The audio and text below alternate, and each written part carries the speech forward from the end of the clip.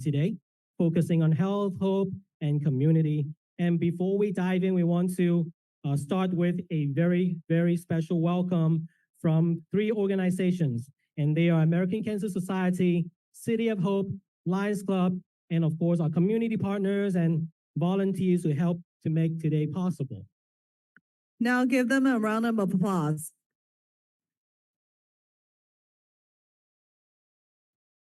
Now, before we continue, we have a few housekeeping announcements to help everyone enjoy today's event.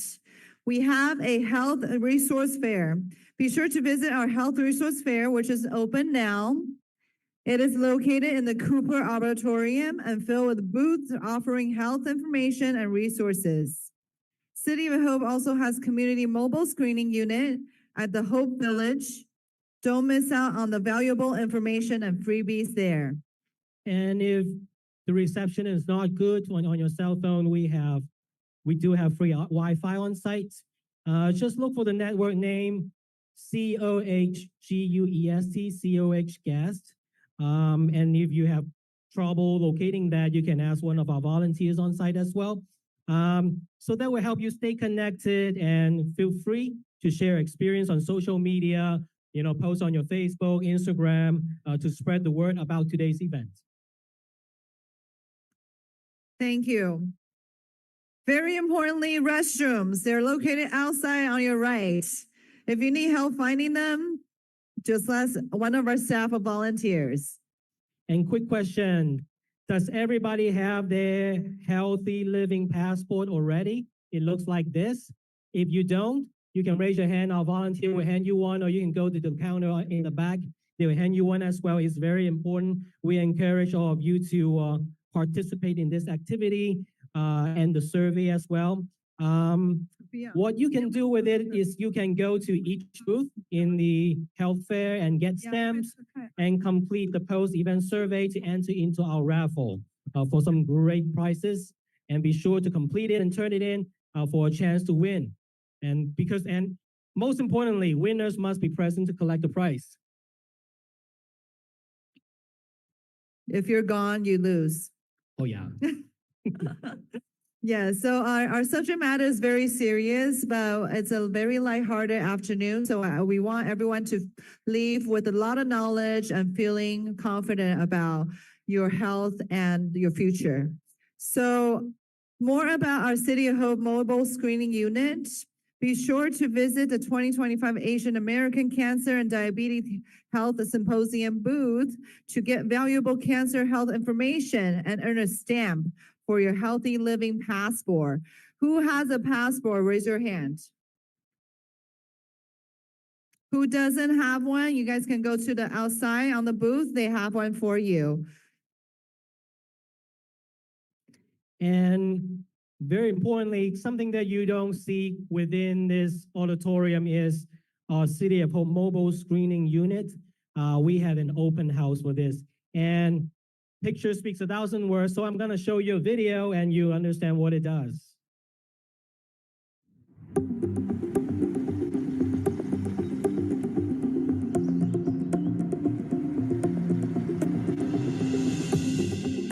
The mobile van is the most comprehensive van of its kind. This is an exciting time of progress in the detection and treatment of cancer. The purpose of the program is to expand access to cancer screening early detection services. Up until now, we've been limited by our geographic locations and our bricks and mortar. This program allows us to go into the communities and start people on the journey towards better health. City of Hope has not always been in the prevention early detection space. So this has been a goal of mine to figure out how do we take mobile screening services out to the people in the communities that really need them. We've got a great team here. Everyone is incredibly passionate. We're going to have our nurse practitioner, Manisha. She's going to be performing skin checks, prostate, testicular, cervical cancer checks. We're going to have a nurse, Joe. He's going to be doing patient education, lab draws, vaccines for HPV, hepatitis. He's going to be doing HIV checks. We are truly a unit, and we're so excited to go out and do this work. We want to know that our patients have a place to go. We care about our patients and we embrace them. You deserve the opportunity to be seen by the subject matter experts in that City of Hope. We come to you, we come to the community, wherever you're at, that's where we'll be. It opens the door for people to get screened in the first part of cancer, but it also opens the door for access to treatment. And I think what the mobile van allows us to do is really build trust and bridge the gap that might exist between what people know they should do and what they're willing to do.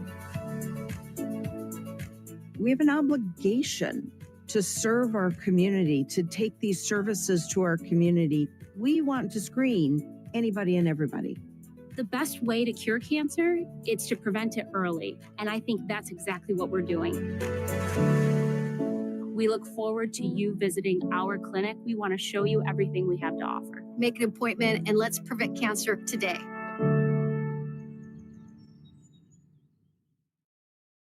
Well, what a wonderful video. It is. Awesome. Okay, so we have refreshments. We have lunch for the first 200 registrants. Feel free to grab coffee, tea, water, and snacks at the refreshment table in the back at any time.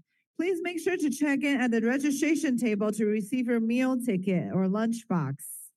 So I know people here, some people don't have the meals. You're welcome to get a meal because I think we still have some. And with that said, if everyone in the house can sit down, our award ceremony is going to start momentarily. Please have a seat and we will start momentarily. Also, if you see volunteers, raise your hand.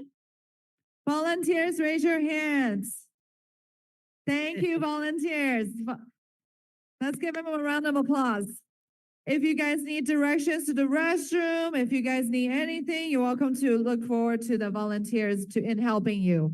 But meanwhile, please take a seat. Our award ceremony will start momentarily. Thank you. Right. We definitely have an exciting day ahead. If you have the brochure, you look at page 1. We have a packed schedule. And so to kick things off, we're going to start with a very, very special award ceremony celebrating some incredible young leaders in the community. Is exciting. It is very exciting. We love our community. So right now, we are presenting the ACS-YA PBSA. Who knows what that is? Raise your hands. Oh, she does. Okay. Well, for those of you who don't know, it is the American Cancer Society Youth Ambassadors Presidential Volunteer Service Award. So these are young volunteers who have dedicated their time and passion to fight cancer in our community. And we know the youth ambassadors have worked hard all year long. And today we are going to recognize for some of their outstanding achievements. And we are awarding scholarship to support these youth in their education as a thank you of their service and to encourage them to continue their great work. And we are so proud of these young leaders who truly, truly represent the spirit of giving back. Yes, to kick off the ceremony, we would like a few words from Mrs. Ling Wu, the chair of the American Cancer Society Chinese South Unit and the founding chair of the ACS-YA, American Cancer Society Youth Cancer Health Ambassador Program. Then we will invite the ACS-YA scholarship sponsor, Mrs. Stella Yan from Flying High Foundation, to deliver a short speech as well. Good morning. My name is Ling Wu. I'm a volunteer of American Cancer Society since year 2000. In 2010, we started Asian community to raise funds for the American Cancer Society Technical difficulties. and help raise awareness of the community. I don't know why. Sophia, Since then, we have started many initiatives to benefit the community. Starting with the Asian American. This is Sophia. Cancer. She spent tirelessly so many hours. Let's give her a round of applause. Thank you, Sophia. Not only she's behind the scenes when we have technical issues, she's here to help as well. Symposium, which is happening You try. today. We, with the collaboration of City of Hope, Lions Club, and the Flying High Foundation.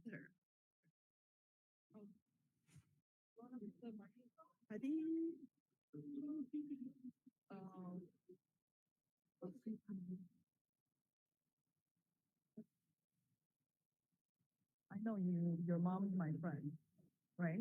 Okay.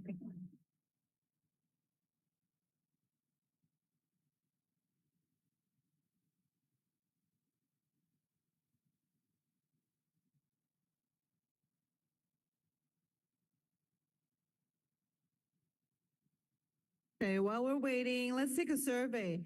Who is from the Lions Clubs? Raise your hands. All right, we serve. Okay, who is actually from the American Cancer Society? Woo! Yay! All right. And who else do we have? Oh, you're doing it. Okay.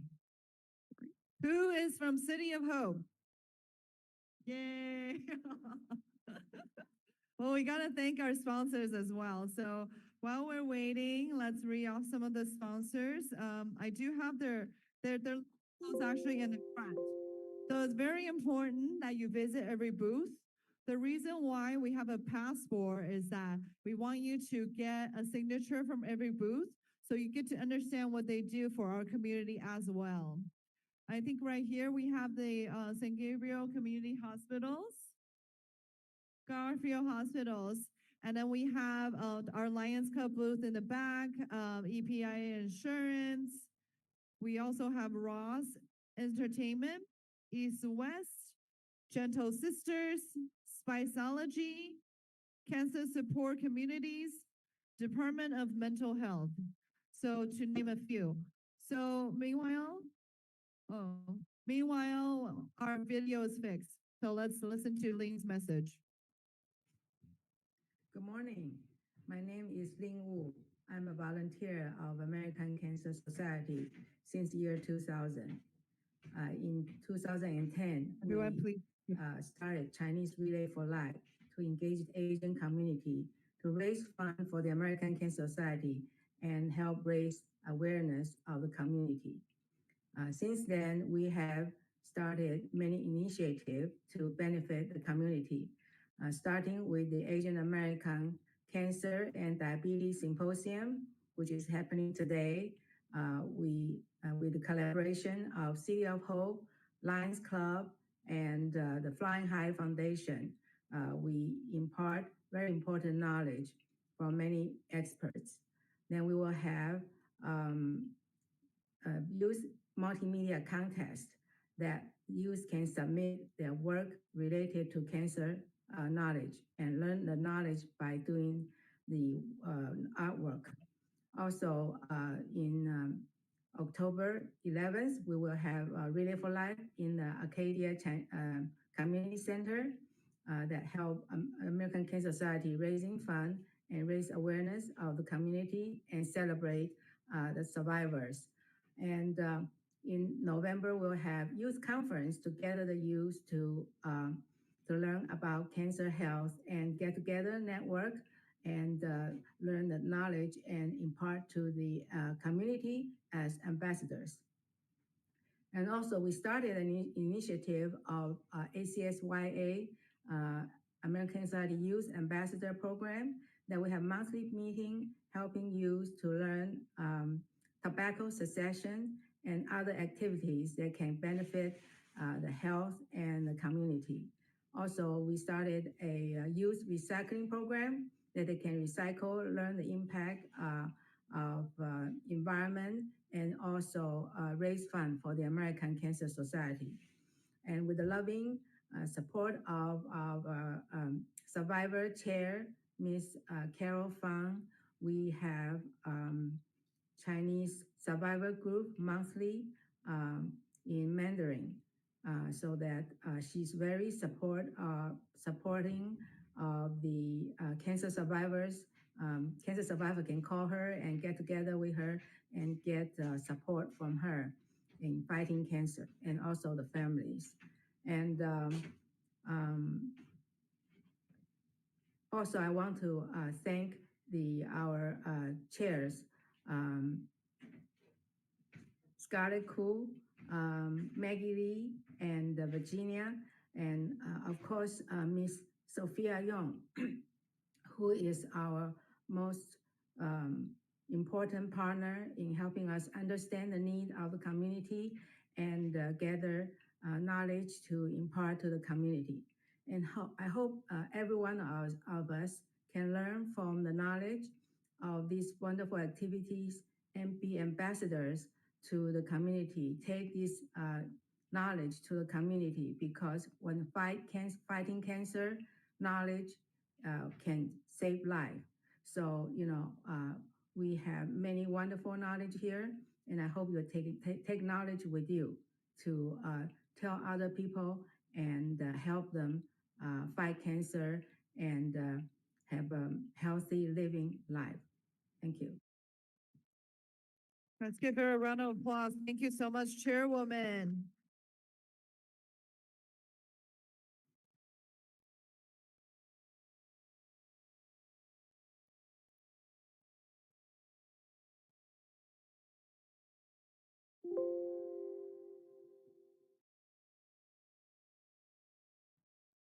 Thank you, our technical team. So now we're going to introduce a very important person who's going to come up here to deliver a short speech.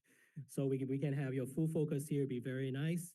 Her name is Miss Stella Yan. She's from Flying High Foundation. And the reason why she's so important is she is an important sponsor of the American Cancer Society Youth Ambassador Sponsorship Program. And please give her a big round of applause, Miss Stella Yan.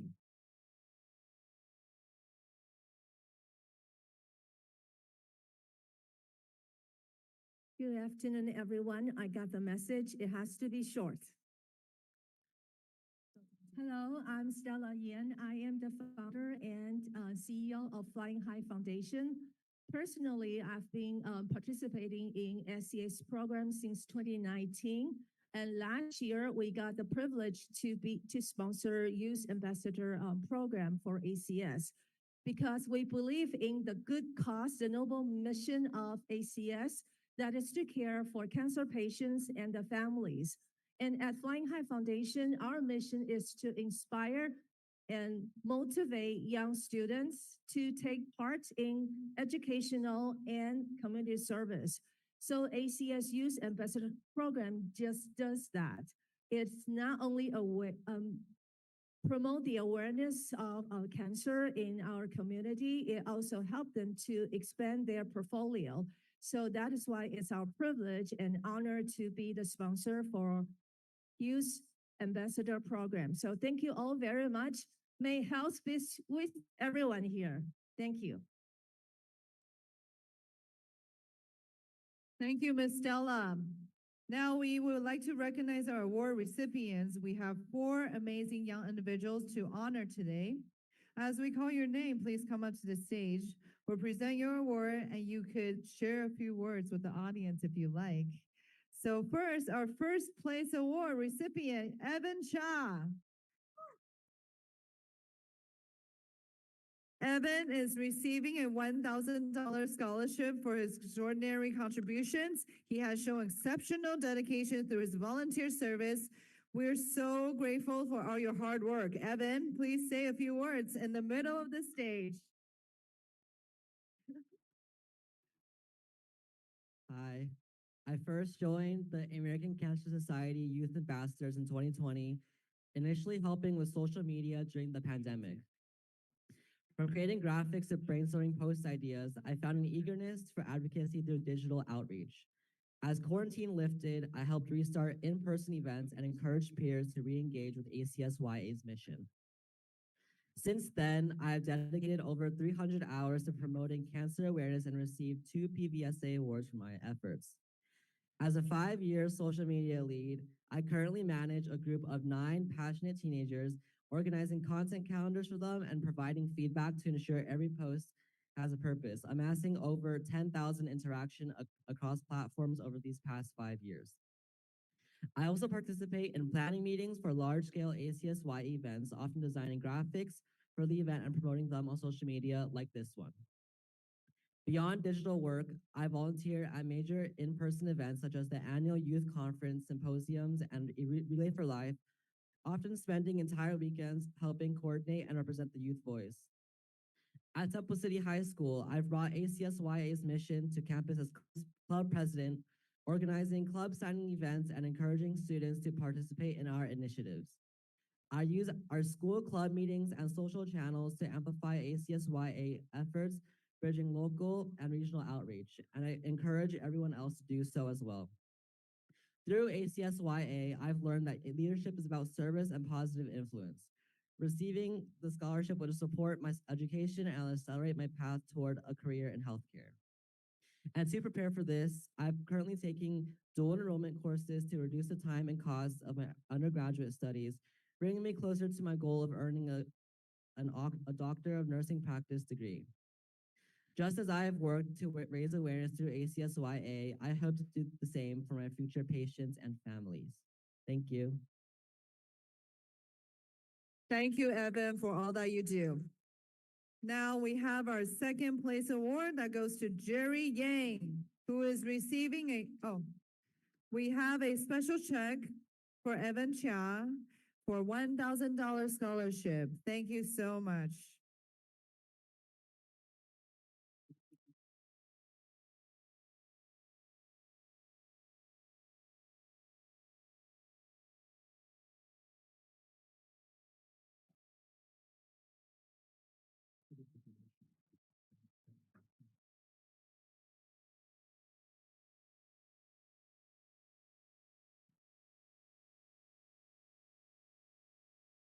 Let's give him a round of applause again. Thank you so much. Okay. Next, our second place award goes to Jerry Yang, who is receiving a $600 scholarship. Let's give Jerry a big hand. Jerry, please join us on stage and please share a few words with everyone. Yeah, first of all, I would like to thank ACS for this amazing opportunity. I currently serve as the ACS-YA technical team lead. So that means I'm currently helping design the ACS Youth Ambassador app, which is going to be hopefully implemented in a variety of communities. The goal of it is to share resources with communities and provide youth with an app that they can easily use to disseminate resources, and we can update it to always be adding new events and things like that. Also, the ACS Youth Ambassador website is something that we're working on, making sure we have all of the ACS Youth Ambassadors getting credit for what they're doing, making blog posts, and in general, just recording everything that's happening. Within school, I serve as the ACS secretary.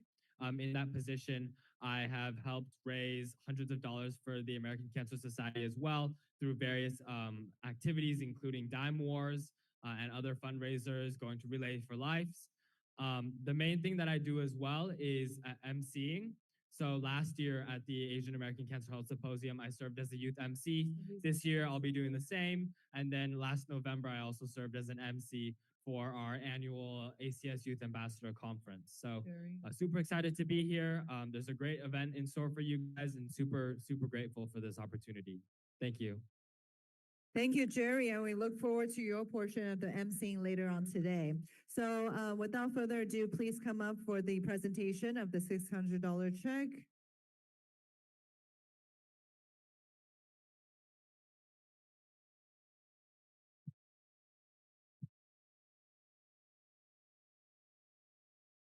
Give him a round of applause. Thank you. Now for our third place award, Hannah Yang is our third place honoree, earning a $400 scholarship. Congratulations, Hannah. Please say a few words for us. Hi, everyone. So my name is Hannah Yang, and I've been with ACS-YA for a few years. At the beginning of my volunteering journey, I was just a regular youth ambassador, and I helped volunteer at many events like these. And then I also created my own middle school club back when I was in middle school, and I was able to raise hundreds of dollars that was donated towards ACS. And now what I mainly do is I MC like what Jerry's doing. I'm also a youth MC for this event. And I also help lead the development of the ACS-YA website, which seeks to raise more awareness about this specific program and ensure that ACS Youth Ambassadors get as much recognition as they deserve. And I'm very grateful to be receiving this scholarship today. So thank you, ACS, and thank you to everyone who is attending today. Thank you, Hannah. And you're also emceeing a little bit later for us as well, right? Thank you so much, Hannah. And before we represent, and then we have the check for Hannah.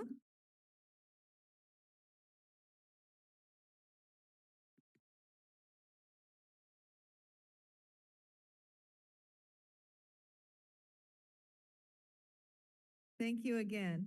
So before we have the final Special Leadership Award, I would like to mention a few clubs that have donated. From the Lions organization, we have Arcadia Champion Lions Club, LA Envision Lions Club, LA Chinese Lions Club, and LA Sunrise Lions Club. Each donated from $1,000 to $3,000. Thank you again, Lions Clubs. Finally, we have a Special Leadership Award. This award is for youth ambassador who has shown exceptional leadership qualities. The Special Leadership Award with a $200 scholarship goes to Nathan Ho.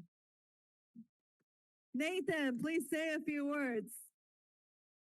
Okay, before we begin, I'd just like to give a big thank you. Can we get a big round of applause to everyone that's helped out planning this event? So like American Cancer Society youth leaders, the City of Hope. Let's just give them a big round of applause for making this event possible in the first place. Okay, so before I begin, I want to start with a question for all of you. What defines someone as a leader? Any takers? Anyone? No? Well, to me, being a leader is sort of using my voice and my actions to sort of empower others. And I never really knew the true definition of being a leader until I discovered my grandfather had been diagnosed with stage 4 colon cancer in my freshman year. And this ultimately showed me like the true horrors of cancer, you know, the kind of things that people go through, the families that go through it, all the things they have to endure because of cancer. But it also lit a sense of hope in me, knowing that when I see other people kind of suffer from this cancer, I know that I can make a change through my own voice and my own actions, which inspired me to start my own nonprofit t-shirt business. So I make my own products, and ultimately I use all these profits, right, to kind of take that money and help those around me.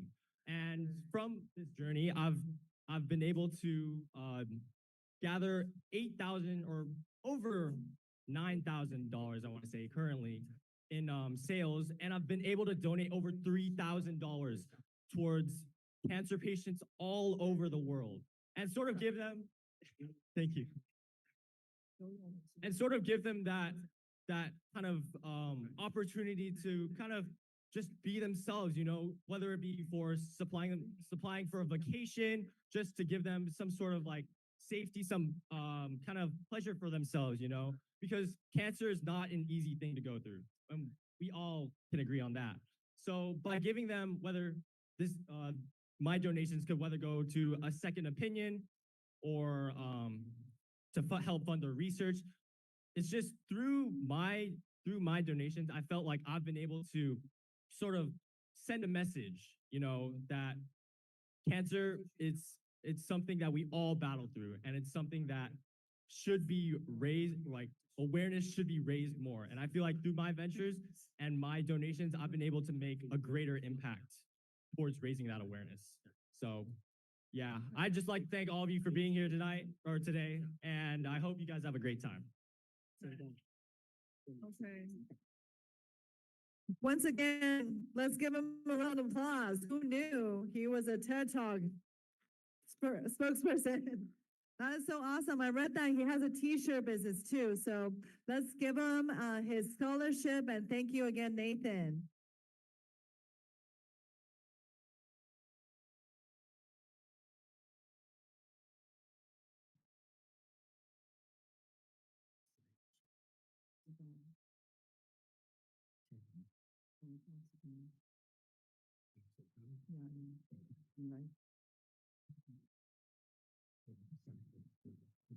Thank you, Nathan. Thank you. We're so proud of every one of you.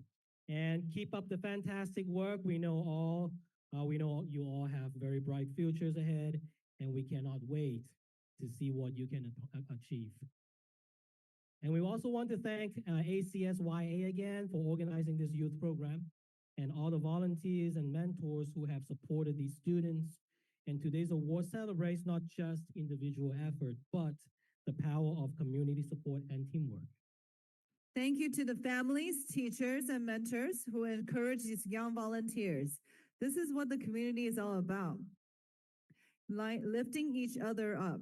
Now, let's give one more cheer for our awardees as they take their seats. Yes. And we are going to present the PVSA, and thanks to Angel, I know what it stands for right now. It's the President's Volunteer Service Award, and to honor their exceptional volunteer services. And this is a prestigious national award that celebrates individuals who have contributed many, many hours to helping others.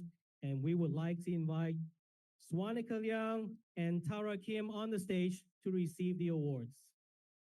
Big round of applause.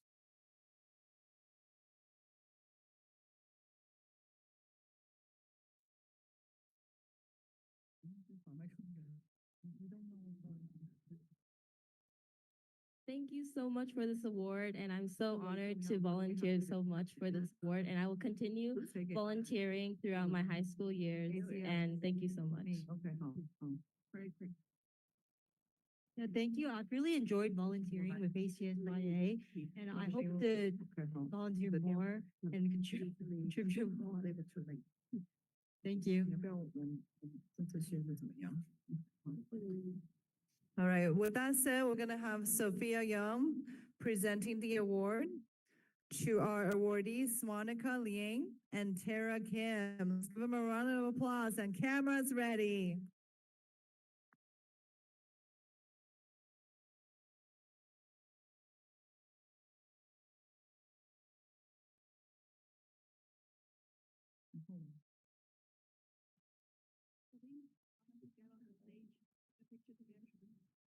Selena, please come up to the stage.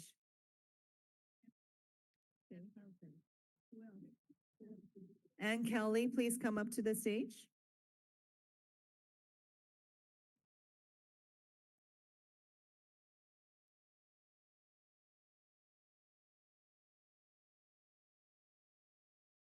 All right, congratulations again, everyone. We would like to invite all the ACS-YA advisors to take a quick group picture with the award winners. ACS-YA advisors, please stay on the stage. And the rest of you, please come up for a quick group picture. Okay, so all the awardees, please come up on the stage again. Evan, Jerry, Nathan, Hannah, Jerry, Nathan, and then Stella, and Sophia Chen. Let's take a good picture together.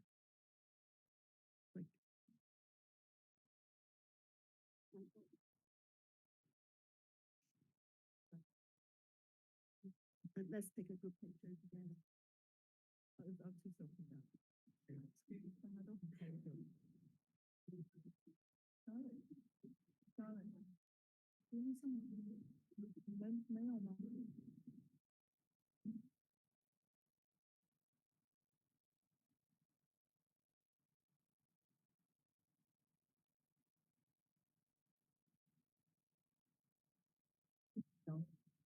Okay.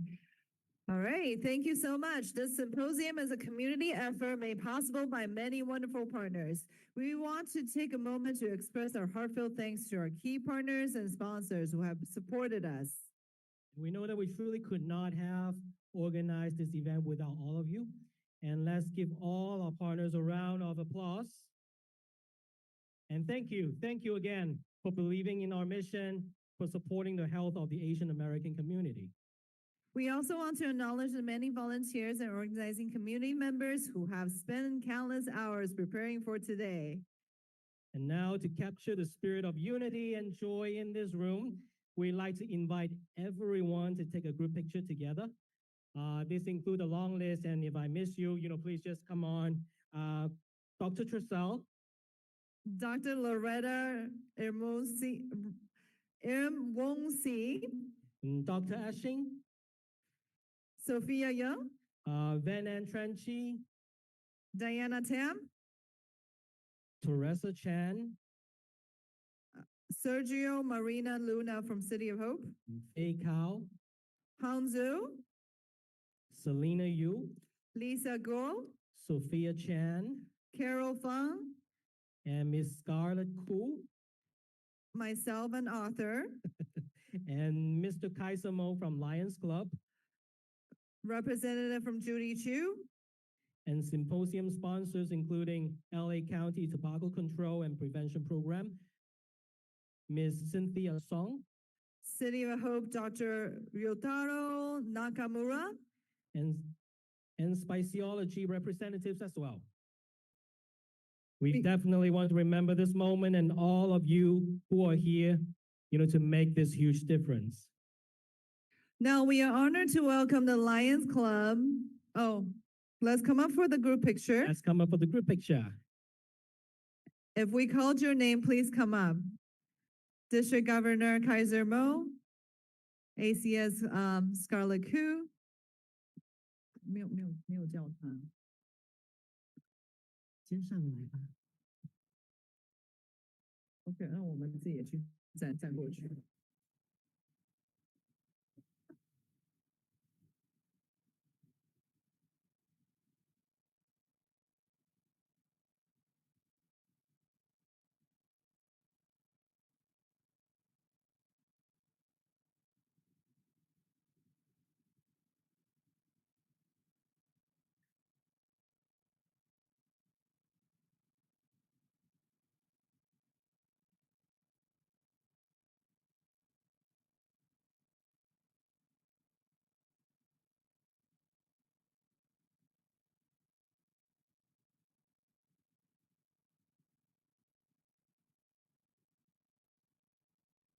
Let's do 2 rows.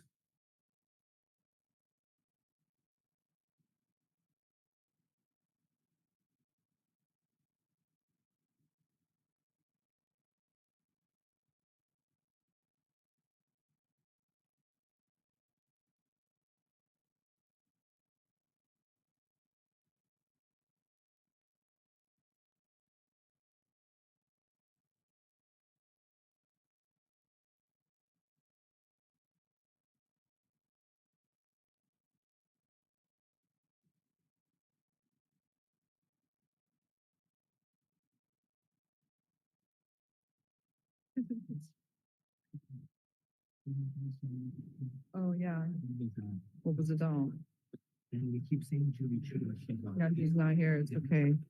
So now we are honored to welcome the Lions Club, IPDG, Immediate Past District Governor Scarlett, and District Governor Kaiser as they present a generous donation check to the City of Hope to Dr. Tressel, Dr. E, Dr. Ashing, in support of cancer care and research. Representing both the American Cancer Society and the Lions Clubs, Ms. Scarlett Koo will now share a few words. Welcome, immediate past District Governor Scarlett Koo and also American Cancer Society. Let's give her a round of applause.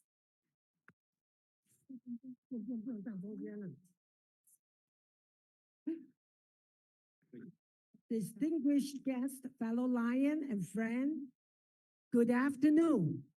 Good afternoon. My name is Scarlett Gu. I have the honor representing American Cancer Society and the Lions Club International District 4L2. It's my pleasure to welcome you to our annual community health event.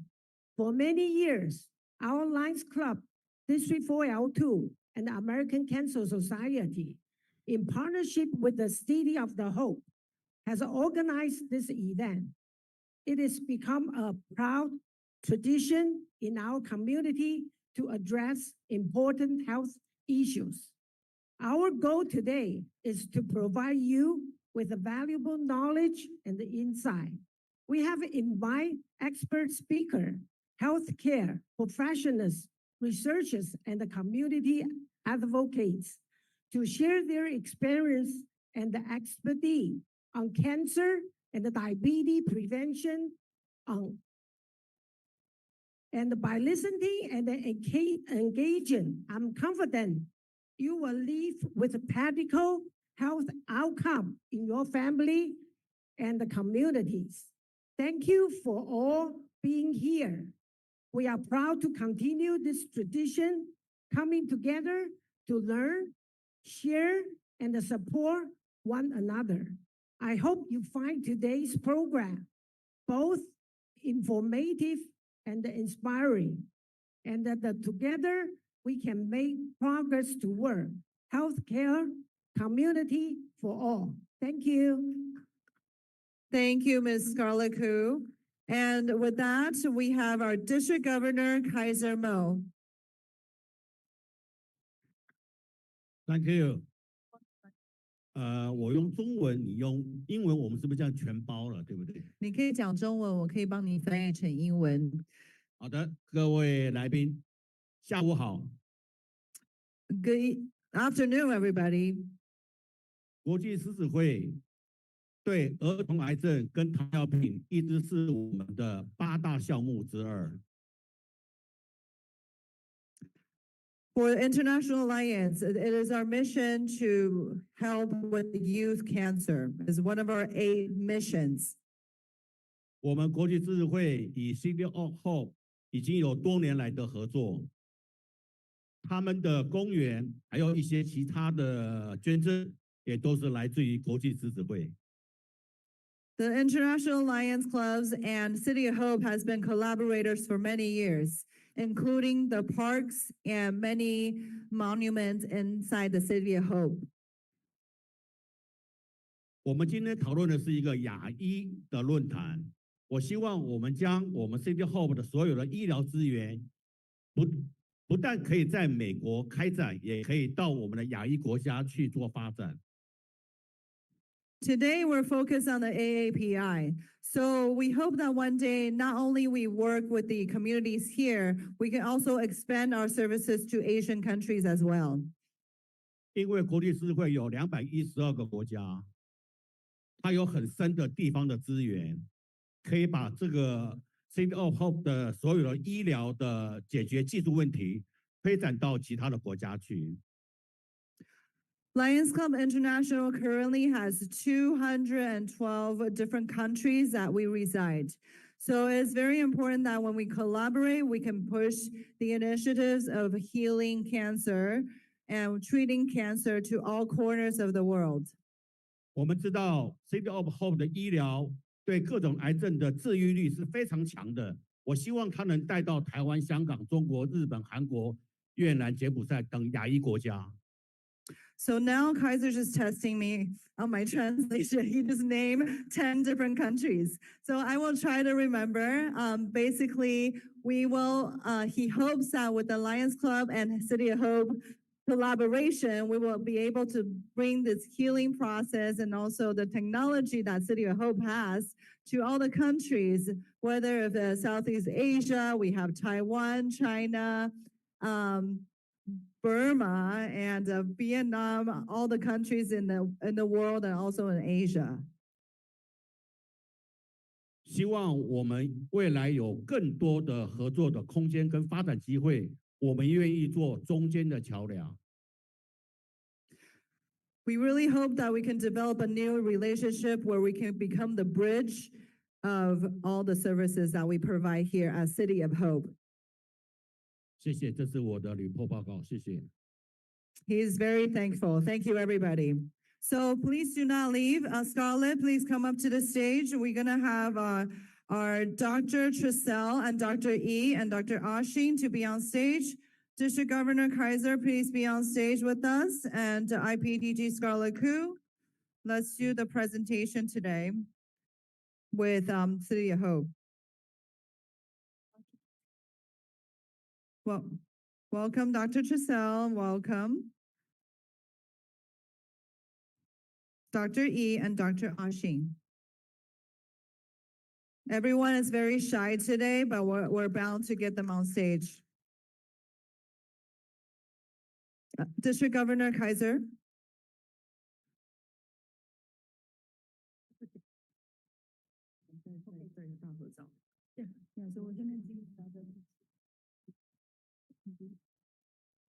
On behalf of Los Angeles Envision Lions Club, we always support City of Hope, and because we know a lot of survivors and that you guys are very impressive.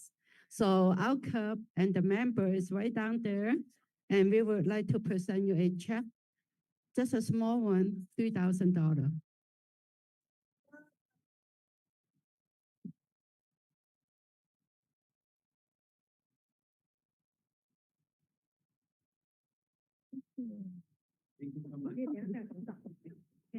This is LA Chinese Lions Club. We also appreciate you guys to help the community for all the cancer, all those diseases. Here's our appreciation. Thank you so much. Thank you.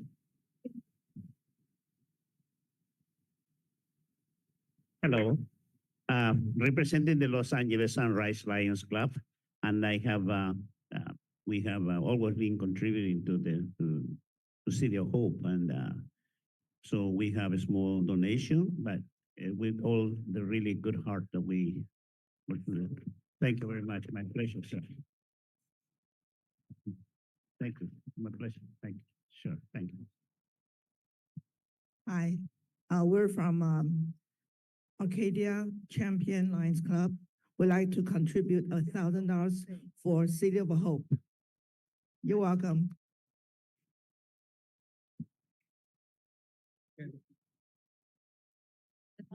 Can we also, I do see that our first Vice District Governor-elect and second Vice District-elect is also in the audience. Please come up for the picture. Shani and Imelda.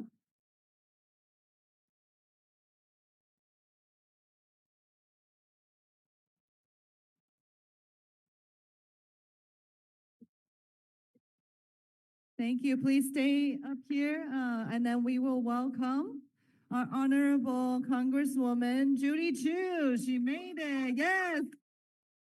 Please come up and say a few words for us. Thank you. Welcome, Congresswoman Judy Chu.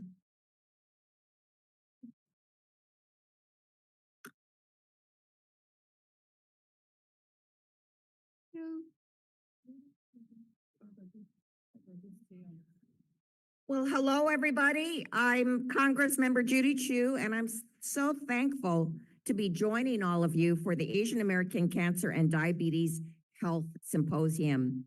I want to thank the organizers, the Lions Club, the American Cancer Society, and of course, our host, the City of Hope, which is so important to this area and to all cancer survivors. Yeah. Let's give them a huge round of applause. Well, this symposium is truly special, and I hope everyone takes full advantage of the amazing free services and workshops being offered here today, from panel discussions to the led by renowned doctors and specialists to their health resource fair and cancer survivor testimonials. There's such a wealth of information here. And of course, don't forget the raffle and the free lunch for the first 200 participants. But events like today's are so very, very important to our communities. because we know that certain cancers disproportionately affect the Asian American, Native Hawaiian, Pacific Islander, or AANHPI communities. Though Asian Americans make up 7% of the US population, we account for 60% of the chronic hepatitis B cases, which oftentimes can turn into liver cancer. And then Asian Americans have double the rates of stomach cancer compared to white Americans.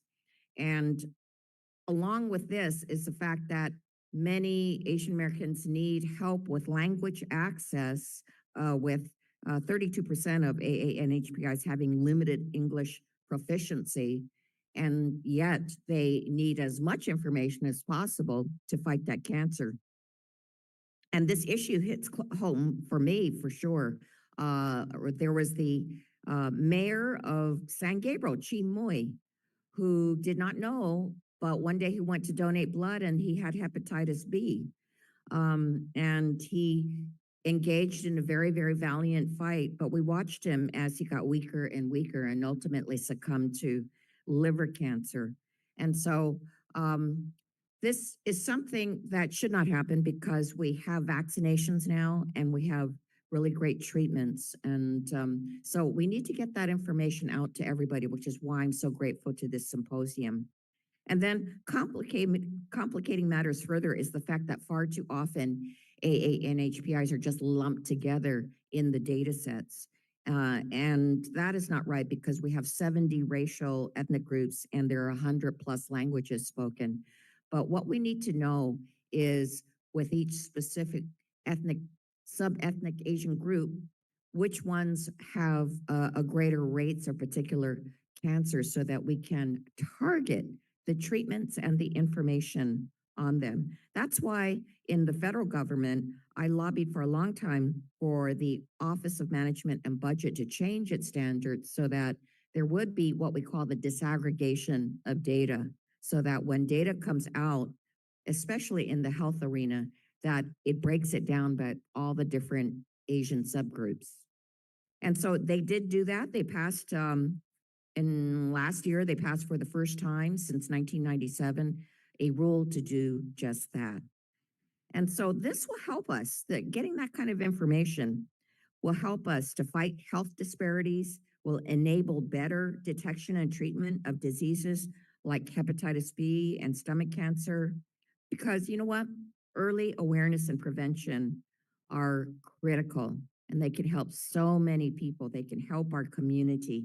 And while progress has been made in reducing hepatitis B cases, stomach cancer remains largely unaddressed despite its high impact on Asian Americans. And that's why I am actually introducing a bill called the Stomach Cancer Prevention and Early Detection Act to push for better prevention and detection.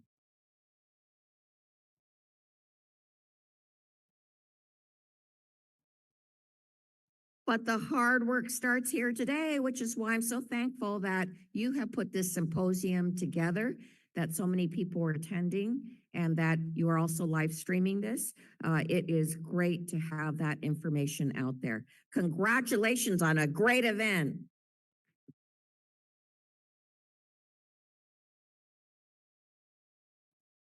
And I would like to present certificates of congressional recognition to the many volunteers who made this happen. So please come forward as I say your name. Paul Shu, Sophia Young, Maggie Lee, Virginia Huang, Scarlett Koo, Johnny Huang, Angel Pei, and Kaiser Mo. Thank you.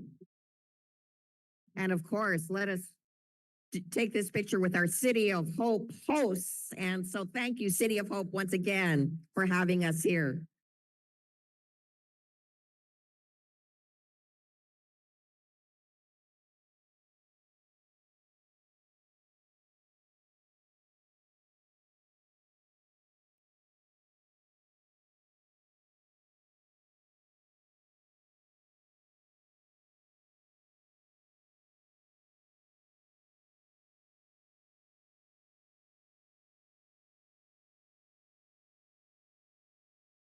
Thank you for Congresswoman Judy Chu's heartfelt message. Let's give her again a round of applause. All right, so please do not leave the stage. Please stay on stage. Virginia, Maggie, Scarlett, please stay on stage. We're gonna do a group picture, and a Congresswoman, please stay and come to the front center so we can have the pleasure and take a group picture with you. Yes, you cannot leave. We love it that you're here. So we're gonna have the same group of people who was here for the group picture and our planning community. Planning committee, our volunteer coordinator, Teresa, I think you're in the audience, our other planners that are part of this event, that you plan this event. And we can do 2 rows. Earlier, the students, the winners, please come. All the students, please come up stage. All the planning committee, all the ACS, City of Hope, our Alliance representatives, first BDG elect, second BDG elect. More students in the front. All the students, Claire, please come. Volunteer leaders.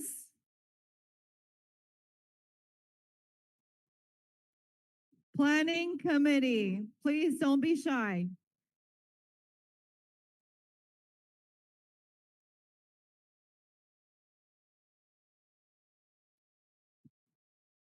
Our hosts.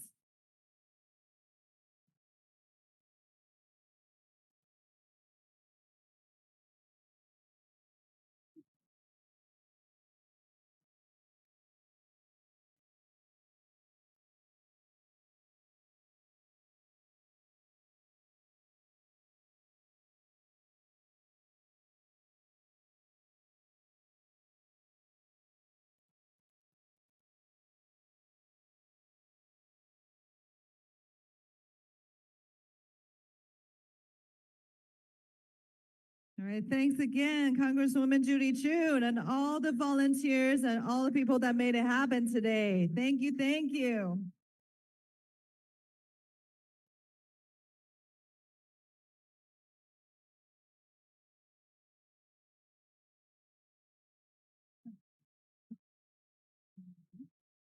Okay.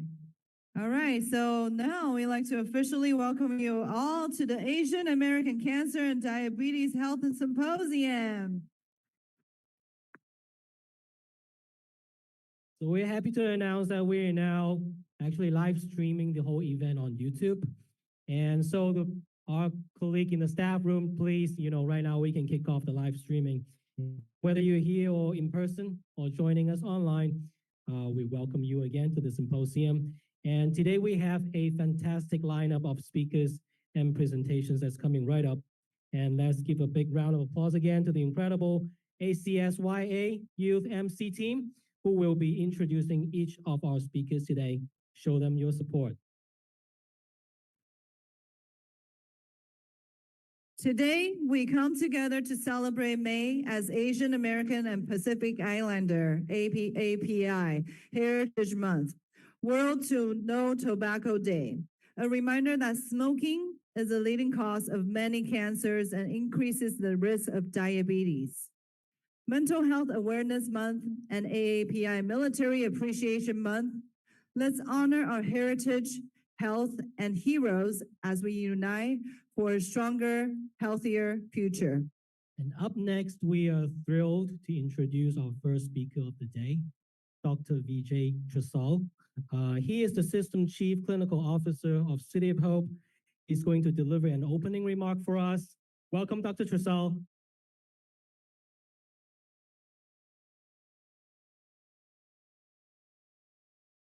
Thank you. Thank you so much, Arthur. Sophia told me to keep it within 15 minutes. Is that what you said, Sophia? What is Sophia?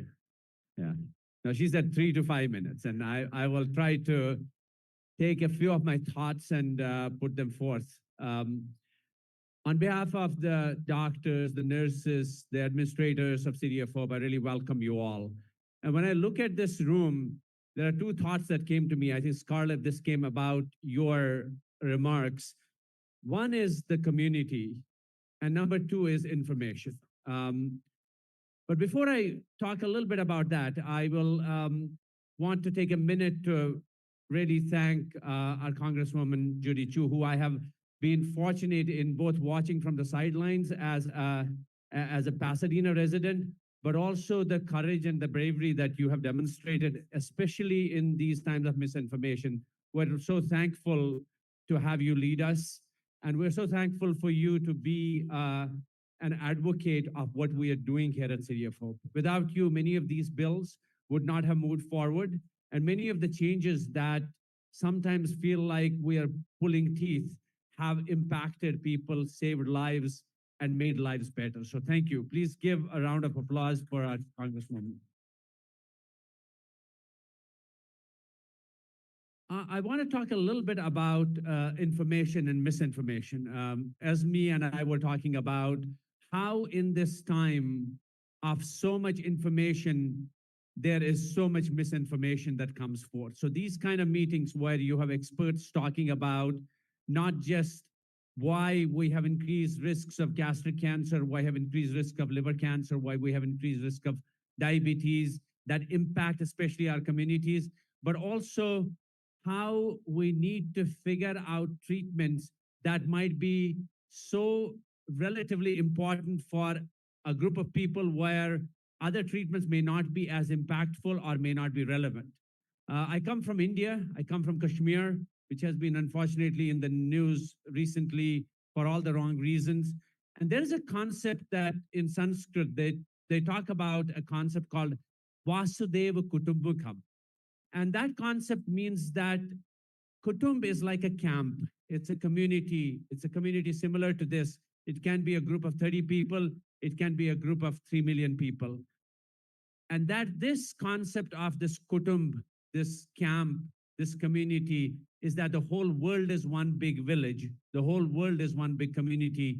And we have a responsibility to both help those folks that may not have the position, the economic support, or the knowledge to be able to advocate for themselves, others. It's our responsibility to do that. And thank you for advocating for that as well. The other thing that I wanted to take a few minutes off was last year when I came here, a lot of the people who come here, they know about City of Hope, they have been involved with, but many of you may not know as much about City of Hope. And the questions that came about was, can you please talk briefly about what we do here, how this place came about, and I'll take a couple of minutes to do that. So this is 110 years back, just right here, when people were dying from life-threatening diseases like tuberculosis, we erected 2 tents. All of this was through donations. I want to thank those folks who also have donated today. And every penny that comes to us forth, I know we have the responsibility to use it in a manner that does justice to the giving of those folks. And these were all 2 tents were erected. 1 tent for patients who had tuberculosis, 1 tent for people who were caregivers. And while there were no treatments at that time, this is 110 years back, it was taking care of people, even walking them through the end of their life and helping them die with dignity. And as we grew, we were instrumental in helping with finding the cures for life-threatening diseases. And as we grew, tuberculosis became less of a scourge, but there were other scourges that came about. Scourges of diabetes, scourges of cancer, scourges of genetic diseases like alpha-1 antitrypsin deficiency, which is higher in Asians, where if you smoke a little, or even if you don't smoke, the risk of emphysema, the risk of lung diseases increases dramatically. So I won't go over this, but I do want to go over a few things that have been the milestones of City of Hope. And those milestones have been based on philanthropy. They have been based on people understanding what we need to do and how we support that. Till the mid-70s, City of Hope was a purely philanthropic. We had free care for everybody coming through the doors. And that was because of these auxiliaries that we built, small groups that were able to collect the dimes across the country, and were able to support these small buildings that you see. Some of these were celebrities. You see the movie star World Series that happened in the 1949s. And this led to an expansion in the need for research, needs for basic science research. A lot of the basic science research actually has led to remarkable discoveries of being able to use radiation at a much lesser cost, being able to identify chromosomal abnormalities, X chromosomal abnormalities. And one of the biggest landmark discoveries that have happened here have been in the form of creating synthetic insulin, creating antibodies, creating monoclonal antibodies that are the bedrock of cancer care today, that are the pillars of cancer care, even non-cancer care, which are treatments that you use for ulcerative colitis, treatments that you use for Crohn's disease, treatments that you use for rheumatoid arthritis. That basic understanding of how we create those molecules was done here at City of Hope. In fact, if you look at that picture on the top, that is Dr. Art Riggs, who had been here for 50 years, passed away 2 years back. And the development of treatments for breast cancer, for colon cancer, for diseases that are autoimmune diseases, that was our contribution. And this is your contribution as well. We have expanded a lot more. We've expanded not only in Southern California, but also building a new hospital in Orange County that is going to be open by the end of the year. And we have now hospitals in Phoenix, Atlanta, Chicago, because when I talk about the major thing that people with cancer look at, they look at two things. Number one, how long are they going to live with treatment? And number two, how is that treatment given to them? Is there a humanism that is at the plinth of what we deliver? And all of those things become very important. When we look at our outcomes, we have the outcomes, the best of the best of the best in this whole country. So if you have cancer, the possibility of the first treatment being the right treatment, cures, is a much better chance here at City of Hope and organizations like this, rather than people who are not subspecialized in there. And we expanded, for that reason, we expanded our clinical trials portfolio, our ability to get the expert opinion in Phoenix, Atlanta, Chicago, across this whole country. We have hospitals that take care of that. But what I want to maybe talk briefly about is the mission statements of hospitals, that I see mission statements that I don't remember most of the times.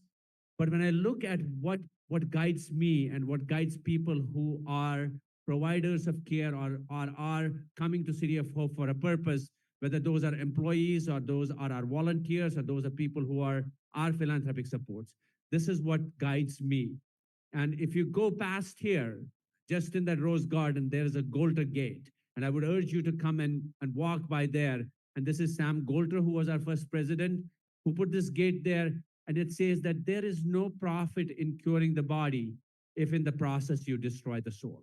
And that is what guides our care. That's what guides us to find new treatments that are less toxic, find new treatments that improve life, and deliver that in a manner that creates that concept of Vasudeva Kutumbakam, that we are all one family and we take care of each other as brothers and sisters. Thank you for listening to me, and thank you, Sophia, for giving me 2 more minutes, not switching off the mic, and I will hand it over back to Arthur.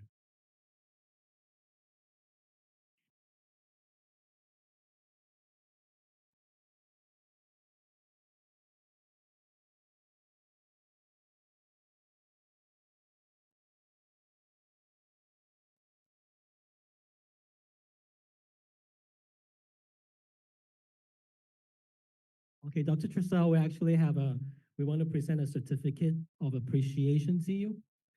And so we kindly invite you to come back to the stage, Dr. Trissell. Thank you.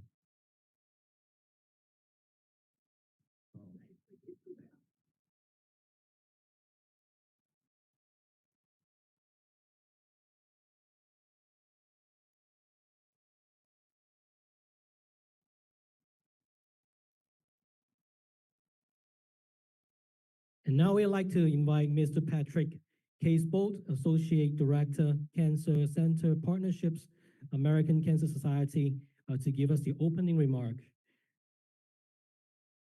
Thank you so much.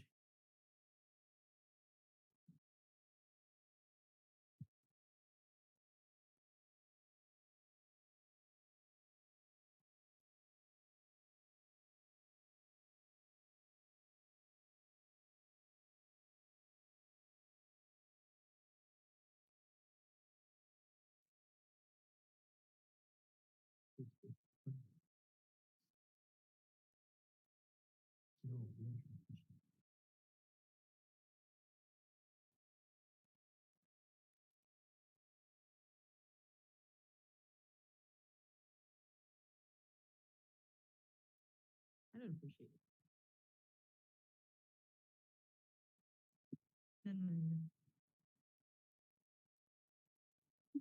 it. Okay, hi guys. Hi. Okay, yeah, you might be wondering, who the heck is up here right now? And that's a great question. I am Claire Chen. I am the youth chair of this year's symposium. And you might be thinking, that's cool, but like, who are you exactly? And I'm like, yeah, who exactly am I? Because I would like to actually, honestly, I feel like we should be really thanking all the volunteers who just took their time out of their day to really just come here today. So thank you to that. But anyway, I'm getting off topic. So that's just a piece of me. And as we were saying, Patrick Casewell will also be delivering a part of our opening remarks. And so he is the Associate Director of the Cancer Center Partnerships, as well as a public health professional with a strong background in health policy, healthcare administration, and community engagement impact. And he wasn't able to make it today, so instead we have a video of him delivering the opening remarks. Thank you for coming once more, and see you on the flip side.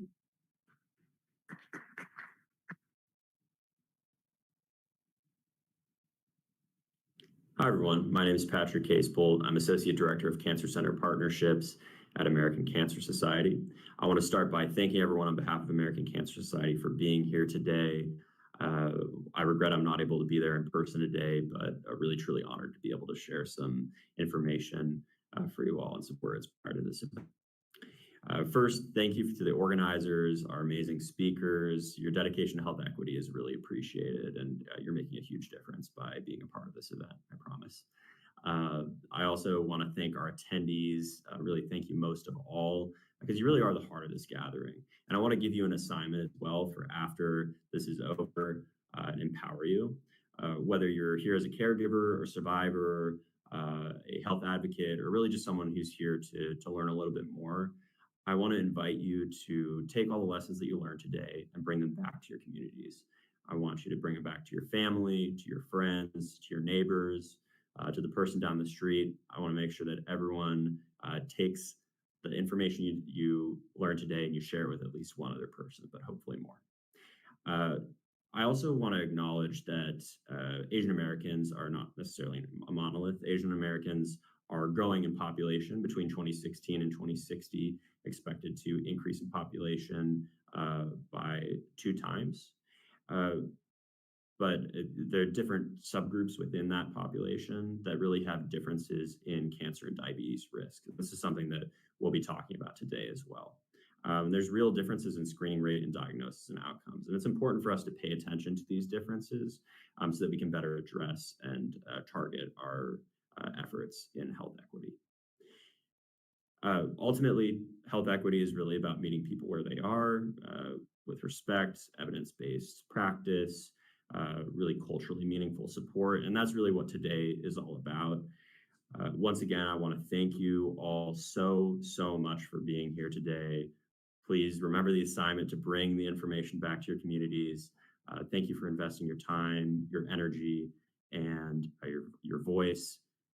Enjoy the symposium, and whatever you learned today, make it your own. So thank you. Appreciate it.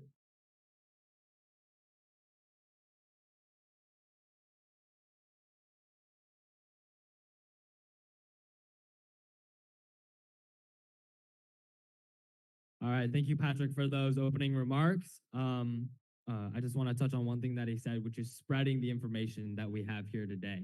That is the most important part of the symposium is the resource fair around you. Make sure you go check out all the booths. You might have seen me up here earlier. My name is Jerry Yang. But today I have the privilege of introducing Loretta Irunse. Dr. Loretta Irunse is a nationally recognized thoracic surgeon, associate professor, and City of Hope's vice president and chief health access and community enrichment officer. She leads initiatives to address health disparities and promote inclusion across the institution. A Harvard-trained, board-certified surgeon specializing in minimally invasive lung and esophageal procedures, she is also a prominent health equity researcher with NIH-funded studies on structural racism and social determinants of lung cancer. Honored with multiple awards, including the 2023 Cancer Health 25 and NCCN leadership roles, Dr. Irunse is widely celebrated for her clinical excellence, research, and advocacy for equitable care. Please give Dr. Irunse a warm welcome.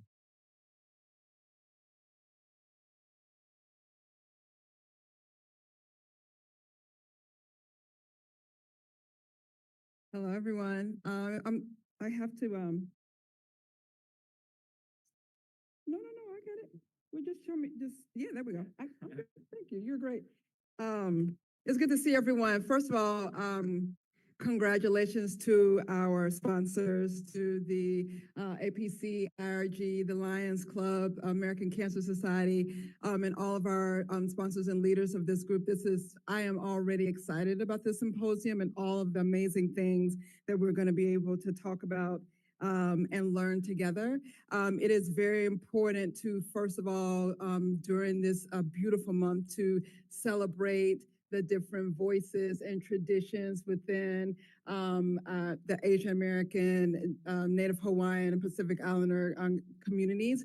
But it's also very important that we talk about the work that remains, and that's what we're going to do. I think it's very important to be able to hold both, like to celebrate and be excited about where we are and where we've come, but also talk about how we continue to move forward. So I will be talking about the challenges, innovation, and advocacy within this current landscape.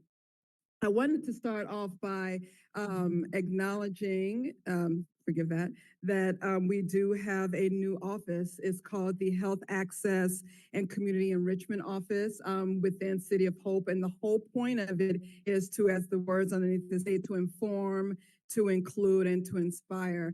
The office goal is to lead strategic efforts to build a more inclusive culture, deepen community partnerships, and reduce disparities in healthcare access and outcomes. That is the work that City of Hope has been founded on, like Dr. Tressal said, and that's the work that we're going to continue to do. And we can't do it without you, right? So it is important for us to deepen our community partnerships as we move forward. We're going to talk about some disparities that exist, but it's important for us not to just describe the disparities, but to work on reducing them. And that's going to be the work that we want to do. And our goal within this office is to bridge internal operations and external partnerships to ensure that inclusion and enrichment are core to how we serve, innovate, and heal. So certainly within this new office, we are based on 3 pillars. One is around a culture of inclusion.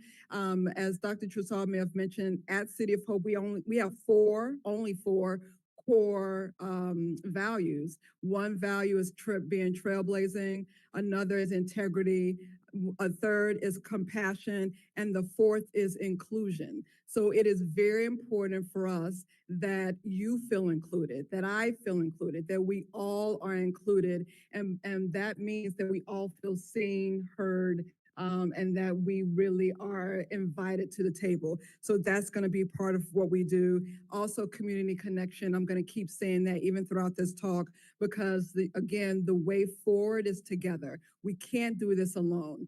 And so our goal is to continue to partner and to hear from you and do this work together. And then our third is health access and impact. It is absolutely important that we are understanding the disparities and the outcomes that exist, and that our goal is to eliminate them. We do not want any group to be left behind. We want no group to be carrying more burden than they should. And right now, that is our landscape. And so that's our goal.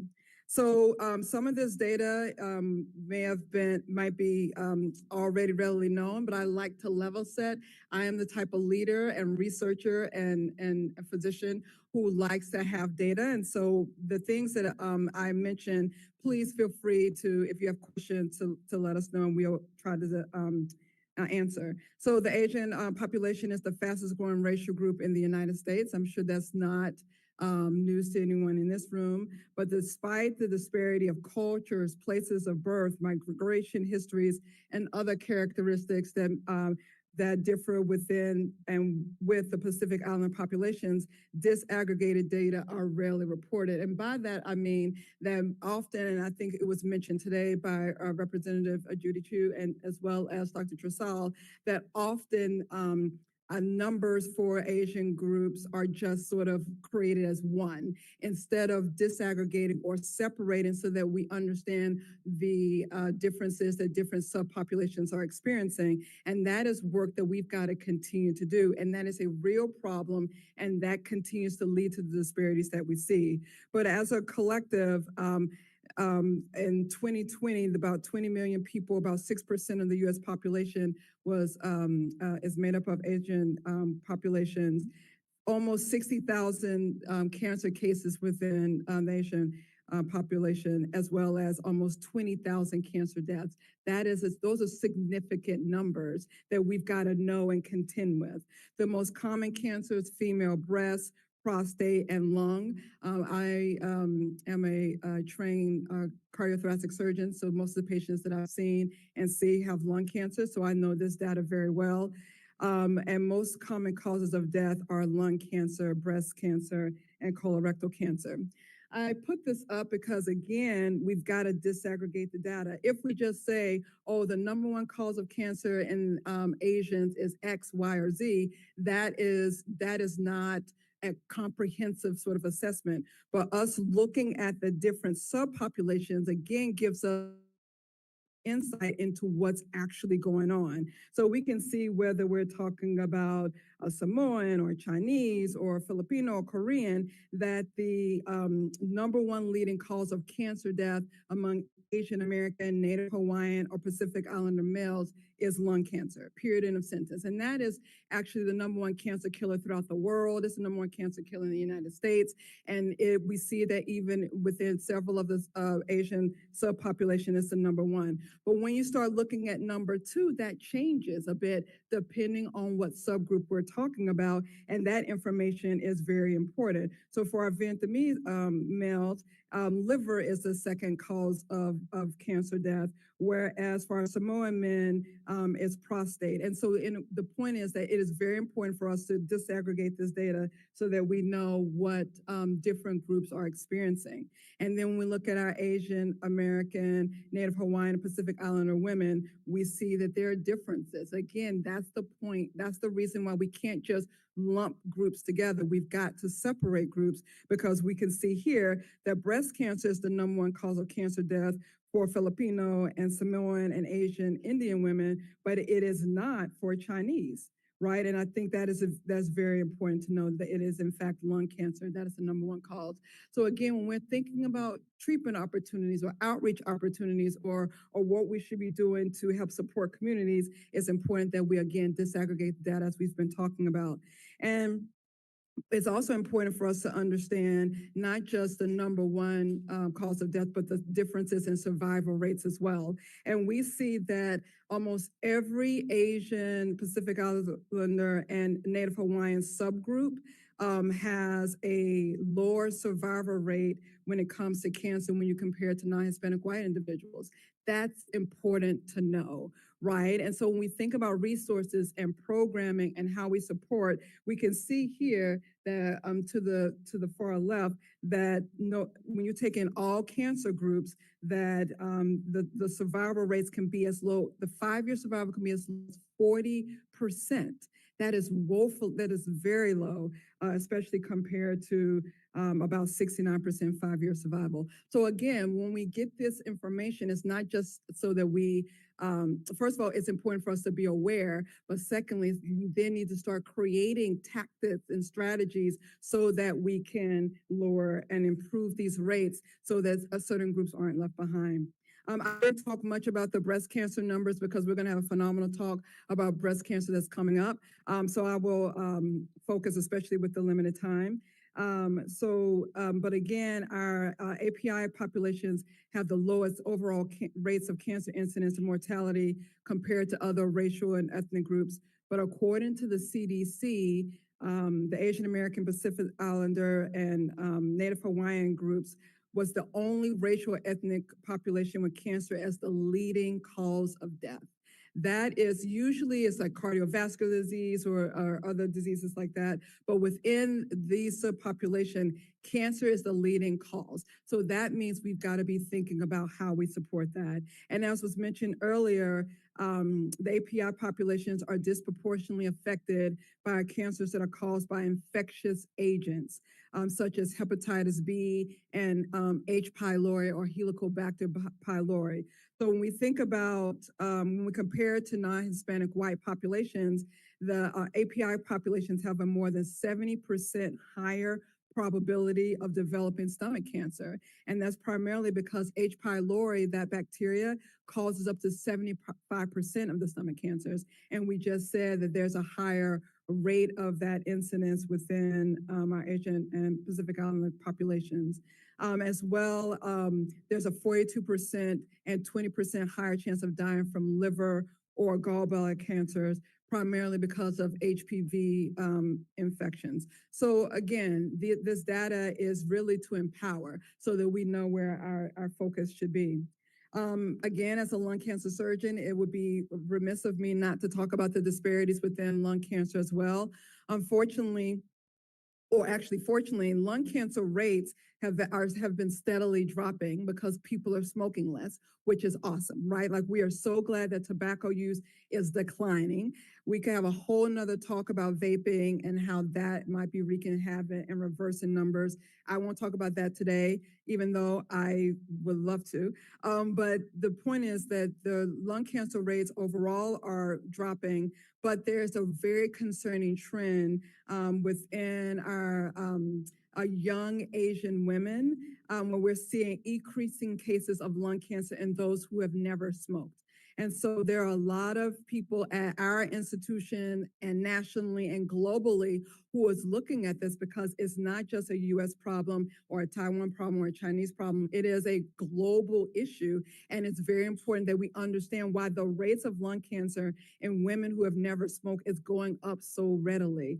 We're starting to understand that the proportion of lung cancer cases among these individuals are 4 times higher in our Asian and Pacific Islander women when compared to white women, and twice as high in API men versus non-Hispanic white men. And that is data that we don't talk about a lot. We talk a lot about the women, but men are experiencing that too who have never smoked, and we've got to understand why. And we've known now that among those who have never smoked, lung cancer was the second most common cause of death in API women compared to 14th in white women. So again, that disparity. Lung cancer is robbing people's lives in a way that we don't fully understand. And that's why we need more resourcing, we need more policies, and we certainly need changes in even how we're screening so that we can get to better health. And we see here that even within our subpopulations, that there are differences in incidence among our Asian and Pacific Islander groups. And it ranges from 66% greater among Native Hawaiian women compared to 100% greater among Chinese American women. We also see differences in cancer screening among our Asian American groups. And this is very important because there's a lot of data, whether it's with colorectal cancer screening, breast cancer screening, cervical cancer screening, or lung cancer screening, that our Asian American, Pacific Islander, and Native Hawaiian groups are screening less. Screenings save lives. And so if we aren't doing it, if for some reason we're not engaging communities to screen, then those are huge opportunities for us to better care for our groups. Again, in my health equity research, I think a lot about modifiable risk factors that we can try to reduce so that people have healthier lives.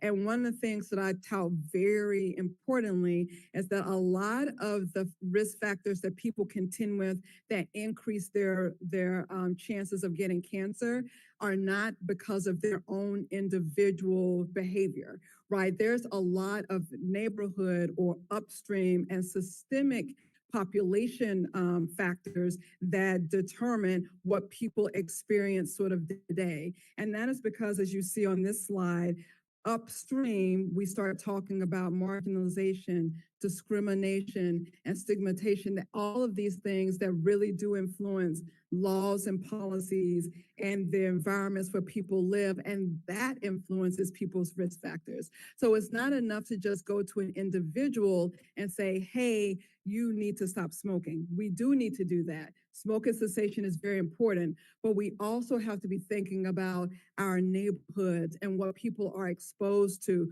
whether it's air pollution or whether it's other environmental pollutants. And we've got to be thinking about the different laws and policies that might be influencing what people experience. So forgive this has moved, but one of the things that I always like to talk about are barriers to care and research participation, especially within different groups. And we've mentioned already that one of the reasons why some of the disparities that we've just talked about exist is because of language access issues and lack of in-language materials. That should be a thing of the past, right? At City of Hope, we are very motivated to ensure that we are translating and interpreting and ensuring that people can talk with their doctors and nurses without any barriers. But this is a problem that we have to contend with, especially within our communities. There's also other barriers, particularly to the API community, including immigration status, lack of insurance, poverty, transportation, and digital literacy. As you can see on this first graph, there is a significant number of different populations that deal with poverty, right? And the truth is, patients who are dealing with poverty or communities that are dealing with poverty are going to have worse outcomes, going to have worse access, and are less likely to get appropriate treatment. And so we can't just, again, focus on the clinical or the treatment or the or just the downstream stuff. We've also got to be thinking about what we might do to support and lower the poverty as well, and these other social determinants. And we obviously have talked about the data disaggregation and the need to improve that so that people aren't invisible and so that there are more studies that are focused on our Asian American populations. And I put this graph at the bottom just to show that the use of mental health services in the past year among U.S. adults with any mental illness is very low in our AAPI community. And that is going to influence how people deal with cancer and diabetes and treatment. And so I think there's a lot of opportunity for us to support the mental health engagement of our communities as well. And all of these factors reduce access to screening, early detection, and participation in life-saving research. And so our response is many. One of the things that I believe very strongly is working closely with the community. I see Harold Christian Health Center here.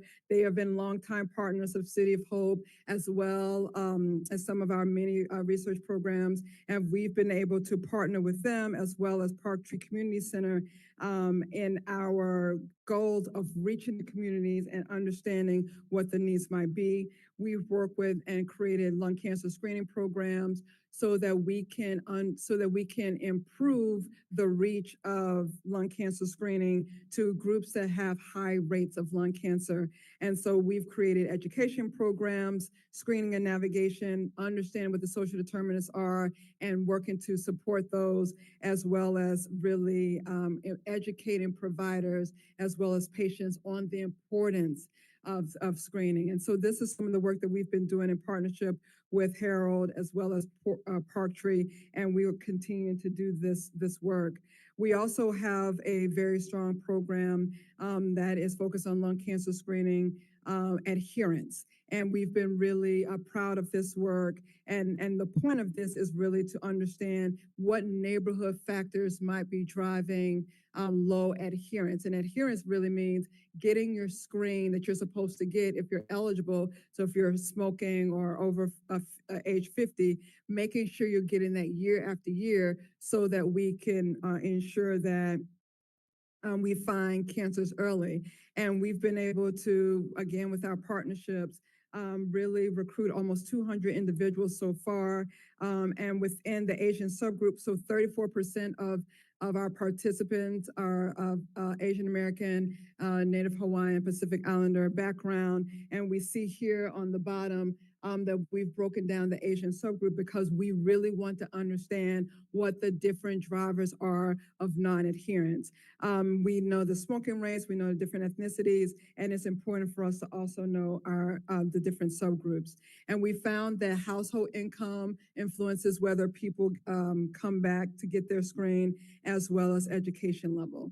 And the last thing is we've also noticed that neighborhood factors really do drive. Again, it's not just an individual thing, but like, where do you live? Are there screening facilities within where you live? Is your area high poverty or low poverty? That influences whether you're going to get life-saving care. And therefore, we, even as a community, need to be engaged in improving neighborhoods. So I will just go on to here in my last minute. It's very important when we talk about advocacy to understand that you see these beautiful graphs here show how the disparities over the last 2 decades have been narrowing, right? We see in the top bar that the difference in disparities between Black and whites with lung cancer has been narrowing. Literally, it's been going down. The mortality rate has been going down in Black groups. And so it's almost equal, right? We see the same with cervical cancer when we look at our Hispanic women and our non-Hispanic women. Those numbers are coming together. These are wins. This is like an amazing feat, right? Like that we're getting the disparities to narrow. And then we see for our stomach cancer, we're starting to see some of that narrowing as well. And with our Asian Pacific Islander in blue and a non-Hispanic white in green, we're seeing that again, we're starting to see narrowing. This though takes intention. This takes work.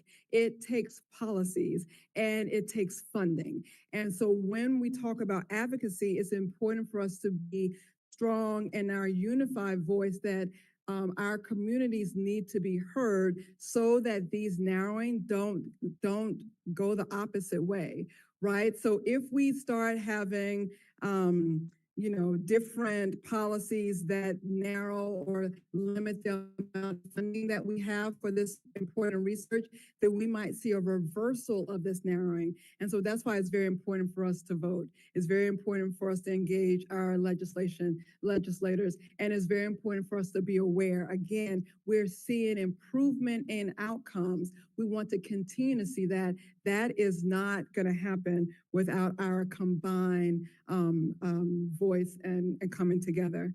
So last one, call to action. We need to continue to disaggregate data to reveal and address hidden disparities. We need to know what the different subgroups are experiencing. We need to reduce stigma and misinformation around cancer and tobacco use. That's absolutely key to what's going to move us forward. We need to support culturally and linguistically competent care. It is important for us to translate. It's important for us to interpret. It's important for us to understand what individual groups' needs are.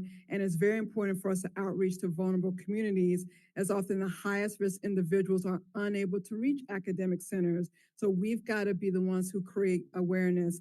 navigation and provider support, protect funding, again, in reaching out to our legislators and those who make decisions for us, and advocate for inclusive policies that uplift underserved communities and amplify voices. So honestly, together we can advance a more equitable future in cancer care, diabetes care, and prevention. So thank you, guys.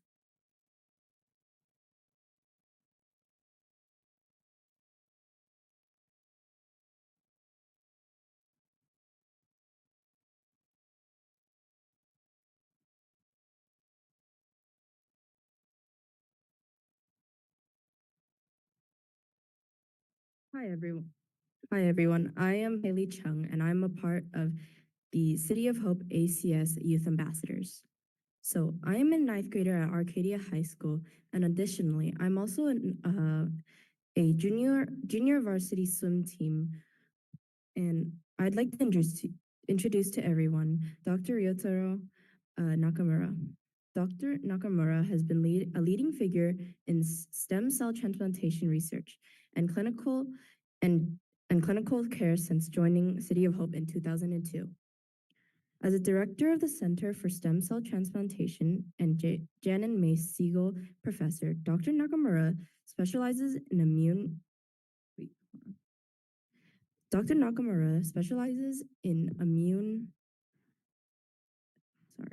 immune reconstitution, graft versus host disease, and bone marrow failure syndromes such as aplastic anemia, MDS, PNH, and LGL disease. He was trained in Japan with fellowship at NIH. Dr. Nakamura continues to shape the future of hematopoietic cell transplantation and cellular therapy. Dr. Nakamura is currently conducting a vital research study for adults over 40 living with severe aplastic anemia, a rare but serious condition that disproportionately affects Asian Americans. Please welcome Dr. Nakamura.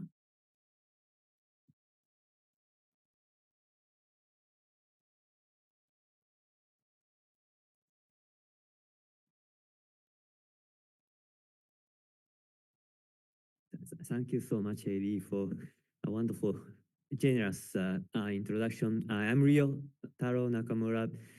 Going by Rio, really, I think, recognized as maybe, kind of part of the De Janeiro's or Grande or whatever. But I'm very honored to be here to join the conference and sharing some of the challenges that we are facing with, and also, informing you for one of the, rare blood diseases, but are more common in the Asian population, and our kind of efforts to improve upon the treatment for it. So next slide, please. How do we, or I do advance the slide here or here? Okay, I'm sorry. So maybe I'd like to share with you three things today. One is to explain what this condition called aplastic anemia is about. And the second is how the bone marrow transplantation can help this disease and actually cure it. But with challenges that we face, and the third to discuss some of the partnership with the community and helps that we are in need from everyone. Okay. Okay. So starting with aplastic anemia, so this was first described back in 1888 by a German scientist, physician, Dr. Ehrlich, and so maybe about 25 years or so prior to City of Hope was founded with two tenets that Dr. Treisel shared with us. Describing the case of patients with anemia, and really empty bone marrow in this picture here. In a normal bone marrow, which is a place where the blood cells are being produced, you're supposed to see all these blood forming cells in there. Whereas the patients with aplastic anemia, it's really replaced fat cells and really limited blood forming cells. The incidence of this condition, again, it's a rare disease. About 2 patients per million people in the population per year. In the US and Europe, in the Caucasian populations, whereas it's more common in East Asia, where you can see somewhere between 4 to 10 patients per million, meaning that it's about twice at least, or up to 5-6 times more common. And affects same, in all the patients, in all age groups, but mostly happens in kids and young adults.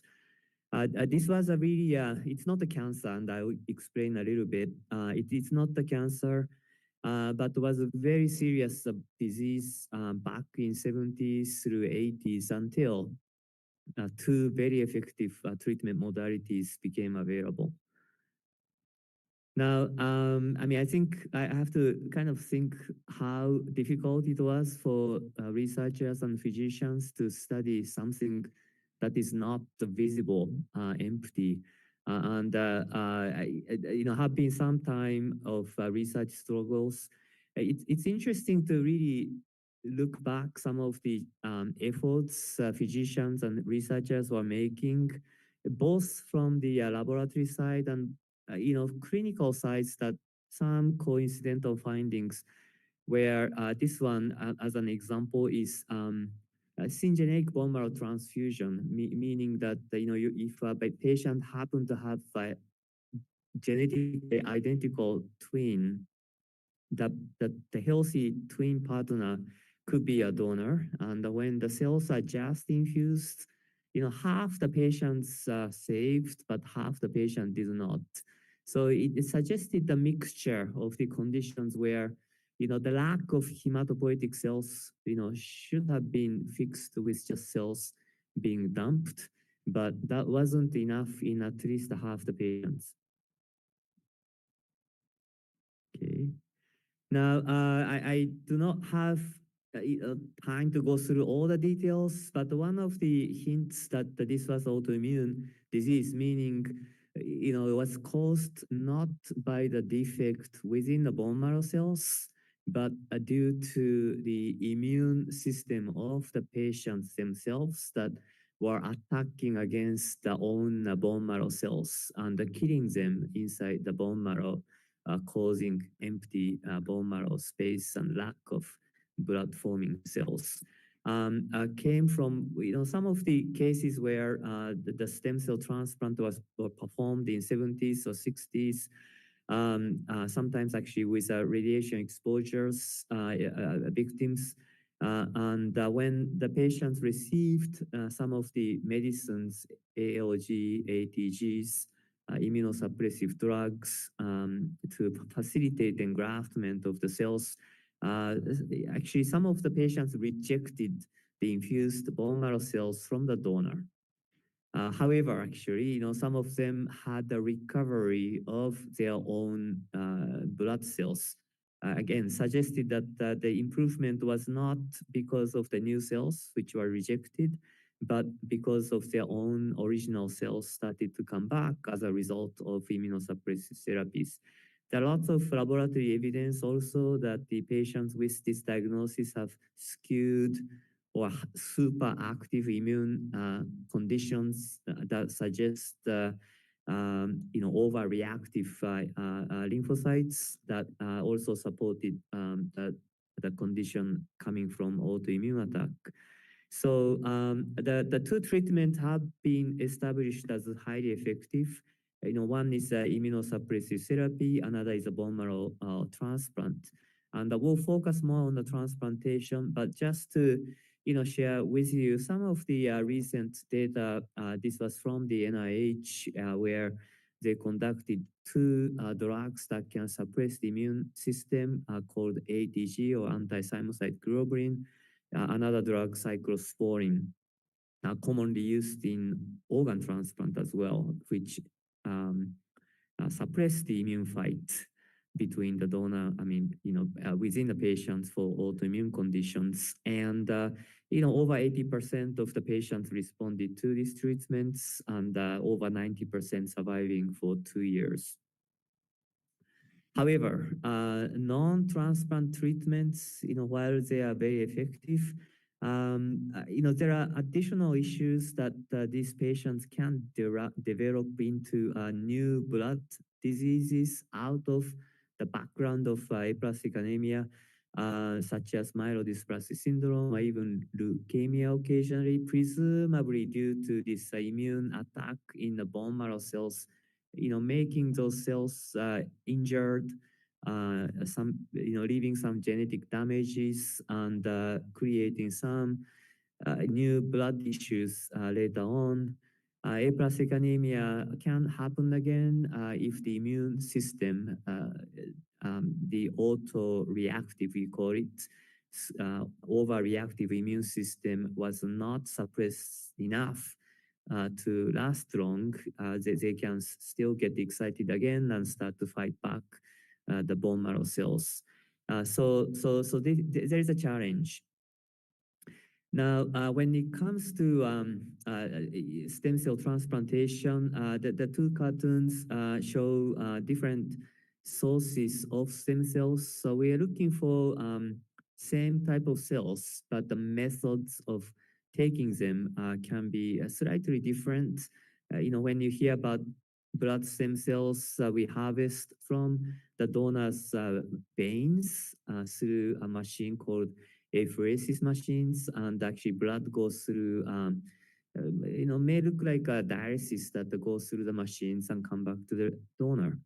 And those cells would be infused to the patients with aplastic anemia after the patient receive some form of chemotherapies, sometimes radiation, to suppress the immune system and clean up diseased bone marrow cells inside the bone marrow, and infusion of the stem cells, which is essentially the same thing as a blood transfusion. So there is no surgery involved in this process for the patients to receive these cells. So when we say transplant, it is not really something that we have to cut open, but through the veins to infuse those cells. They know where to go and how to grow back.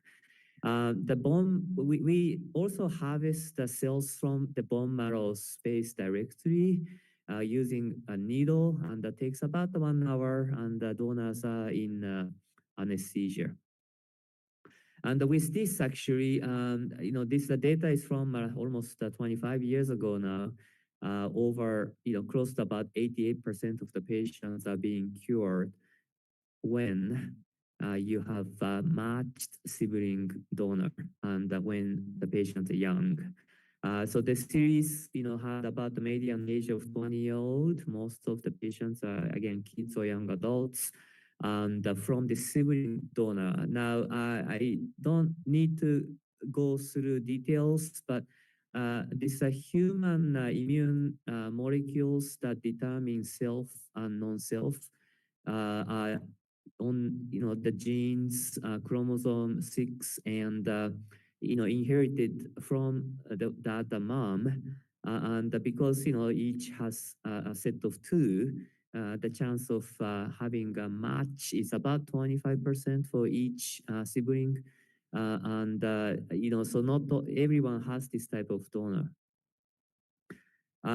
When we do not have a matched sibling, so we call it a matched related donor. So we look into unrelated donors, haploidentical donors, which mean half-match family members.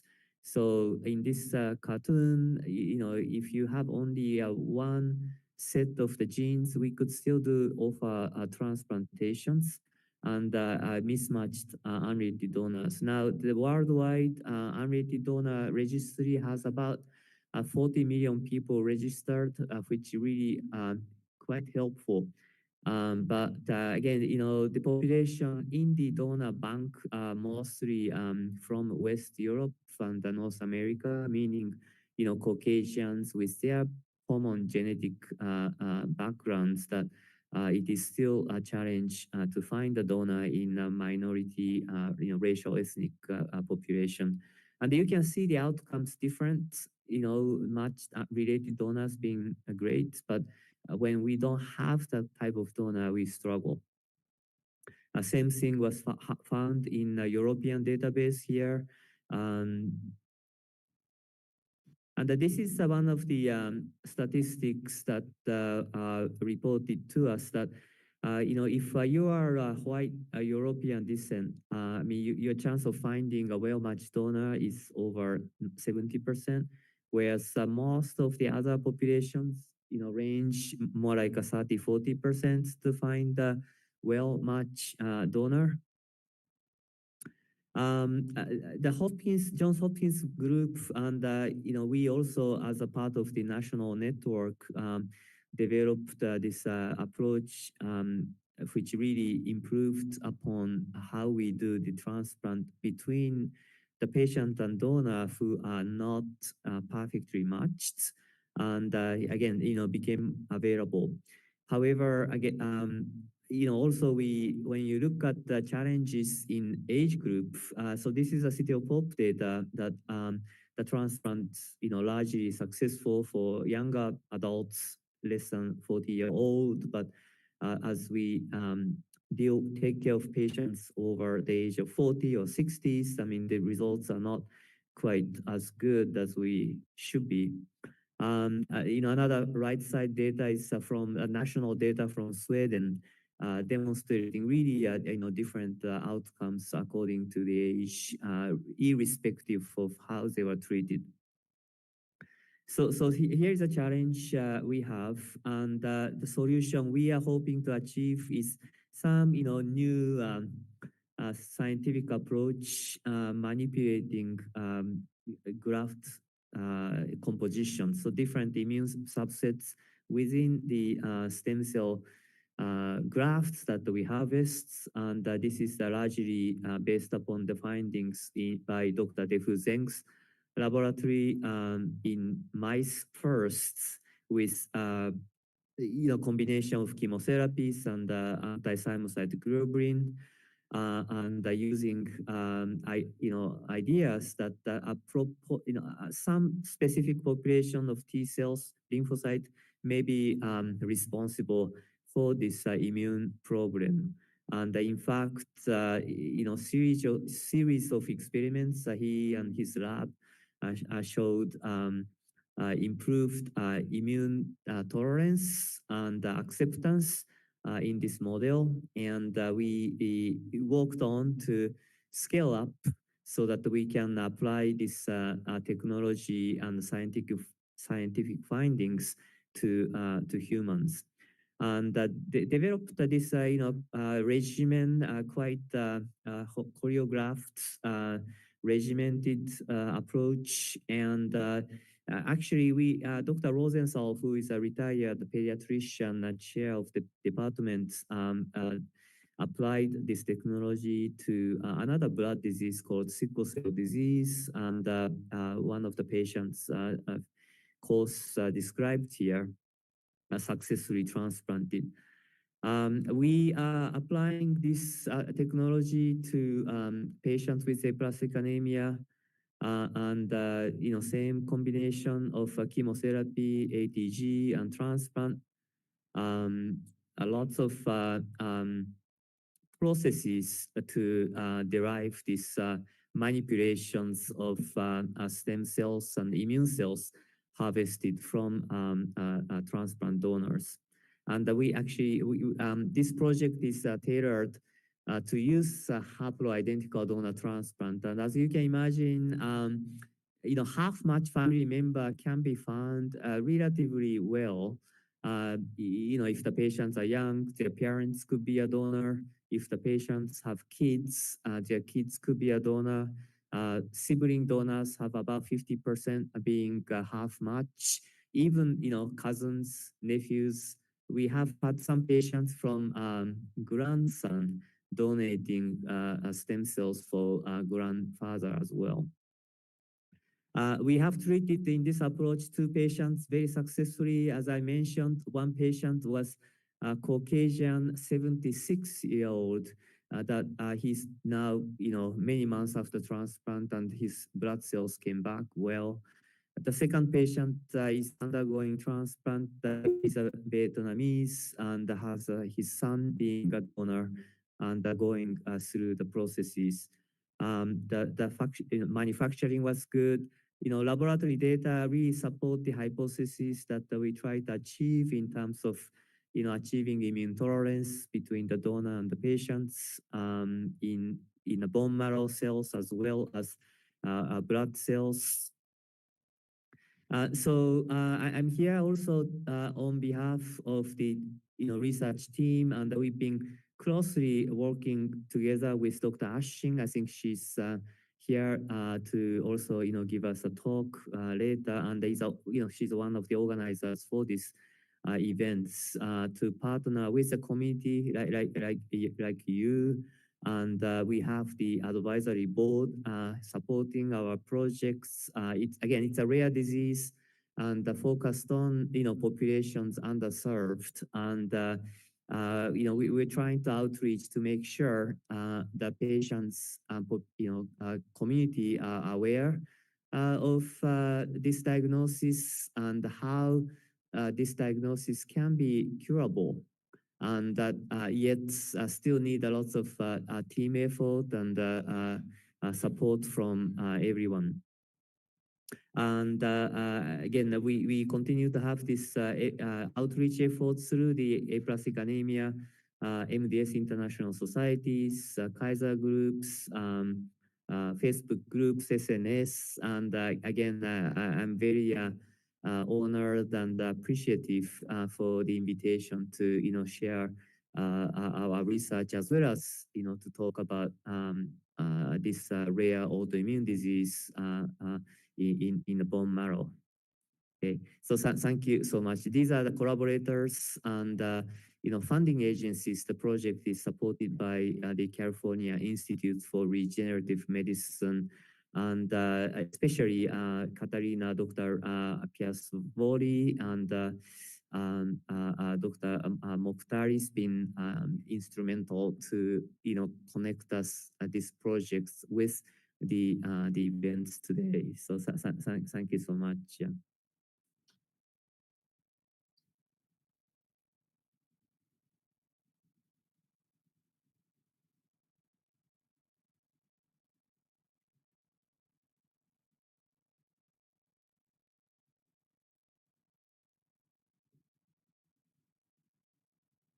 Oh, do we need to get pictures?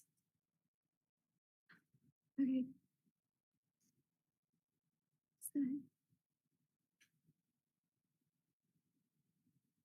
Okay, thank you so much, Dr. Nakamura, for your amazing presentation. I think maybe everyone's wondering who I am, and I've spoken several times before this event. Okay, well, I don't know what's going on with the slides, but supposedly something's out of order. So I'm just gonna go ahead as our next speaker does have a little bit of a tighter timeline. So my name is Angela and I'm a youth cancer survivor. And today I will be introducing our next speaker, who is the incredibly inspiring Dr. Jeannie Shen. Dr. Shen works as a breast oncology surgeon at the Huntington Cancer Center, an affiliate of Cedars-Sinai Cancer, and serves as a medical director of Huntington Hospital International Health. Dr. Shen's research focuses on shedding light on how breast cancer and its treatments differ between different racial groups, in-depth knowledge on how different indicators within the body can signify different kinds of breast cancer, and following the results and possible complications arising after surgery to treat such conditions. Dr. Shen is an American-born Chinese who speaks Mandarin fluently. She strives to educate the Chinese American community in the fields of breast cancer and health, And driven by her passion for the community, outreach, and hopes for a more equitable scene for Asian Americans, Dr. Shan will be providing a presentation on breast cancer statistics among Asian Americans, risk factors, lifestyle, prevention in general population and high risk, and screening. I now pass the mic to Dr. Shan. Please give her a warm welcome.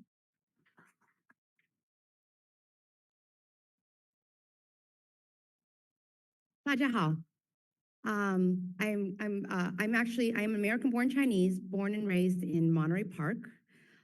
So this is a near and dear topic for me. I actually started my breast cancer surgery career here at City of Hope over 20 years ago, and I have chosen to keep my practice here in the San Gabriel Valley, largely driven by my commitment towards increasing education, awareness, and outreach towards my home community. So I thank City of Hope and all of the other sponsors and organizers for putting this together, and I thank you for the privilege of being here today.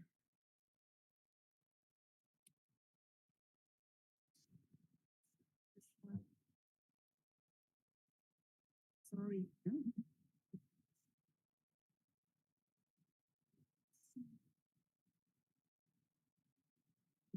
It's supposed to be a slide. It could be because somebody accidentally put it aside, and that's why we missed up some of the slides here.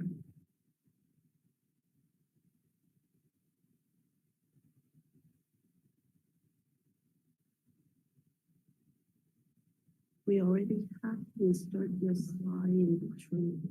Let me go to the share drive.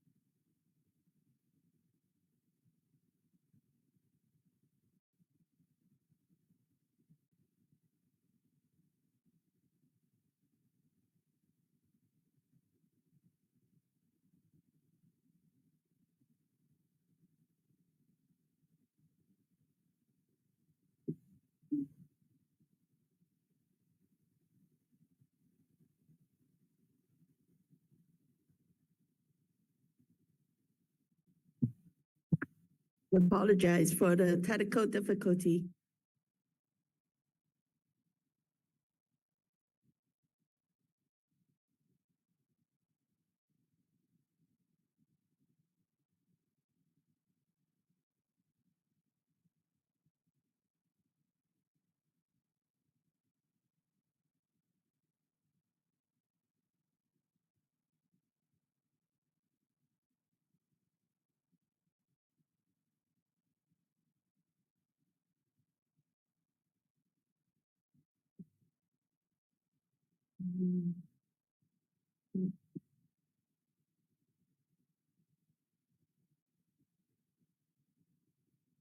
See.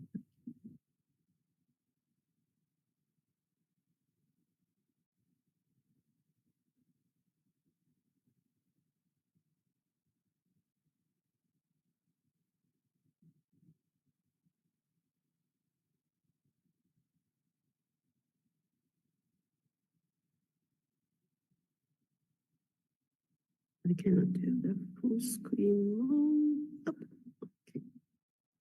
Okay, thank you. Thank you. Of course, no worries. Thank you. All right. So let me make sure I try to stay within my time window here. So I am going to be just covering, this is just a brief overview of the topics that I'll be covering today, but I will go over the incidence of breast cancer, particularly amongst the Asian American community, risk factors for breast cancer, current screening guidelines, and of course, what everyone's here to hear about, how we can reduce the risk of breast cancer, and there are guidelines for everyone, hopefully, that can take home. So in terms of breast cancer incidence, breast cancer does remain the most common solid organ tumor to affect women in America. The estimated number of cases for this year is tops over 300,000. and that of course does include skin cancer. Lifetime probability of developing breast cancer, you may have heard of the statistics, but it is in America, 1 in 8 women will develop breast cancer in our lifetime. An Asian American and Pacific Islander, the incidence is about 1 in 10. So still, we have about a 10% risk of breast cancer in our lifetime. Why is this important? If you look at the trends in breast cancer incidence amongst women in the US, it took a small dip back in the early 2000s when the data from the Nurses Health Initiative showed that hormone replacement therapy could contribute to breast cancer. So women stopped taking hormones. We saw sort of a small drop, but it has been slowly actually increasing. It's important, particularly for this population, though, because for the AAPI women, we have had the steepest increase in breast cancer incidence. And in fact, in the last 2 decades alone, breast cancer incidence in the Asian American population has increased over 50%, which is quite remarkable. So this is another way to look at the same information, but the gray down here is Asian. So we used to be the lowest actually amongst different ethnicities. And you can see actually over time, we have overtaken Hispanic. And we are one of we're the fastest increasing group for breast cancer incidence. The rate of new breast cancer cases amongst the Asian American Pacific Islander women, again, particularly young women, was over 50%. And you can see by comparison, actually, the rate of breast cancer incidence has increased amongst all women of all ethnicities by only 3%. So breast cancer incidence is going up in the Asian American population, and we are outpacing the other ethnicities. Again, another way to look at this, and this one's actually even more dramatic, you can see back in 2000 and where we are now, where we were just probably very close to Hispanic, we are now actually, on the young women under 50, we are the highest incidence of breast cancer. We don't know why this is happening. That's the problem. So we're not quite sure why. There are several contributing factors, perhaps increased awareness and screening. We tend to have more dense breasts. We'll talk about that. There has been, of course, westernization of diet, basically more adoption of Western lifestyles that we typically think of. So less exercise, obesity, increased alcohol consumption. Many of us are delaying our childbearing years, and certainly can be also having increasing use of hormone replacement therapy in menopause.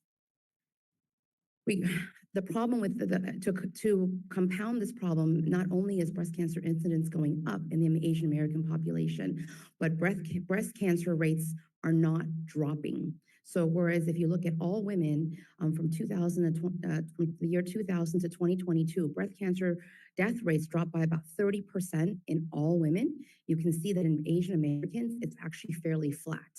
So not only is our incidence going up, but our death rates are not going down. And so actually as a result, the increase, we are representing a larger proportion of breast cancer deaths in America. So more research is certainly needed to determine the cause of the rapid increase, but also why we are not making improvements in breast cancer mortality. So that being said then, what are the risk factors for breast cancer? So again, as I mentioned earlier, 1 in 8 women will develop breast cancer in our lifetime. And one of the most important takeaway messages for all women in this room is that every woman is at some risk of breast cancer. I often tell patients, all you have to do is to be a woman with breasts and you can get breast cancer. Doesn't matter your age, doesn't matter really any of these other risk factors, just being a woman with breast tissue. So certainly there are some non-modifiable risk factors, and my previous speaker had spoken about these, but some of these, again, we can't change being a female gender as we get older. There are some kind of reproductive factors that can play. Some patients, additionally, if you've ever had even a benign biopsy, that actually can slightly increase your risk of breast cancer. Any biopsy showing something called atypia, which is abnormal cells that are kind of precancerous changes, that certainly can increase your risk of breast cancer. And importantly, for Asian Americans, breast tissue density. About 70 to 80% of us have more dense breasts, and actually breast tissue density poses problems not only with screening and detection of cancer, but actually is a risk factor itself for breast cancer. We are going to focus later today on really what prevention, and I would focus on these two, which is the two most modifiable risk factors that we can control are weight and physical activity. It's important to know that although we ask you a lot about your family history and you hear a lot about these genetic breast cancer genes in the media, in fact, most breast cancer is not hereditary. So actually only 5 to 10% of breast cancer is hereditary. There's something called familial clustering. So there are some families where there is breast cancer, there is no genetic mutation. It's assumed that they share an environmental risk. But as you can see here, the vast majority of breast cancers are sporadic. So they have nothing to do with your family at all. So as I highlighted here, you do not need to have any family history to get breast cancer. So that being said, and since all of us are at some risk, what are the current breast cancer screening guidelines? I thought this is important because there are, if you look, there's about 8 different societies, and they each have slightly different recommendations, and it makes it confusing not only for patients, but actually your primary care physicians. Which one do you follow? And the guidelines do keep changing and updating.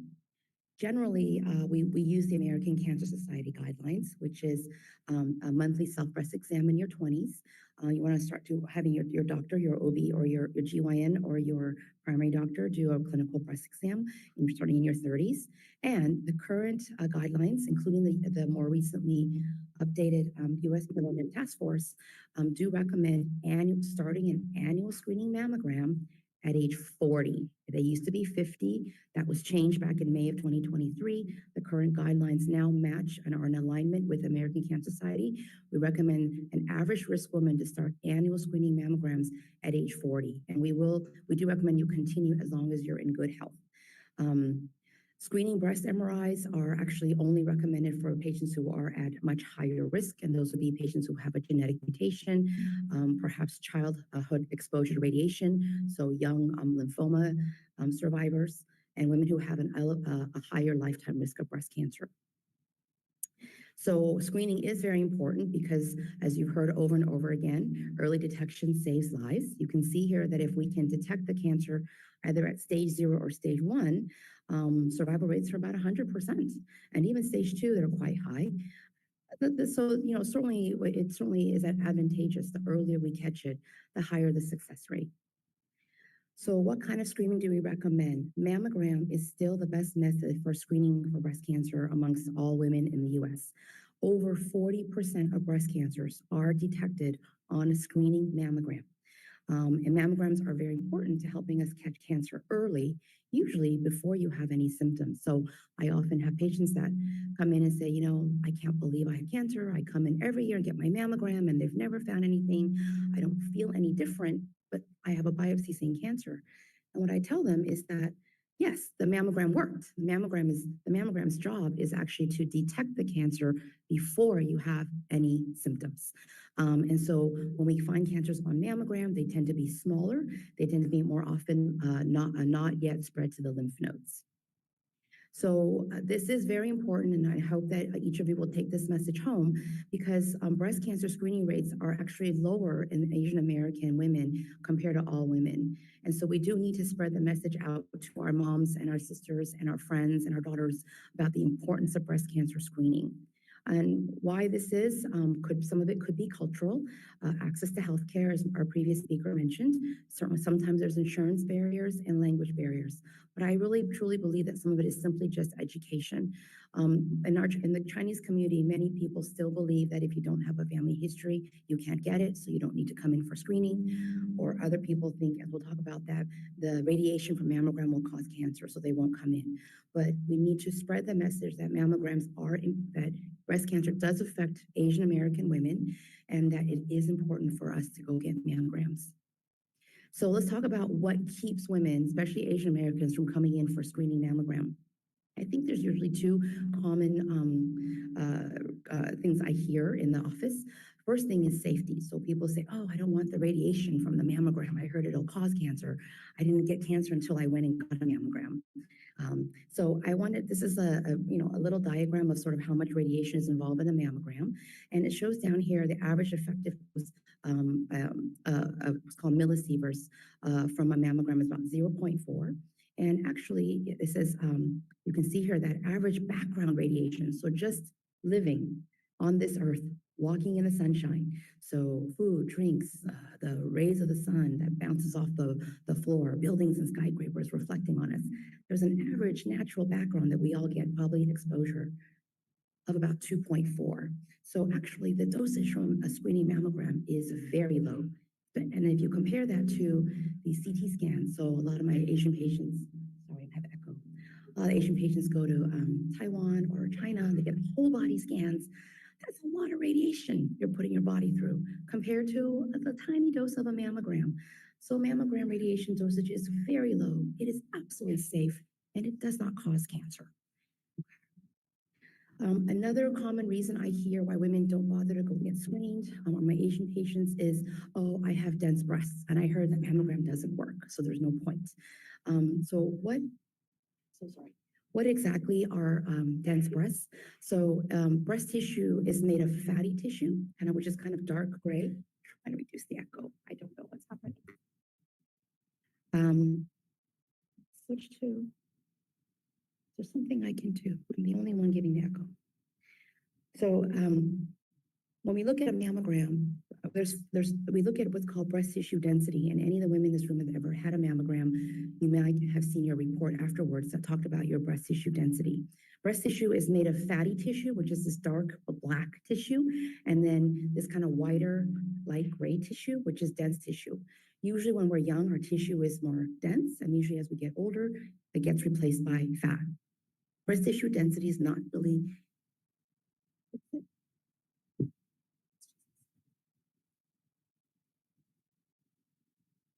breast tissue density. So it's not really something that we can control, but there's essentially 4 different levels of breast tissue density from 1A, B, C, D. Dense, what we call dense tissue are patients who have the latter two. So heterogeneously dense or extremely dense. And those two groups are lumped together as dense breast tissue. Actually, amongst all American women in America, about 50% of us have dense breasts. So it's not really an unusual or rare thing. It's actually pretty common. We still recommend mammogram even though your tissue is dense. And just to kind of back up on that, 50% of women have dense breast tissue in America, and in Asian American women, it's about 70 to 80%. There it goes. So how can we overcome the issues with breast tissue density? So when the tissue is dense, it creates 2 problems. Number one, it can make it harder for us to find small cancers because small cancers are also white, so they can hide in the dense tissue. So how can we overcome that? One of the more recent advances is something called a 3D mammogram. And I say recent, but it has been around for probably more than 10 to 15 years. But a traditional mammogram is a 2-dimensional view. And so you can actually kind of get overlapping layers of breast tissue. And so if your tissue is dense, then small cancers can hide in them. And also sometimes overlapping breast tissue can kind of create false densities. So the advantage of what's called tomosynthesis, which is another term for 3D mammography, is that the radiologist is essentially able to unlayer your breast tissue so that we can actually see in between. So 3D mammography has actually been shown then to increase breast cancer detection rates while also decreasing false positive rates. And I give you an example. This is a woman that has dense tissue all along this area, and it might be kind of hard to visualize, but as they unlayer, so think of a book, and we're now looking at single pages of that book. On one certain slice, this cancer pops out, becomes much more clear. So 3D mammography has led to, again, increased detection rates while decreasing false positive rates by at least 15 to 20%. Even more recent advance in improving mammography is something called artificial intelligence. And I think we all know that artificial intelligence is here and will increasingly incorporate itself into our society. Medicine has been looking at different ways to use artificial intelligence. Artificial intelligence for mammography has been studied pretty extensively over the last 10 years. And as techniques have improved, the data has continued to look more and more exciting. This is kind of one of the largest studies just most recently published in January of this year. It was a prospective study out of Germany. You can see over 460,000 women underwent screening. And what they ultimately found, if you focus on this column, is that with AI, there was about a 17% increased detection rate. And more importantly, they found more cancers without extra callbacks for biopsies. So there were less false positives, but increased detection. So artificial intelligence is something that is, I think, coming, and it will be eventually here and mainstay for us. Right now, it is not readily available at all imaging centers, but it is something that we believe will be the next step for us. For Asian women, I often hear, since my tissue is dense, I don't bother with mammogram. I'm just going to get a whole breast ultrasound instead. A breast ultrasound alone is not a good screening tool. You can use it in addition to a mammogram, but it does not replace a mammogram. And actually, there was a large study done about over 10 years ago looking at the role of adding ultrasound routinely to mammograms. And ultimately, what we found was that we found maybe a few more cancers, but it led to a lot more unnecessary biopsies. So even in women who have dense breasts, the current guidelines do not yet recommend routinely adding an ultrasound to a screening mammogram, and it's not part of any guideline. As far as a screening breast MRI, we really only recommend this for high-risk women. Those are women who carry a genetic mutation, women who have had chest wall radiation. So sometimes women who've had maybe treatment for lymphoma, where they had radiation to the chest wall in their teens, and anyone who is deemed to have at least a lifetime risk of over 20%. So I've already kind of gone over that breast cancer is common. It is increasing in Asian Americans, and that early detection saves lives. So we're all at some risk. And then what can we do as individuals to kind of decrease that risk of breast cancer? So prevention is really not a one-size-fits-all, and it really depends on how high your risk is. I mean, with patients who have genetic mutations or who have this history of chest wall radiation, they have over a 50% lifetime risk of breast cancer. So for them, we will do aggressive screening, but ultimately for them, it may make sense to consider preventative surgery, which is to remove the breast tissue and reconstruct before they develop cancer. And that's in that very small population of very high-risk patients. Then there are the patients who are higher risk, but not quite that high. So the high-risk patients who have over a 25% lifetime risk, we do follow them, screen them more carefully, and we can offer them medications to decrease their risk of breast cancer. These medications are drugs that have extensively been studied in breast cancer survivors, and actually we have found lower doses that work for reducing risk in non-cancer patients. But I think hopefully for many of us here, we're interested in what can I, as a general population not at high risk, do to reduce my risk of getting breast cancer. And we focus really then on diet and exercise. So I thought this was a good opportunity to kind of talk about diet because I get a lot of questions about food in my office. And I call this breaking down the myths. So I hear a lot about dairy, soy, chicken, red meat, and sugar. And so talk about one at a time, dairy. So most studies really show that dairy is not associated with an increased risk of breast cancer. Saturated fat and high fat diets are because they're linked to obesity, and obesity, as I'll talk about, is a strong risk factor for not only breast cancer, but other cancers. So dairy is absolutely safe. We do recommend you try to drink lower fat milk though. And dairy may be good for our bones, and osteoporosis, as you all probably know, is pretty common in postmenopausal Asian women. Another very common question is soy. So 大豆, 黄豆. So soy, the main concern is that it contains phytoestrogen, which is plant estrogen. And so early on, when I was a kid, concern was that these estrogens, if we eat a lot of it, will cause breast cancer. In fact, animal studies show that soy is associated with increased cancer cell death, decreased new blood vessel formation, and decreased sex hormones. So actually in humans, soy as a plant estrogen may block the effects of animal estrogen. So does soy increase breast cancer risk? No. I just highlighted one of several studies that are out there, but ultimately, if anything, epidemiologic studies show that higher soy consumption is typically associated with lower risk of breast cancer. And some research in Asian American women suggests that soy can be protective. There was a 2009 study actually in Chinese breast cancer survivors that found higher soy consumption associated with lower risk of breast cancer recurrence and death. So soy in moderate amounts is safe. Okay, so ultimately the conclusion is dietary soy is safe, but moderation. So the current recommendation is up to 2 servings a day, which is equal to 1 cup. And we don't recommend that you take soy supplements. So again, nothing in excess.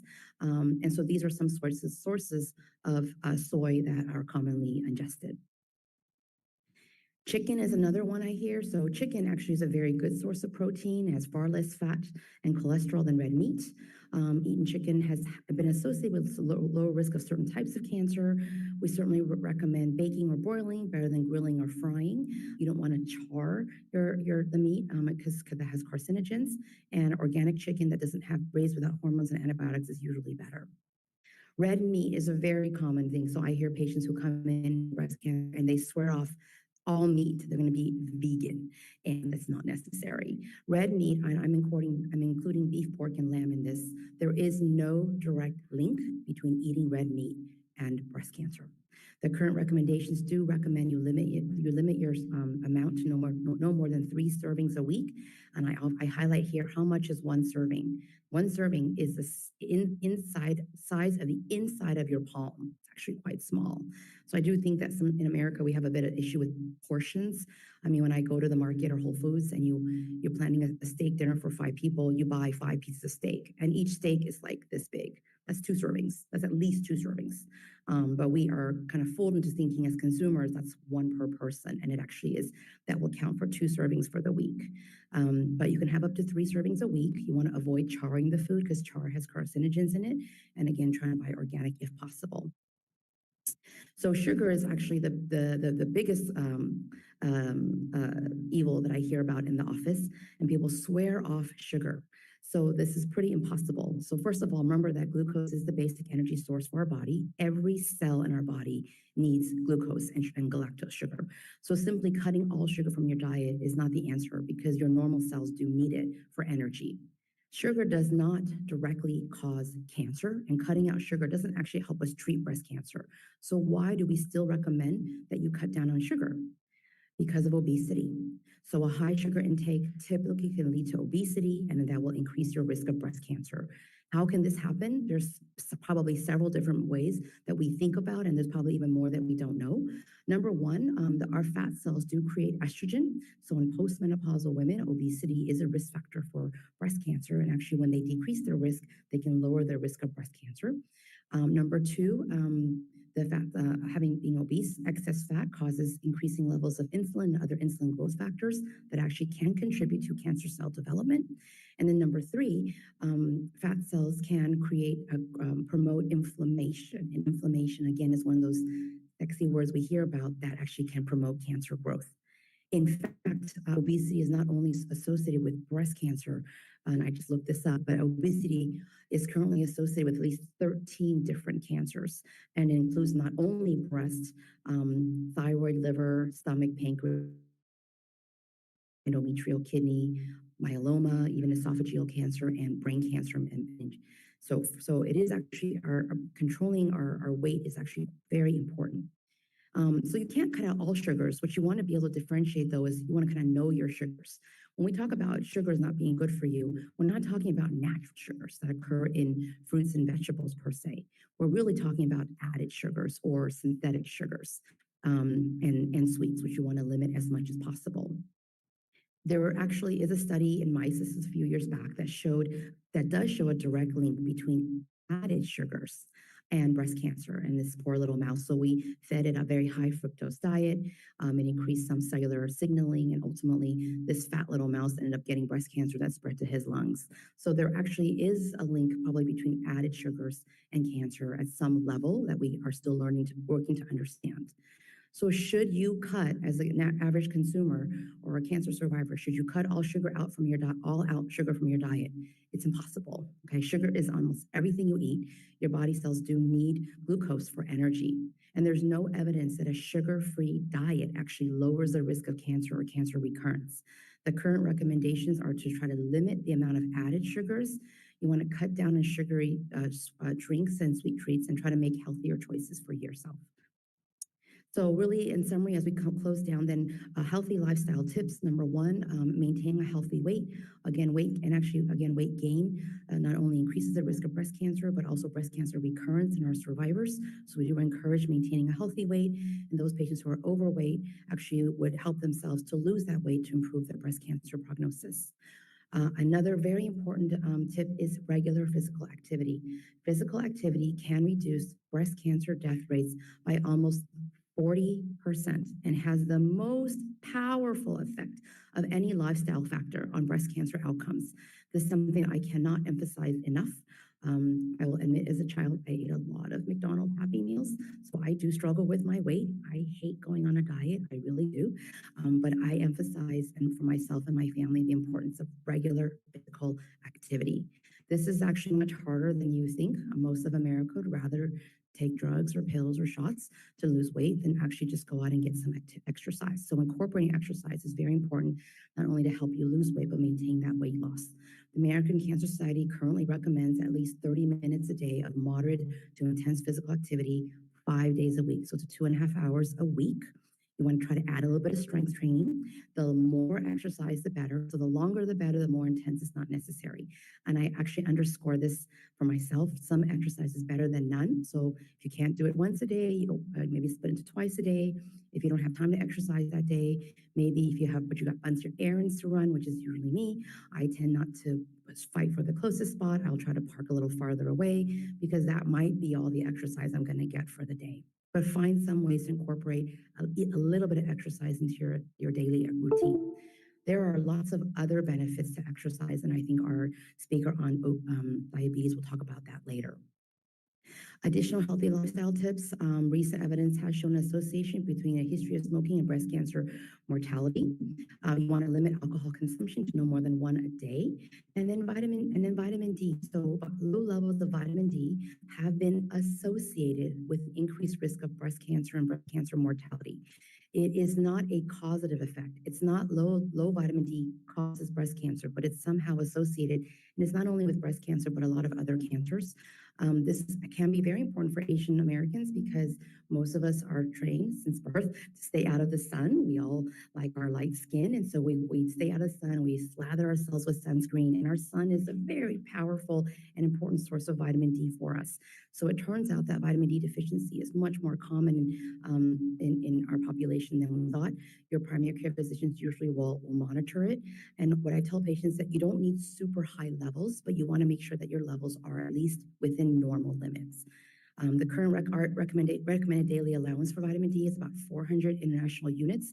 That is not enough to maintain a normal vitamin D level. You probably need between 2,000 to 3,000 international units a day to have a normal vitamin D level. I personally do take a vitamin D supplement.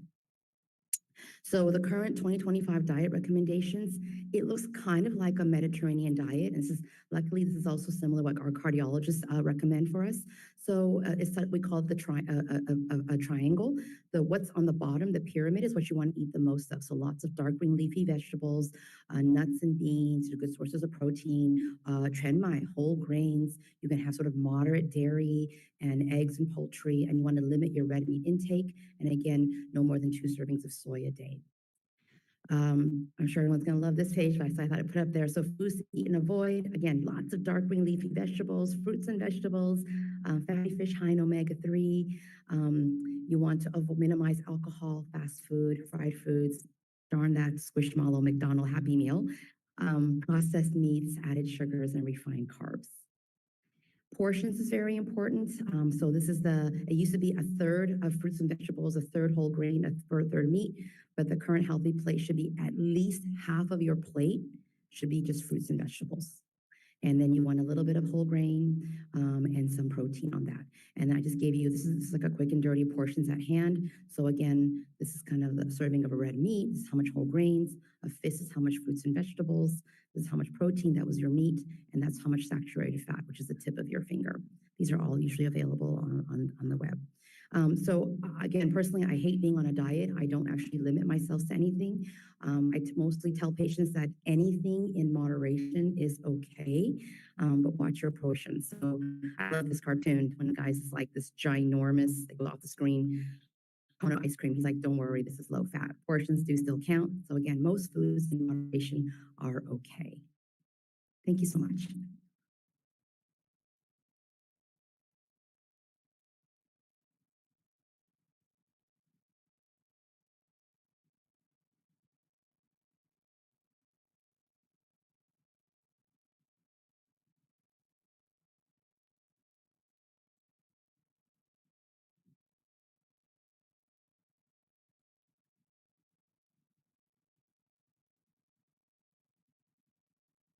Thank you.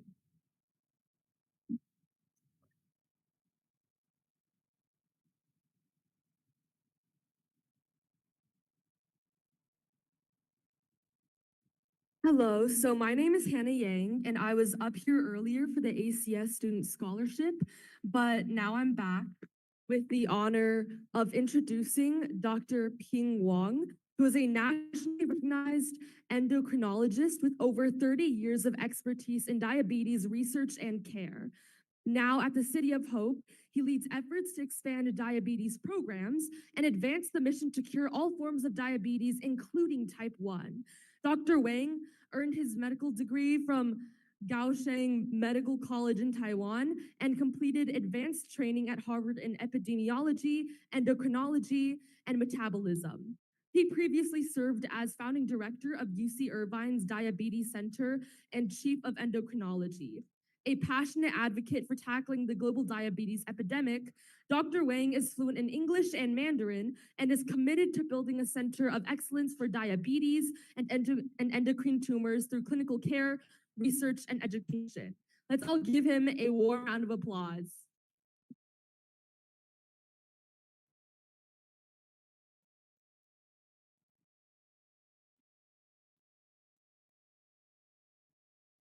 Thank you so much. Now I got the right one. Okay. Well, thank you so much for the very, very kind introduction. And it's my great pleasure to meet all of you here today. Ladies and gentlemen, it's really my pleasure to be able to give this talk and meet all of you. 各位来宾，谢谢，很高兴今天认识你。So let's get started. Maybe we can get to the first slide. Or should I do it here?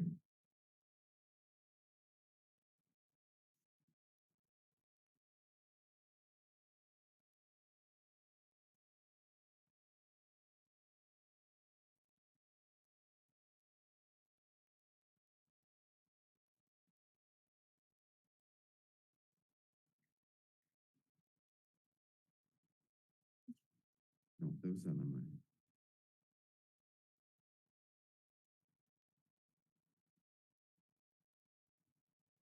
Yeah. I go.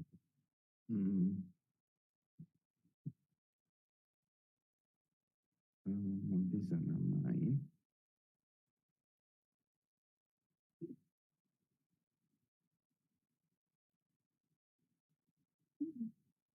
Okay, good.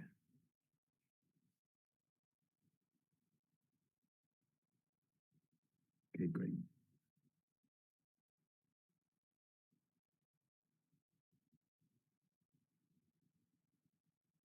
Great, thank you so much. Let's get started. Okay. What do I have messed up? How to do it here?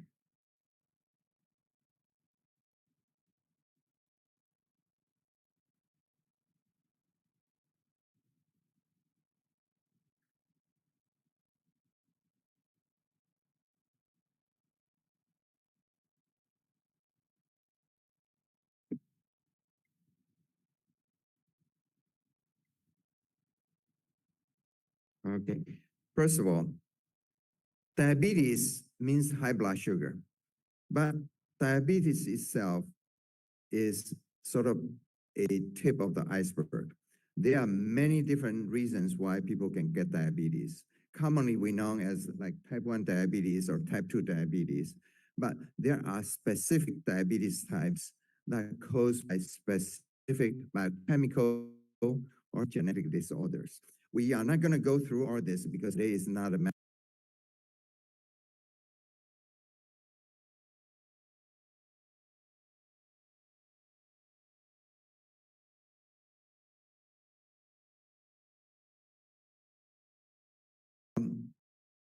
we know diabetes is common in the United States, and it has changed. It has been increasing over the years.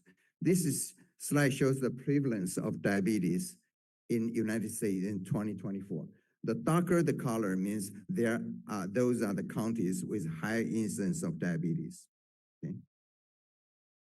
This is 2009, 2014, and 2019. Okay. Basically everywhere, you have diabetes everywhere. Wherever you look, there are diabetes. We have about maybe 150 to 200 people in this room. And chances are there are at least 20 to 30 people have diabetes. Okay. This is the current state of diabetes in the United States. Total, about 37 million people have diabetes, which represent over 11% of the US population. And this includes 29 million people who already know they have been diagnosed. And then there are additionally another 8.5 million who does not yet know they have diabetes. In other words, they are walking on the street. They don't know they already have diabetes because they had never been tested. Okay.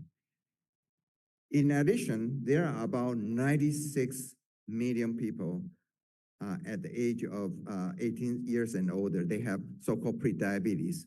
This is the precursor to diabetes. Prediabetes means blood sugar is a little bit high, but not yet reached the diabetes stage. But these people, they can progress and over the years and become diabetes.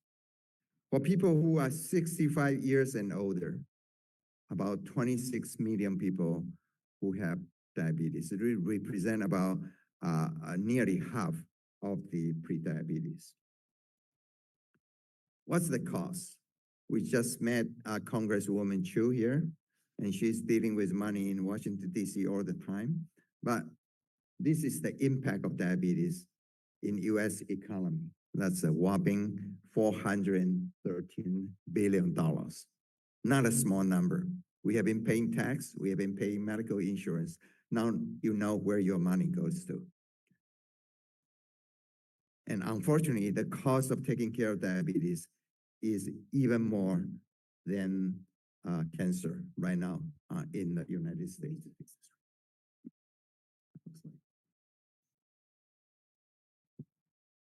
This is the different slide.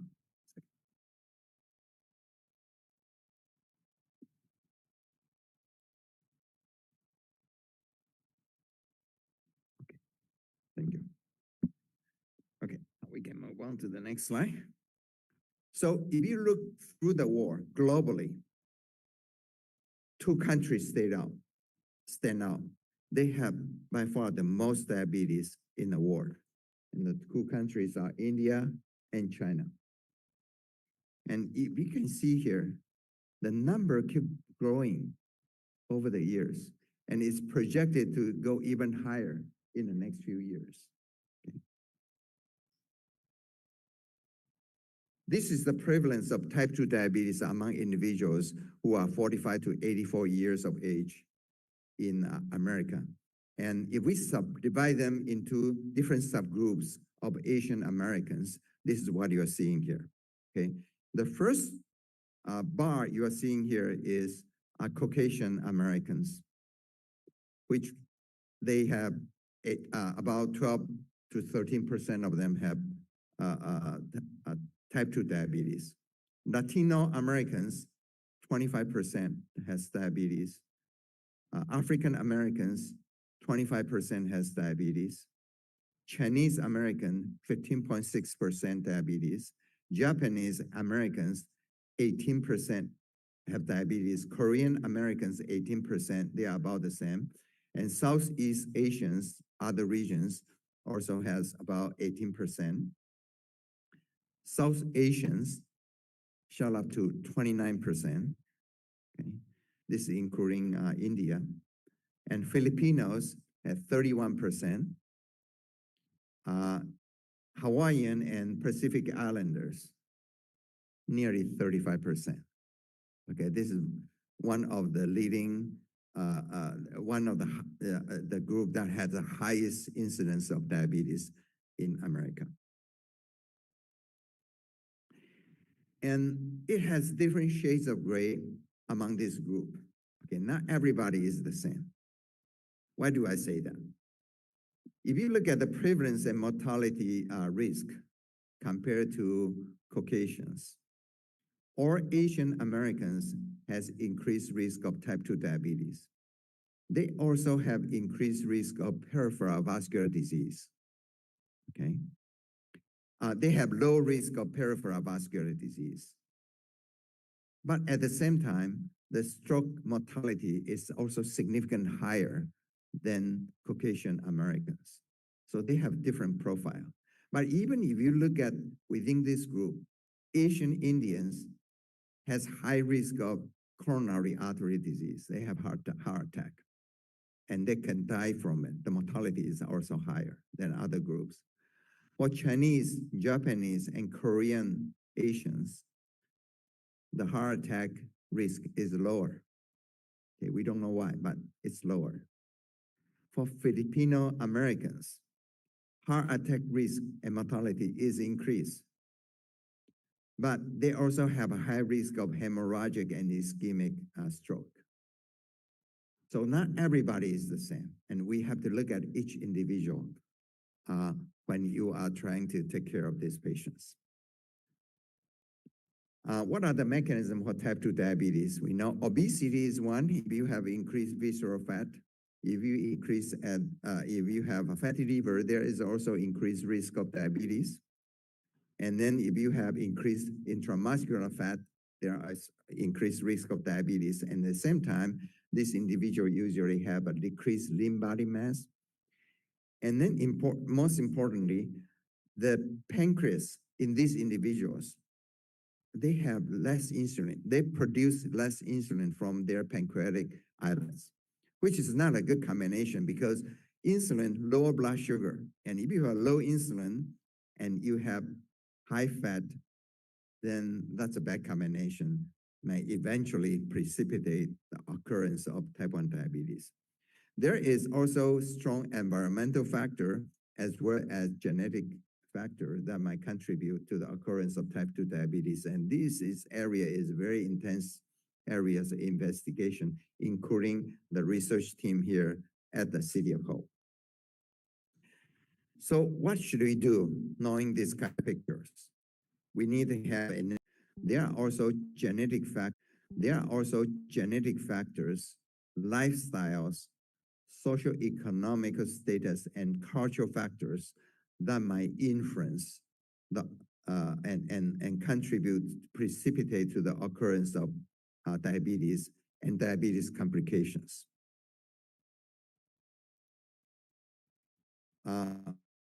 For example, insulin sensitivities differs among different ethnic groups. In Asian Americans, usually are more insulin resistant as compared to Caucasians. And then the diet in America is not exactly healthy. I mean, we all know that, right? But let's just do this talk together, okay? Take a guess. Which one has the least calories? I have 4 different groups of food here. Which one? 3? Dr. Trace will say 3. Okay, let's look at it. Fried rice with pork and shrimp, which I love, 1,000 calories. I eat a lot of those when I was a medical resident, okay? That was back in Boston. How about fried noodles with the beef and veggie? Another 1,000 calories, the same. How about three item combo? Anybody ever get those? Three item combo? 250 calories. How about medium French fries from McDonald's? And that's what you're getting, okay? Now, let's talk about this a little bit. And people might say, that's okay, I can eat, but I also exercise a lot, so I burn it off, right? So if you eat a plate of fried noodle, how much exercise do you have to do? If you play basketball, full court, not casual, full court, 85 minutes, okay? Okay. If you ride stationary bike, at the moderate level, 130 minutes, hiking, 150 minutes, playing piano, 6 hours, okay? And if you're just talking on your cell phone, 15 hours, then you can burn up your fried noodle.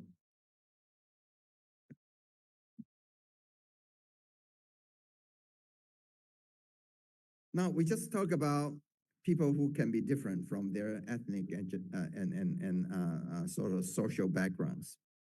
Let's just, because of time, I just want to use this as an example. Let's look at Northeastern Asian diet. That includes China, Taiwan, Japan, Korea in that region, okay? What's the highlight in this diet? And I eat this food too, okay? Very often. First of all, you have wide variety of cooking methods that focus on how fresh the ingredient is, including steaming, boiling, stewing, roasting, and salting. That's the reason why it makes the Asian food good, right? Tastes good. That's why we love it. And we love white rice and rice product. This is a huge staple and integral part of each meal. I remember some of my friends always say, if I don't eat a big bowl of rice, I don't feel I have the meal, right? So you always need to have it. And then we eat live fish, seafood, animal proteins, poultry, and sometimes even organ meats, and these are very common. Okay. And the food is usually prepared with a heavy soy and soy-based source, and we also eat tofu and other soy-based protein as well. And Northeastern Asians like fresh fruits and eat lots of vegetable. And the concept of healthy eating usually based on the concept of yin and yang. And you need to have reached that harmony to reach a balance. And this is the sort of the maintenance of this is the root to the disease prevention. At least this is how people believe.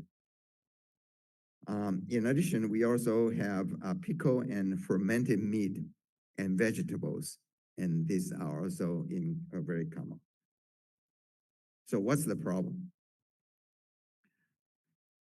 There is a lack of dietary fibers from the refined grains, such as white rice and product made from the refined grain flour.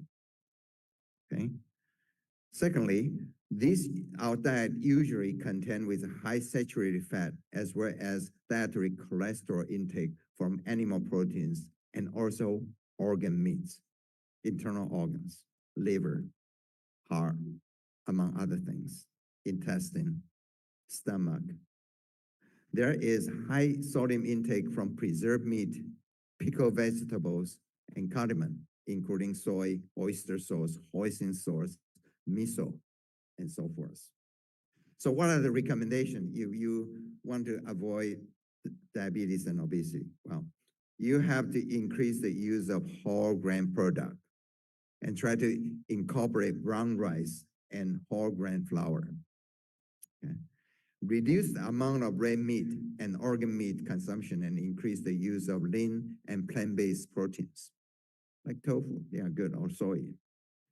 Decrease sodium intake with the use of fresh herb and spice. instead of just using soy source for everything. Okay, and increase the dairy milk product or fortified non-dairy product for calcium and vitamin D because the traditional Asian diet is deficient in these areas. I just want to give you an example.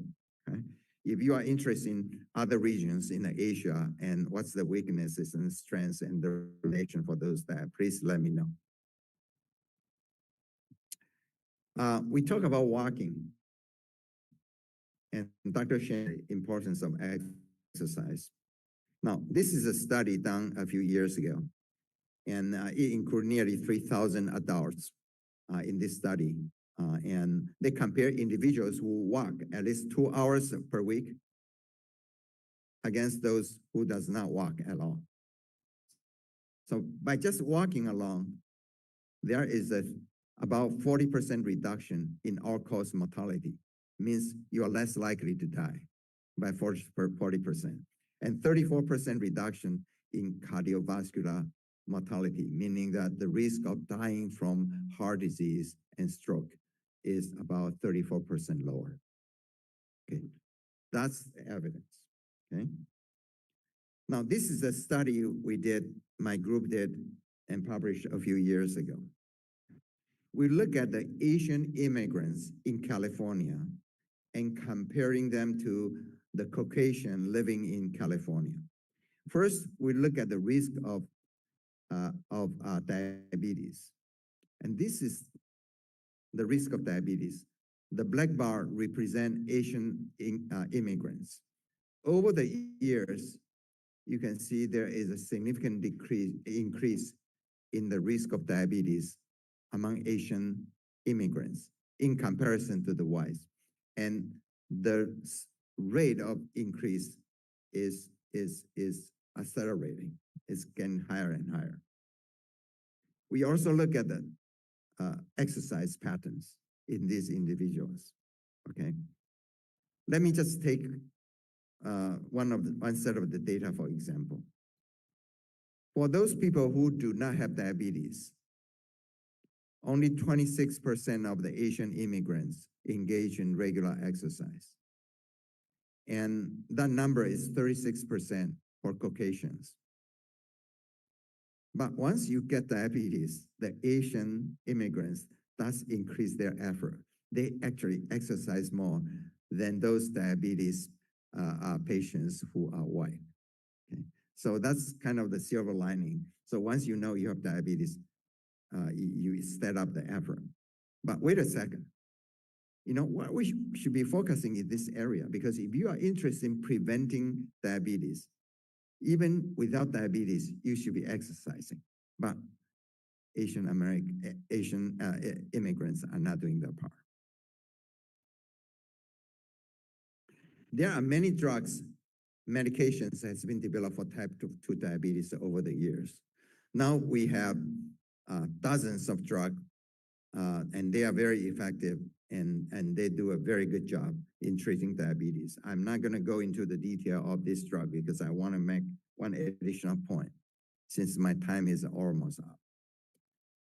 Now, if we look at the rate of new drugs for diabetes coming onto the market, in the 1920s, insulin was first discovered, right? And then another class of drug called sulfonylurea came onto the market in about 1960s. And then for a long time, we don't have new drugs until about 1990s.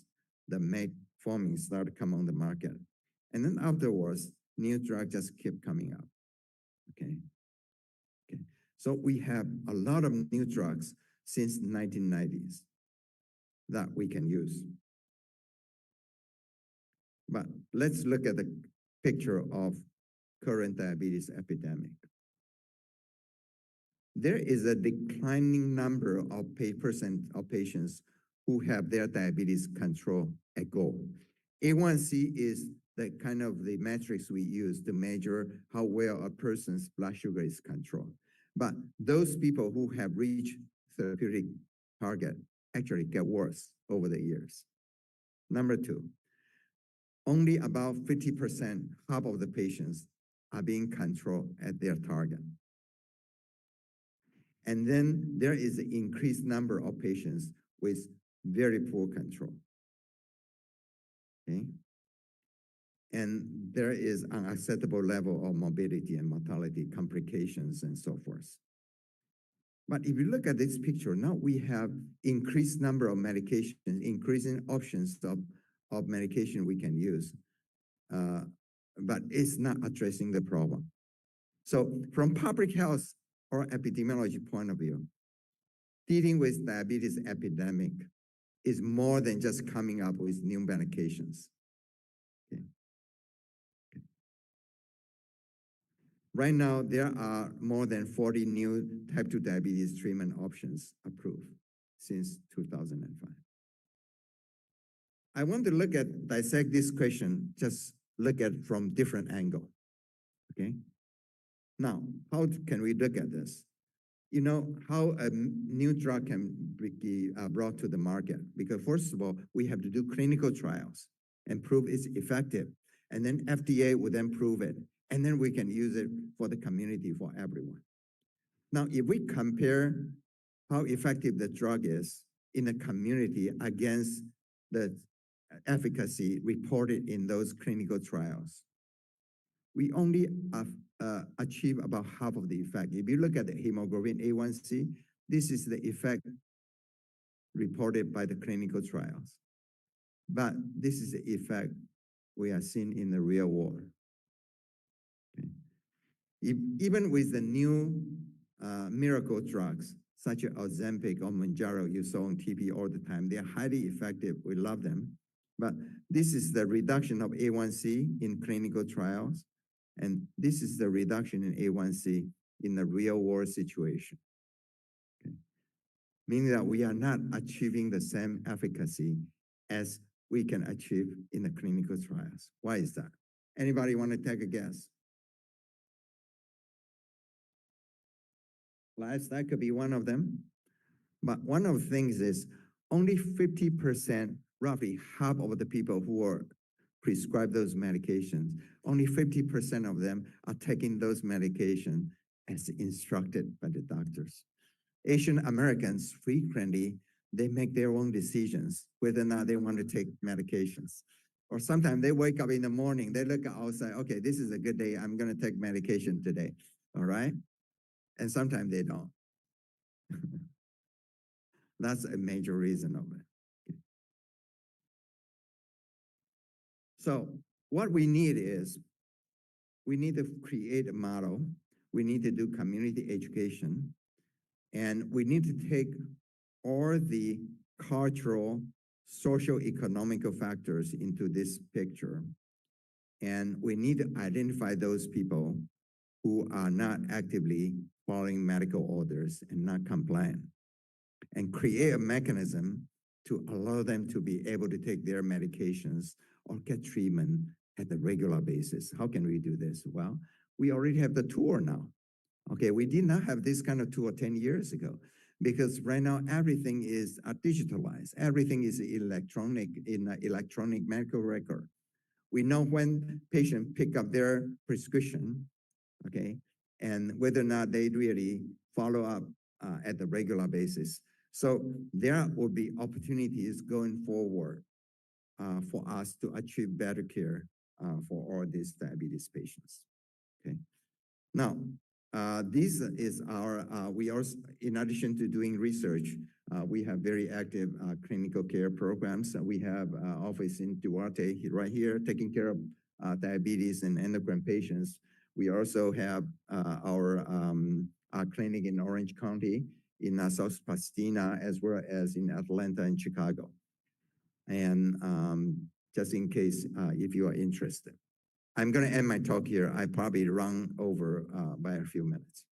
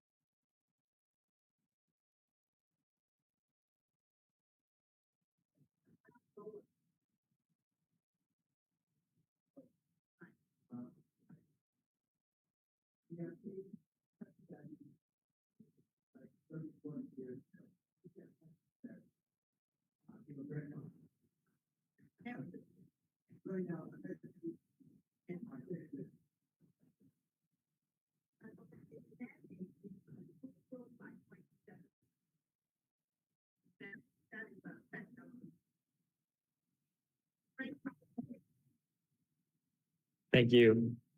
Next up, we have Stephen Wang. He's a clinical and translational scientist with over 7 years of experience and currently serves as the clinical project lead at City of Hope. He leads the innovative Foods as Medicine Phase 2 clinical trial using single-cell immune profiling and multiplex flow cytometry to study neuroceticals and botanical drugs for cancer prevention and treatment. His expertise spans clinical sample protocols, FDA GCP/GLP compliance, biomarker development, and translational research. With a strong track record in preparing IND applications and bridging preclinical findings to human trials, he collaborates with multidisciplinary teams and key opinion leaders to advance the development and commercialization of novel neurocetical therapies. Please welcome Dr. Wang.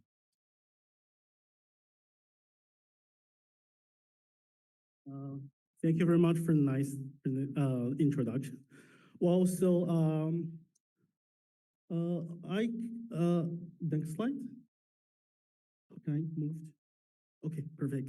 Well, so I would like to echo the presentation from Dr. Wang and Dr. Chen earlier. So let's continue to talk about food. So food is very special in our Asian American community. It's like food to stick our family together and to maintain all the big family together. At the same time, we have long-lasting history to use food to maintain health. Okay, so I believe in every culture, even in every family. So we have the traditions we learn from generation to generation. We learn from our mom, grandma that when you seek eating certain food, right? So, but on the other side, there's lots of misleading claims and also I would say the mispractice by using the food or the dietary supplement in the management of the health condition or management of disease, particularly in our Asian American community.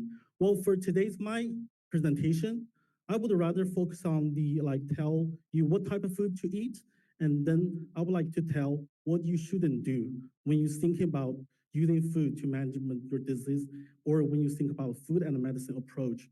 So I would like to tell you what to do and what is it cautious, and I would like to bring this into your attention.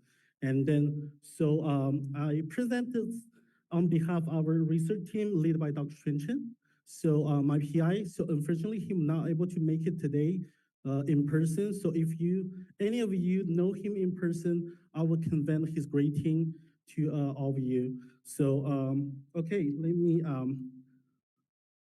make a claim. First of all, let's see the definition of the food as medicine from the official organization, American Society of Nutrition, and the Federal Office of the Disease Prevention and Health Promotion. So let's look at this definition together.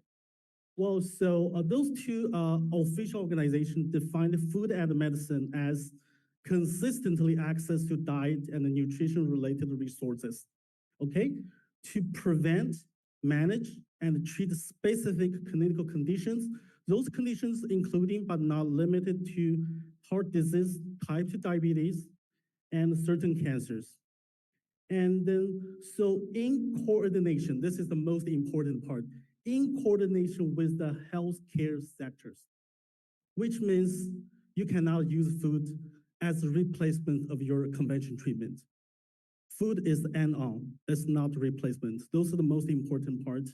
So the dietary and the nutrition related resources could including the processed, produced prescriptions, the medical tailed meals, and also the health grocery programs. So those are the official definition of food and medicine. So another claim I wanted to make, don't take it wrong. Food as medicine is not food versus medicine. So those are like lots of misleadings online or social media when they talk about food and medicine. Lots of people thinking, oh, I will just simply use this food. I will not take drug. I don't like drug toxic. I just want to simply use the food to manage my disease. That's totally wrong. So let's be clear. So food is food. It will not cure you as a drug, actual drug, okay? So another claim that should be have lots of attention or cautious on that, that will be the extreme diets or the supplements can cure serious conditions. That's often misleading, okay? So this, and also could be very dangerous. So let's say you have late stage cancer and then thinking, oh, I'm just use like herbs and the food to treat my cancer. That's totally wrong and totally dangerous, okay? So everyone, it's better to have this in your mind and have cautious on those misleading claims. And back to like our Asian community history. So I believe like regardless what language you speak at home, in each culture, in each like community, small community, so there's kind of traditions or the historicals like practice using different foods to manage the health. Like in China, we say 药食同源, which means the food and the drugs, they share the same similar resources. And in Japan or in Korea and in the Vietnamese, and they also use like herbs, soups, and for all this treatment or healing purpose. So, which means in our history and in our community, we have very long lasting and collective records by using those, the food and medicine, or we've been practiced this methods from generation to generation. But today, again, I want to bring your intention that I would like to share the science beyond the myths. There's like lots of things you need to pay attention. The first one, when you think about food and medicine, or you try to practice food and medicine approach, and you need to look in for the science-backed anti-cancer food, which means those should be the science-proved or clinical proved the food. And also would like to share some reliable resources you can look in for and do the self-education. And lastly, when you're thinking or practice food and medicine, or you actually doing the food and medicine practice, and what is potential intention you should pay attention to.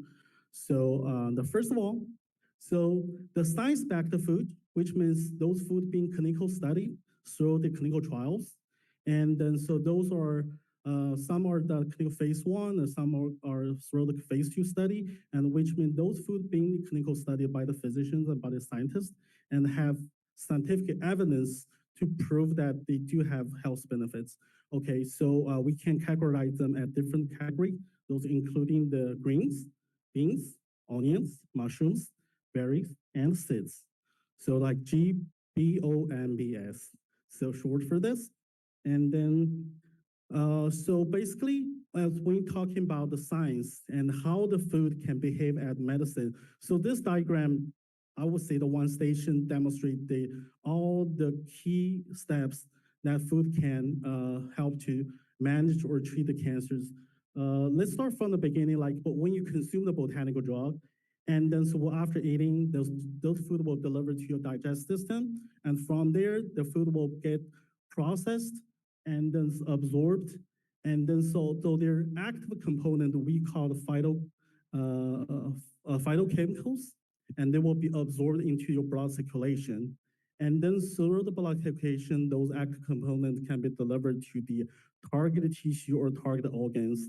And from there, they can exceed their anti-cancer activities, those including like the immune modulators and hormone modulators and epigenetic modulators, and all this matter to the cancers. So that's how this like diagram displayed how the scientifically the food can serve as a medicine and can treat or help you to manage cancer. So all those are the scientific background. And when we study the food in the lab, so we actually follow this track and look at and examine every single point in this diagram. So make sure that the food actually can help you to manage the health and they're also safe, okay? So the food that we've been studying in our lab, which is led by Dr. Shen Chen, including those foods. So white bulb mushroom, pomegranate, grape seeds, and grape skin, and also blueberry. And very recently, we also look into the coffee berry. So, so among all this food, the white bulb mushroom is the one we pushed through to the phase 2 clinical trial for prostate cancer and the phase 1 trial for breast cancer. And all the others are still under the investigation in the animals. We didn't push through to the human, but I would like to use white bulb mushroom example to demonstrate as a scientist how we prove the food can heal the cancer, or how we've studied this. And then I would like to share some information. So this is the first study. And then actually from the phase 1 clinical trial, after the prostate cancer patient taking a white bulb mushroom supplement as tablets, and we observed that in their blood circulation, the tumor marker, everyone knows that prostate cancer, the tumor marker is prostate-specific antigen, PSA, right? Every man older than 55, keep close eyes on your PSA, that is monitor program. So after taking the mushroom, we observed that the PSA value dropped. So which implied that mushroom can do something on the PSA. So bring those clinical observation back to the lab, and we use cell lines and also we use the animal models to understand why taking the mushroom can reduce the tumor marker. And eventually we learned that mushroom can block the estrogen receptor activity. The estrogen receptor is the, I would say that is the engine to drive the progress or disease progression of the prostate cancer. If you think prostate cancer as a racing car, estrogen receptor is the engine. But a mushroom can behave like a brake, so brake pedal. So that's how simply you understand this. So this is one of the major activity we learn from the mushroom, the benefit that mushroom can have on the prostate cancer. While the other one, our latest publication, we learned that actually mushroom can help to rebuild your immune response. So we learned that the immune system can find the germs. When you get infection, immune system can find the germs and bring you back, right? In the same principle, when you have cancer, so immune system also can fight or kill the cancer. So in this case, the mushroom can rebuild or make your immune response stronger. And that's how. And actually, we have a phase 2 clinical trial. And when we collected those patient sample from phase clinical trial and bring back to the lab and put into the instrument and do the study, we learned that mushroom can activate the T cell, the NK cell. NK cells natural killer cell. They kill cancer, okay? So they can make them stronger. And that's another scientific evidence show that mushroom can help prostate cancer patients. So when you ask about what about the other edible mushroom, there's lots of mushroom you can buy from the 99 ranch, HMAR, right? So what about like shiitake mushroom? What about maitake mushroom? What about lime mushroom? So there's lots of mushroom on market. So we purposely do a literary review and we review all the clinical trials that are available online and we evaluate the data from those clinical trials, and it turned out to be all this edible mushroom, they all have health benefits. So those benefits including like cancer, neurocognitive and neuroinflammation, immunity, inflammation, obesity, body weight control, and cardiovascular disease, and also help to maintain your microbiome and gut healthy. So all those are being investigated in a phase 1 or phase 2 clinical trial. So can we say that? So we often say that 1 apple a day keep a doctor away. So now can we say that 1 mushroom per day keep a doctor away? Can we say that? Actually, to be cautious, we're still far away to make that statement. So this is FDA drug development pipeline indicate how long or how many gates we passed in order to bring a food as a drug. So where are we right now? We're at the anti-cancer IND, and now we're at the clinical development.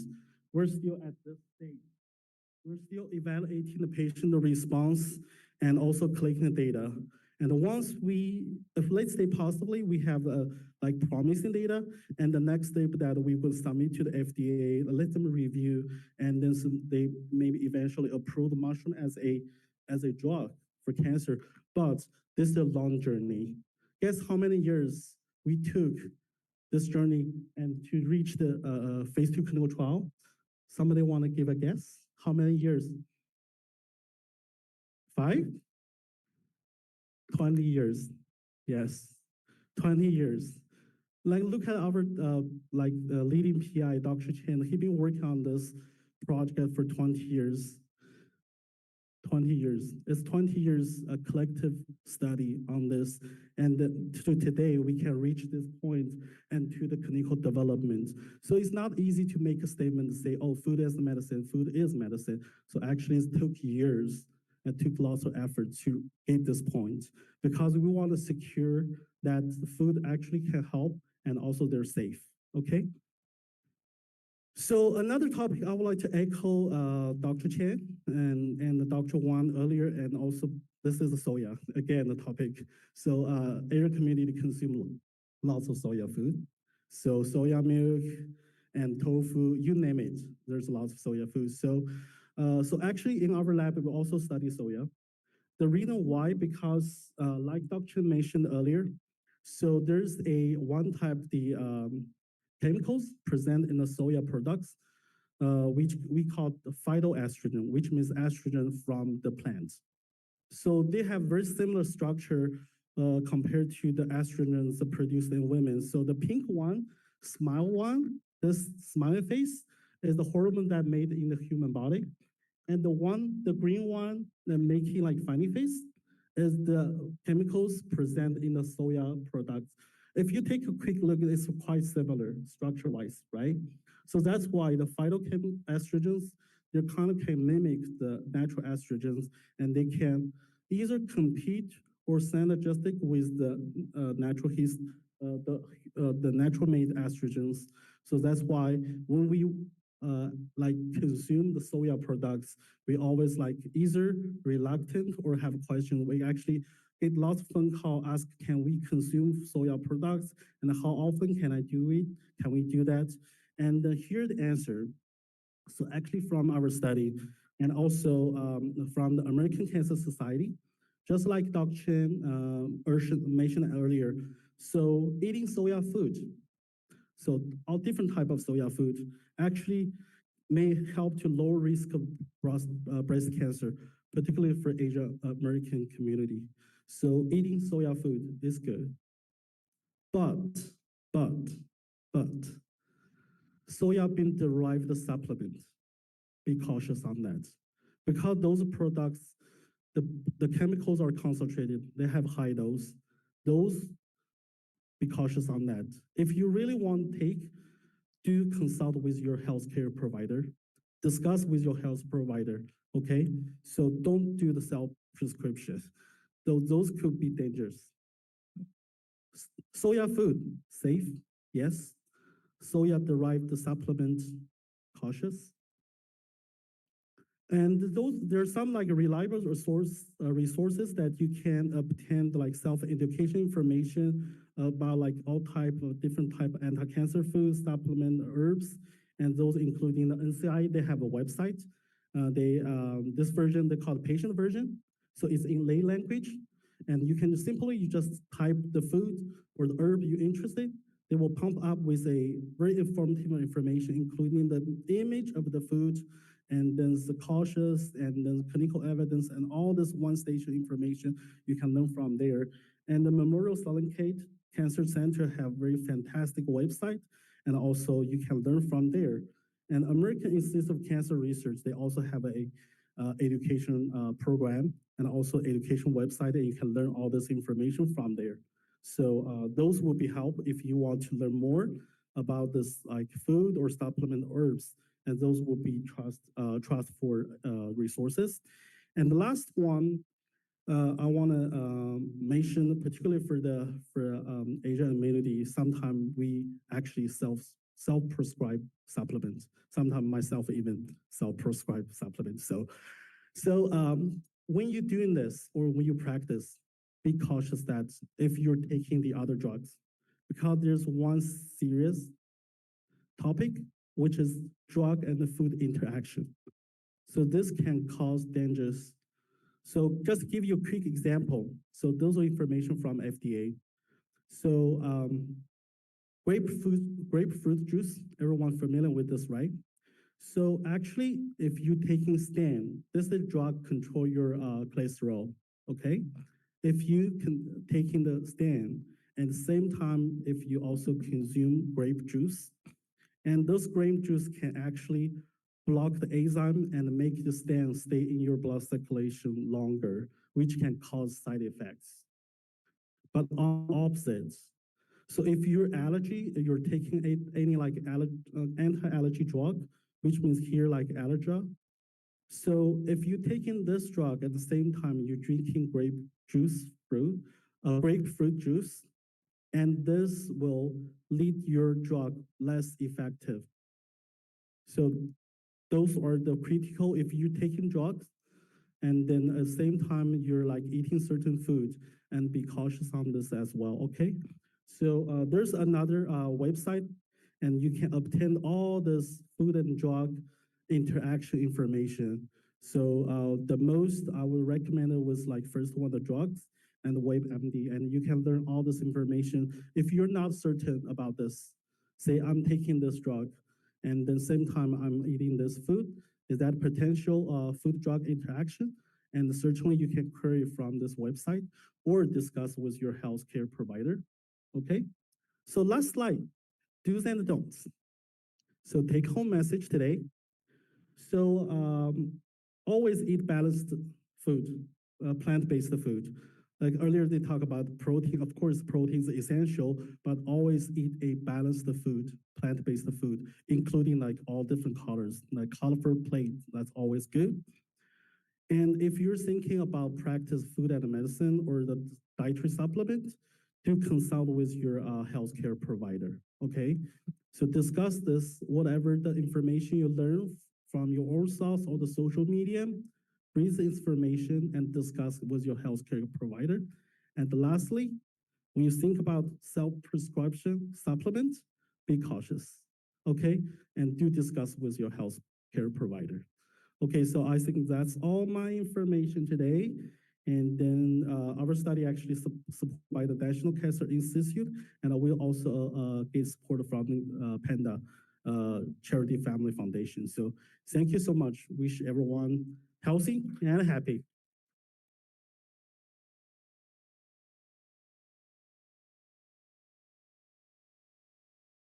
Thank you again, Dr. Wang. How's everybody doing? Oh, we're gonna have a picture.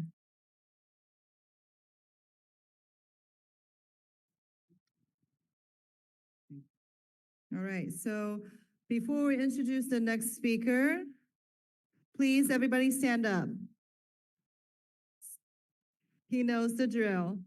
Raise both of your hands, stretch, stretch, stretch, stretch, stretch, stretch. All right, and then do a circle and namaste. Please sit down.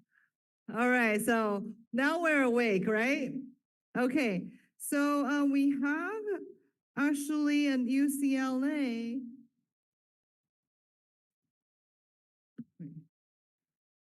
Dr. Timothy R. Donahue. So you guys may sit down, but don't leave. So Dr. Timothy Donahue, his presentation is actually going to be on a video. So due to time constraints, we will be emailing this video to you. So if you have not registered, make sure on your way out, make sure you have your email on the desk at the beginning. So without further ado, we're going to introduce the next speaker, which is our panelists.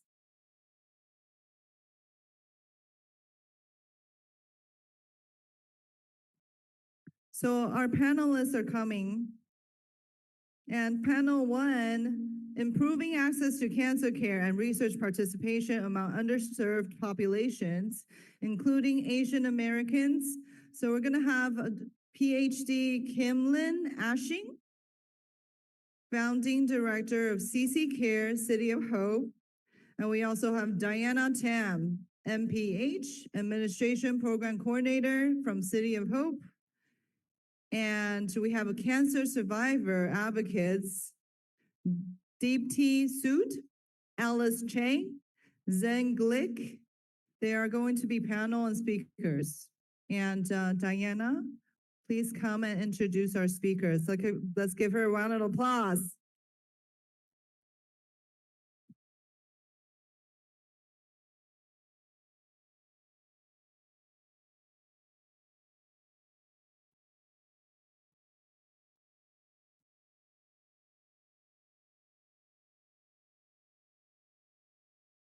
Hello, my name is Diana. 大家好,大家好.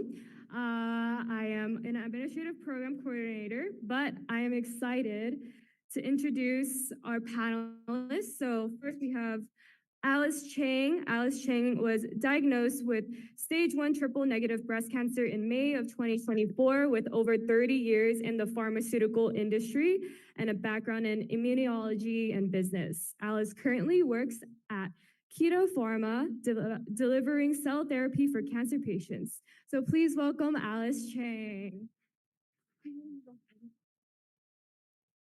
Yes. Okay. Next, we have Zen Glick. Zen is a sophomore at UCLA studying microbiology, immunology, and molecular genetics. Zen is a stage 4 neuroblastoma cancer survivor and brings a powerful perspective as both a cancer warrior and aspiring scientist. Please welcome Zen Glick.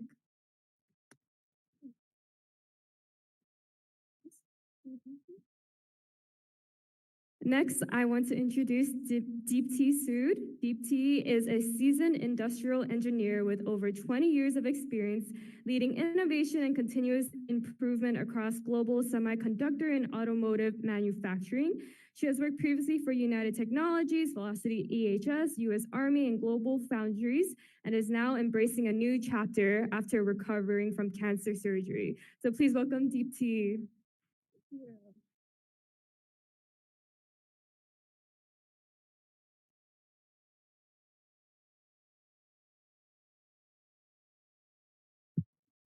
Okay.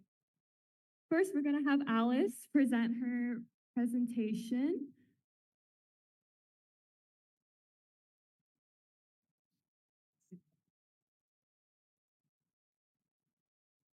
Hello, my name is Alice Chang. 大家好，很高兴今天在这里分享。So honored to be here. Can I advance to the next slide, please? So this is just a little bit more about myself, and I think Diana did a great job, so we can skip this. I work for Kai Pharma, and I think one of Dr. Rio did some CAR-T research, so I'm in that area. So I want to start by saying that in sharing with everybody, because this is really close to heart, I just was diagnosed with breast cancer last year, a year ago, about this time I'm going through the diagnosis. So, but I feel like the most important thing for me in my cancer journey, and I want to share and impart with everybody, is that you have to take your journey under control, in your own control. I select Taro as my spirit animal. Taro is my neighborhood outdoor, indoor cat. And he becomes a good friend of us because he has such a spirit of, hey, I own the world and I know I'm taking my risk. I'm in charge. I come to visit you whenever I want to and I leave as I wish.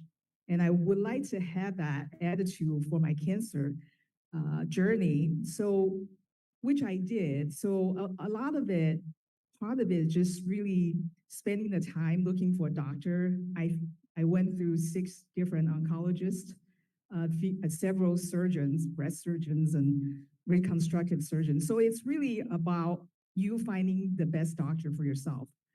One thing I feel like people, when they interact with cancer patient, they say, "Whoa, yeah, breast cancer, you're early stage, you're gonna be, you're fine." So almost dismissive, but it's respect of population number. As a patient, you're either 1 or you're 0. You either survive or you don't. So I want to just impart with everybody is that you should choose to believe in yourself, that you're going to be that one. So that's really critical for me. And I would like to go to the next slide. So during my cycle 2, I start losing my hair, and I have my husband who's here with me. He shaved my head, and I didn't look too bad. But the more important thing is when I get my pathology report, the report says I have significant lymphocyte in my tumor, meaning my body actually recognized the tumor already. So in that regard, I was in awe, so grateful for my body. Before we even diagnosed with cancer, my body, my immune cells were already at work. So I have such a gratitude. My body loves me unconditionally, regardless how much money I make, what did I look like, how much I weigh. And all these things almost seems unimportant. My body is there taking care of business. So I want to match that kind of enthusiasm to love myself unconditionally, regardless what happened. So I really feel like having in that gratitude and loving is so important. So I do daily meditation, and which I bless all my body part. As an immunologist, I knew several ways that our immune system can take care of cancer cells. So I went through all of them every day. It takes a long time every day to go through mentally, but visualization of what my body can do for me and sending that blessing and gratitude, I found that tremendously helpful and healing and calming. Thank you. And the other thing I do differently is I think a lot of people like to use like, let's fight cancer, let's kill it. I don't use that. Cancer is my body. Some of the cells decided to do something differently. And so I asked them kindly to leave me and ask them what lesson do I need to learn from this journey. So I did learn a lot. A lot of it is about, me caring a lot of what outside world think about me. And, as an Asian, you strive. I'm an immigrant from Taiwan. And so it's hard. As you know, many of you immigrants know how difficult it is to survive in a foreign country. And so there's a lot of that trauma embedded in me. And I know how to, through the journey, I think my cancer is teaching me how to let that go. So I have gratitude. I have a tremendous amount of gratitude for my cancer, obviously, and for the medical treatment, my doctor, and then everything. So can we move to the next? So one important thing is I have a shrine dedicated to my all the loves I receive from my family, my friends, and just coworker. It's just tremendous amount of support. And I want to share with everybody. It was difficult for me to show up as I need some help. So it's a learning for me to ask for help and really lean into everybody for support. Now, next one, please. So this is my family. I have a 20-year-old son at USC, and my husband is here with me. We took a trip to Switzerland in March. It's on my bucket list and was so amazing. The first time after cancer, I was able to go overseas and having this amazing trip. But what I want to take away and I want to share with everybody is that we all need support. So lean into your environment, lean into your community, and also give back. And I'm grateful to be here to sharing my experience with everybody. And also on the clinical trials, you have to ask for it. Sometimes depending on where you are, your doctor may or may not know. If they're not affiliated with an academic center, they may not know. So you should ask, proactively ask. And the other thing you could do is go online to fda.org and search for your cancer type, and you can be part of the clinical trial. And I have a couple of opportunities. I evaluated each one of them. Well, actually, I didn't meet the criteria for either one, but I did try to get on the clinical trial if possible. So you all should ask for it.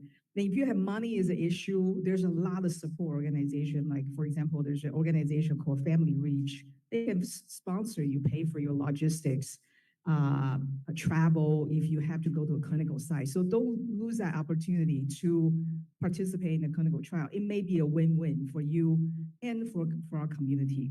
One thing I didn't mention is when I was looking for treating triple-negative breast cancer in a curative setting, there's not a lot of data, and there's a very famous trial called Keynote 522, and I was trying to looking at the Asian subpopulation. I couldn't really find very much, but eventually it led me to a Korean study, which has a focus on the Korean woman. I would say that's close enough for me. So you can see that we sometimes it's depending on the cancer type. I will say triple negative is not common in Asian women, so maybe that's why I couldn't find a lot of data. But the other information I would share with you is, for example, I also use a immunotherapy drug called Keytruda. It's a brand name. And so I don't know how I would respond to it, but luckily I know a friend of mine who's a doctor who was working with a Chinese company who produced a similar drug. And she shared with me that generally Asian population tolerate this drug pretty well. So that's helpful. So this sort of kind of information you want to know, and participating in clinical trial, it could be a win-win for you and for the society. So I just want to leave it with you for to be in gratitude no matter what happened, because every day is important. So treat every day is important, and do something you like. Be with people that you like every day. Don't miss an opportunity. I'm a big reader, so I have a lot of great book. If you're interested, I listed some of them. Just immense with these great spiritual leaders and doctors. Just provide so much support from the emotional perspective, and I believe emotional strength is really important for the journey. So last, please. So speaking of finding your joy, I recently adapted painting again. So this is a bird I painted, and just really want to share with you. Thank you. Thank you. I have a question for you, Alice. What would you say are some of the barriers that prevent the Asian community from participating in clinical studies, and how do you think we should remedy that? Yeah, as I believe self-empowerment. So I think we need to ask. I'm wondering if some of us just didn't know that clinical trial is available. So if your doctor, like I said, if you're not affiliated with like City of Hope, such a great academic center, or UCLA, I was treated at UCLA or Cedar or USC. Your doctor may or may not know about clinical trials, so you have to ask. So I would just want to encourage everybody to ask your doctor, is there a clinical trial in my situation that could be helpful? And ask for that. And second thing is do your research. Go to fda.org, put in your indication, and then you can see all the trials available. And if money is a problem, I say, where you live, if they don't offer this trial, you have to go to Chicago. There's money around to do this, so don't give up. Thank you. Can we have another round of applause?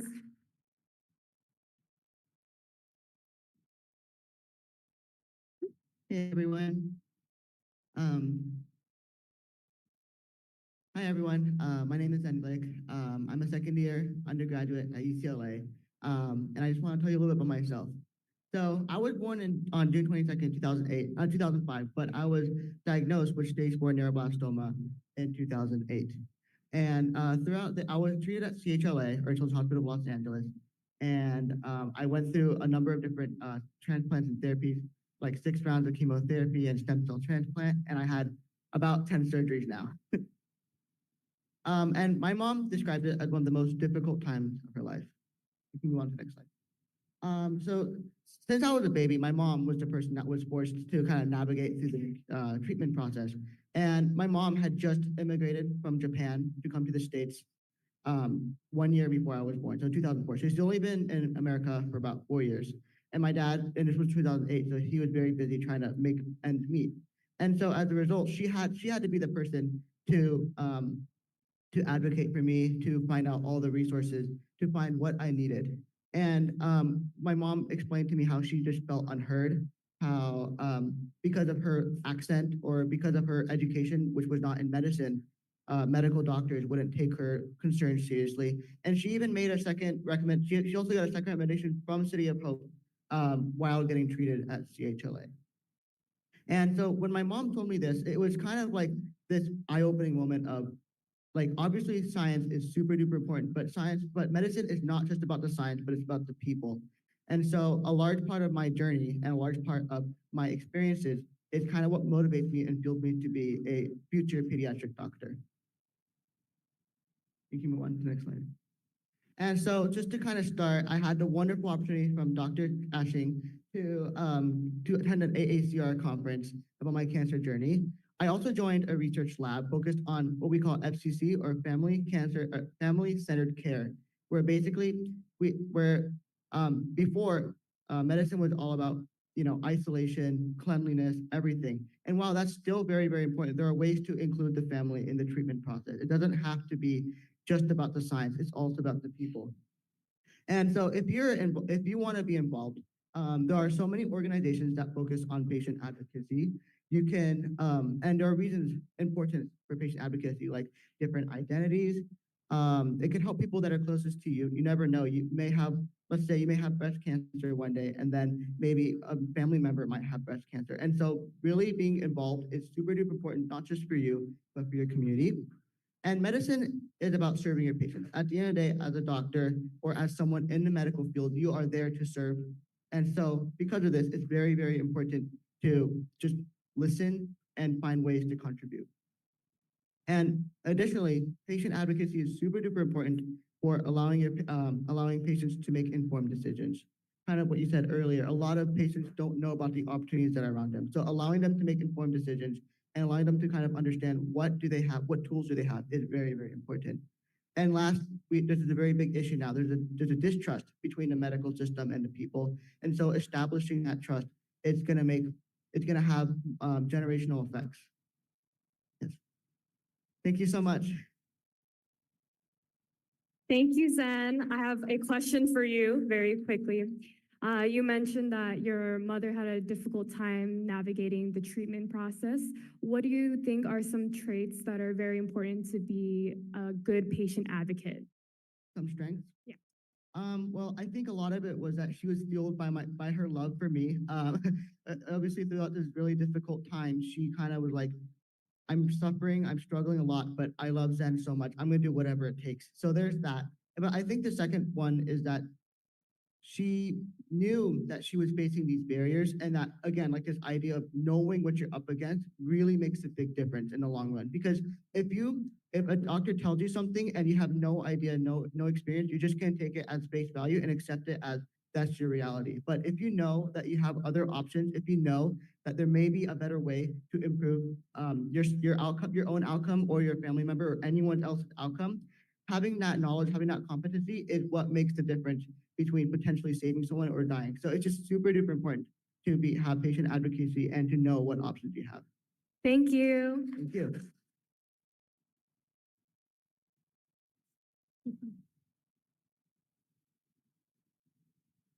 Thank you. I actually, there are 3 different journeys, cancer journeys, that you'll be hearing from us today. And you'll see some resonance and similarities in the struggles and, I guess, things that we learned through this. I think I really appreciate what you shared, Alice, regarding gratitude. I think, I took some pointers there on how you can actually build gratitude as part of your life, like as part of doing it as a routine, as part of a daily practice. And Zen, I think, such commendable resilience from your mother and such a great example of why, patient advocacy or self-advocacy, even in a field where you are not the subject matter expert, is such an important thing that if you need to do that work and take that ownership. If you go to the next one. So yeah, here is a little bit about what I encountered and my story and what I learned through it. If somebody had to tell me, how I felt before the diagnosis, I was a 48-year-old, healthy, feeling strong, female. I was not super active, but I would go on hikes. I was, doing exercise a couple of times or a few times a week, and doing decent in my career. Very active professional, managing a large role in a multinational company, and also trying to be engaged parent of two really, beautiful kids. And in a way, trying to manage it all. And I, through it all, took my health for granted, my good health for granted. There's a lot of preventative procedures and things that, blood work and physicals and things that you can do and that are advised. And looking back, there were many that I really, were careless about following through on because, again, I thought, I felt that I was healthy and bad things or difficult things happen to people, other people. These are not the things that happen to us. And a lot of times it's kind of like the other attitude that we have when we think of, bad things, right? At least that was really the attitude I had. But, if you go to the next slide. Yep. And the mic. Yeah, I can maybe, yeah. Yeah, can I do this? Oh, okay, that's better. Maybe you want to switch it up. Okay. And then I can, that would make better. Yeah. So December 15th, I went for a colonoscopy, a long due colonoscopy. I was 48, as I said, and with the new guidelines, it is 45 that it's advised. And my PCP was actually, she was on top. She kept reminding me every year, oh, maybe you should go get the colonoscopy done. And firstly, it's a little bit of a scary procedure. I didn't want to take that anesthesia. And so anyways, finally, after multiple reminders, and there was something, and it's like listening to your body. We hear about that, listen to your body, but what does it really mean, right? I had a nagging fear that something is off. Even though I felt good, I had this fear something is off with me. And I think through that, anyways, I went for this regular colonoscopy and they found abnormal growth. My doctor, who met me right after I woke up from the anesthesia, was concerned. I was not. Again, I had that abnormal growth, benign, of course, a little polyp. What's the big deal? When I got they were inconclusive, so of course, nothing wrong with me. Doctor was still concerned and suggested you need to go for your CT scan. We are not sure that this is nothing. And I got my CT scan done. It was right around the time of the holidays, and we left for vacation on 24th. 27th, 2 days into my vacation, my doctor calls me, tells me I have, colorectal cancer. And came back right away, had my MRI done. I had stage 2 colorectal cancer. What were my feelings, right off the bat? Actually of shame, embarrassment. Looking back, it seems just so odd that that would be my first feeling. But who gets colorectal cancer? Now I have to talk about colon and rectal, and it's just taboo, right? It's easier to talk about the kids, but to talk about that kind of a health issue about myself, I'm almost ashamed to admit, but those were the first feelings that I had to encounter within myself. And then also guilt. What did I do? Did I not do something that led to me feeling sick? What got me sick? How much trouble am I gonna cause to my family, to my little kids? All the disruption. My son is entering high school. My daughter is, is in elementary school, and all the pain that I'm gonna cause them, to my family, to my spouse. And really at the bottom of it is when I started to once I had felt all of those emotions is when I felt sad or, about myself. So it's kind of backwards. But really, I think what it educated me on is the stigma that surrounds cancer even today. I had to encounter it with my own thought process and within me, the stigma that I held without even realizing it. And anywho, after that, I did, what was expected of me.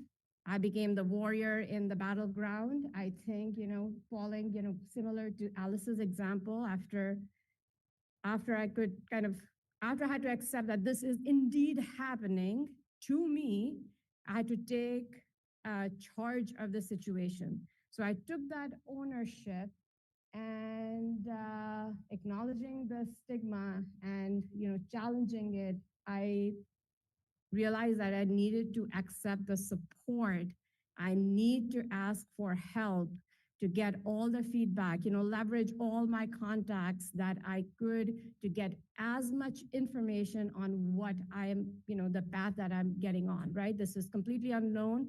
I don't know anything, but maybe somebody else knows, and I need to reach out to them and take that first step to make it happen. And through that started my journey of really taking the ownership, advocating for myself. And advocacy for me, advocating for myself, was more, I think, curiosity, okay? I'm not from the medical field. I know nothing. Google gives me all kinds of strange and very scary answers. And when I go to the doctor and I, use my Google knowledge, they get super unhappy. So what do, right? I still have all these questions that I want to, go and understand for myself and in my head make the most best educated decision. So I really I think went to it with a lot of curiosity just to really understand and learn what is happening, why it is happening, what are the potential, options that are in front of me. And very quickly, I learned, and this is something as part of self-advocacy, I would highly recommend the importance of the second and third opinion. And it's not because the doctors you're going are not, I went to the really, really good doctors, but there are different paths. And at least my case was complex enough that it was not a very straightforward answer that you have this. In some cases, you have a stage 3, this type of cancer. It's very clear where what the next steps need to be. In my case, it was a lot more complex decision-making, and getting those second, third opinions really helped, my team to evaluate and for myself to evaluate the best path to take for myself. And for example, actually, I do want to give an example here. So I got one path was that I had to be in chemo for like 6 months, and then maybe I would be ready to be able to go to surgery, and then maybe I would have regular body function, okay? The other path was, let's get the cancer out, and then we do, the other steps afterwards. And it all depends on how ready I was for one treatment versus other, how my body would react to it, and so forth. And again, so that I really cannot recommend the importance of those second and third opinions. But lastly, at the end of it all of those discussions, once you make the decision, you really need to trust the medical science and your team. You literally have to, I think I gave myself to that team, and I'm just so grateful. These were the warriors on my court. They Dr. Alicia Pegasi, I actually received the care from City of Hope. He was my surgeon, and I'm continuing my, post-surgery treatment with him, and also with with Dr. Kasi at COH. And yeah, that's kind of where I am. But so at the end of all that, you also need to kind of, let the people who know their job the best kind of take it from there, right? Once you're selected, you need to put your complete trust into them. And that's literally what I did. And also, life is happening. You have no control. So you also have to accept, you're human, the team is also human, and we are making the best judgment calls in a complex situation. So you need to kind of let your life kind of move with that. And some final, I guess, reflections there. Importance of advocacy. There is nothing like that happened to other syndrome. I think it really builds in a lot of complacency, whether it be regarding diabetes or any other health condition or cancer. I think, building that awareness and being, proactive step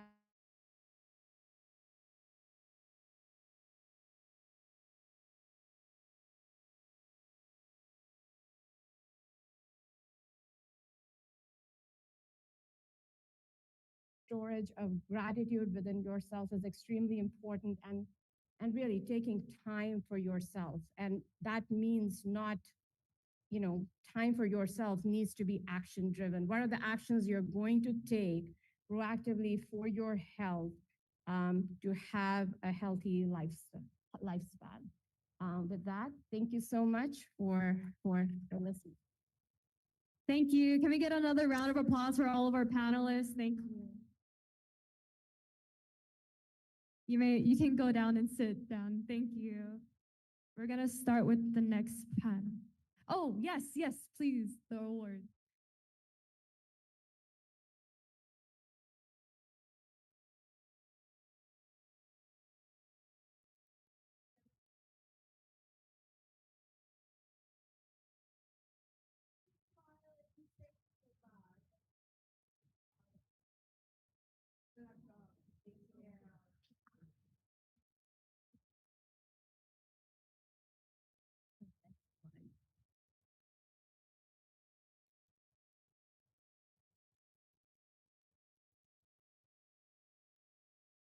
Hi, everyone. So we're finally at the last presentation of this symposium. It's been so amazing hearing all these wonderful presentations.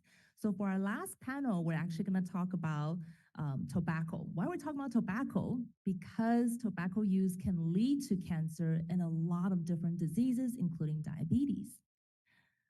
So my name is Alice Wang. I'm a health educator from Hero Christian Health Center.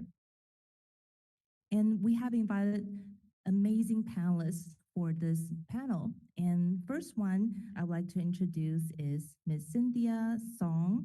And Cindy is the unit manager for the Community Engagement and Cessation and Clinical Intervention units with the Los Angeles County Department of Public Health, Chronic Disease and Injury Prevention Division, Tobacco Control and Prevention Program.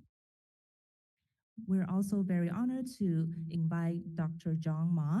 Dr. Ma is a general surgeon in San Francisco who serves on the California Tobacco Education Research Oversight Committee as a representative from the American Heart Association. And presenting with Dr. Ma is Michelle Zhen. She is the high school chair for the American Cancer Society Youth Ambassadors Program.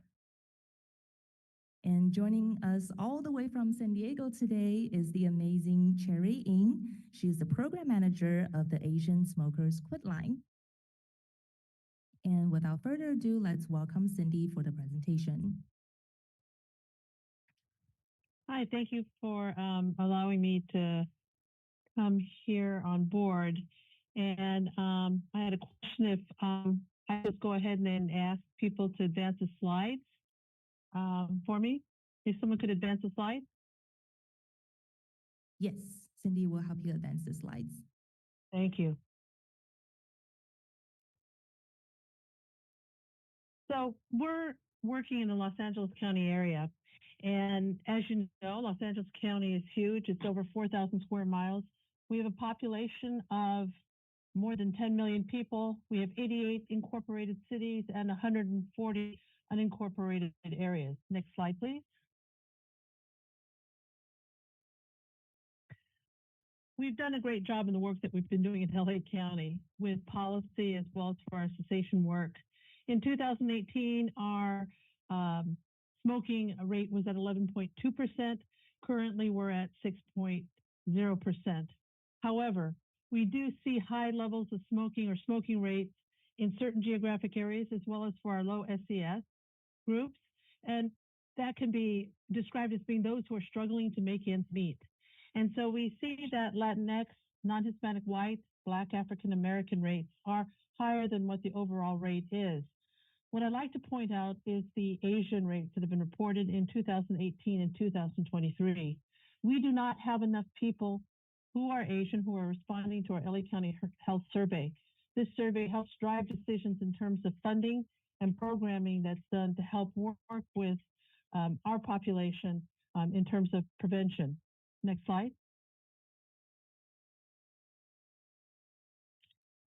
Other groups, LGBTQ+ and homelessness, again, also have very high rates. If you compare it from 2018 to 2023 and with our current rate at 6%. Next slide, please.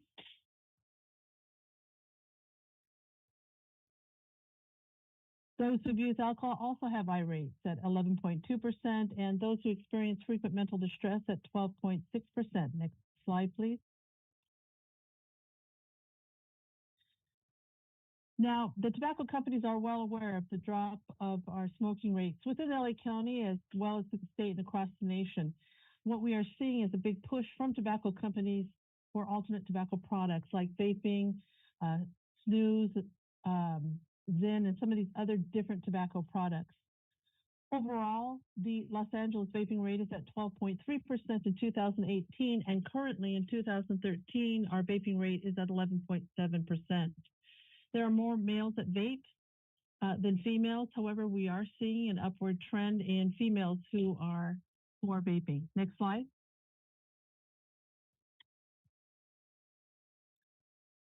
Also breakdown in terms of age, and we see that those that are between the age of 18 to 49 have higher rates of vaping.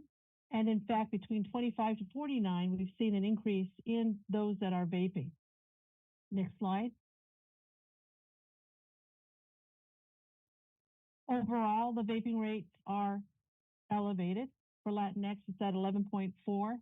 And you can read the numbers as well, Nine. I'm trying to be mindful of time. What I want to point out is that for the Native Hawaiian or Pacific Islander and the American Indian or Alaska Native, there were not enough respondents to the LA County Health Survey or any that responded. So we can't even predict what the prevalence rates are or the smoking rates are for this particular group. And as a result of that, if we're having to prioritize the work that we're doing, these groups may not be addressed in terms of smoking prevention and programs to help support cessation efforts.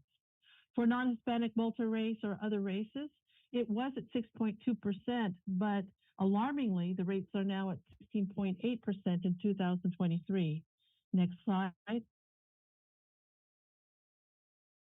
We know that about 1 in 4 tobacco users are dual users for both cigarettes, where they're using cigarettes and e-cigarettes. Next slide.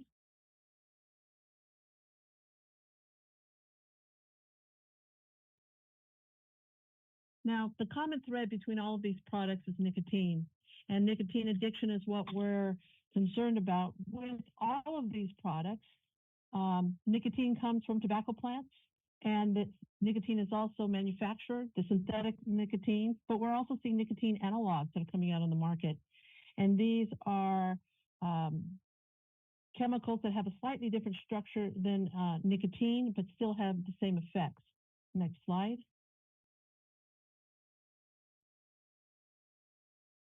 Now, why are we so concerned about nicotine, and why are nicotine in all these products? And what we see is that nicotine is a stimulant.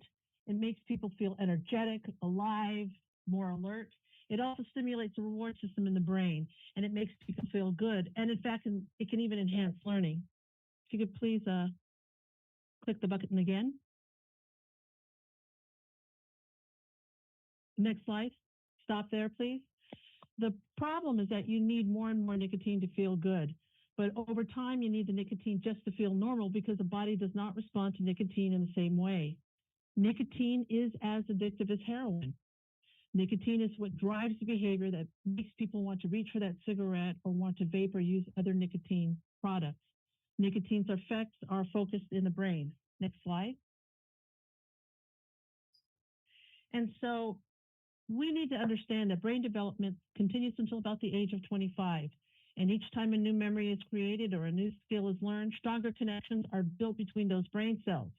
Young people's brains build connections between brain cells more quickly than adult brains. Kids learn faster than we who are older. Next slide. And so we need to think of nicotine as being poison to a teen's brain. It affects the part of the brain that's responsible for attention, learning, and memory. It can worsen anxiety, irritability, and impulsivity, and it can lead to long-term effects on the ability to make decisions. And it increases the risk of addiction to other substances. So it's not benign, it's not safe, nicotine in any form or in any product. Next slide. So cigarettes is kind of the common exchange that we think of whenever we're thinking about the harm of using tobacco products. So one cigarette is equal to 10 to 12 milligrams of nicotine. There's a tremendous amount of difference between nicotine that exists in the different tobacco brands. It can range from 6 milligrams to 28 milligrams. Out of that, only 1.2 to 1.8 milligrams enter the body for each cigarette smoked. A pack of cigarettes is equal to 22 to 36 milligrams of nicotine. Next slide. The average pipe, keeping that in mind, is equivalent to about a pack and a quarter of cigarettes. So pipe smoking is not safer. Large cigars are equal to about a half a pack of cigarettes. Next slide.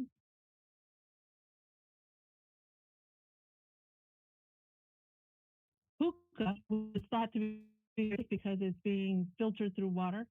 But 20 minutes on a hookah pipe is equivalent to 25 cigarettes or one pack of cigarettes. Next slide. There's a whole host of other products, vaping products. So Elfbar, Escoview, Juul, Mr. Fogg. Next slide, please. One of the most popular ones that we are currently seeing are Geek Bars. It's a vaping device. 15,000 puffs are available in one of the Geek Bars, and that's equivalent to 40 packs of cigarettes. Flume has 20,000 puffs, and that's equal to about 37.5 packs of cigarettes in terms of nicotine. It's not safer because it's vaping. Next slide. Okay. Now, one slide that I forgot to put in is on Zyn. And this is a product that we're seeing out on the market now that a lot of people are using. It was recently FDA approved for sale. It comes in 3 and 6 milligram pouches, 3 to 6 milligrams of nicotine per pouch. Each tin contains about 15 pouches. And if you just do the math, it's 45 milligrams of nicotine. And so 1 tin of Zyn at the 3 milligram strength is equal to about a pack and a quarter of cigarettes of nicotine. And a 6 milligram pack is about 2.5 to 3 packs of cigarettes. Next slide. So in understanding, if you can go back one more, please. Thinking about the types of products that we're seeing on the market, as well as what our data is showing us, where we're seeing higher amounts of smoking or vaping or the use of alternate tobacco products. LA County has developed learning collaboratives that are specific to throughout Los Angeles County in each of the spas. Now we can go to the next slide. And so in particular, City of Hope Medical Center is working with Asian and Asian Americans, as well as with the Pacific Islander, Native Hawaiian, American Indian, and Alaskan Natives to do tobacco cessation services. It was a little bit of a fight to keep them on our list because the numbers appear low. there's always been the consideration of potentially combining these groups with other groups. And my position has always been that we have to make sure that we're dealing with these groups separately and are spending the time to develop cessation programs that meet their needs. So the other priority populations that our learning collaboratives are working with are the rural, homeless, people who are at risk for homelessness, Latinx, LGBTQ+, African American, and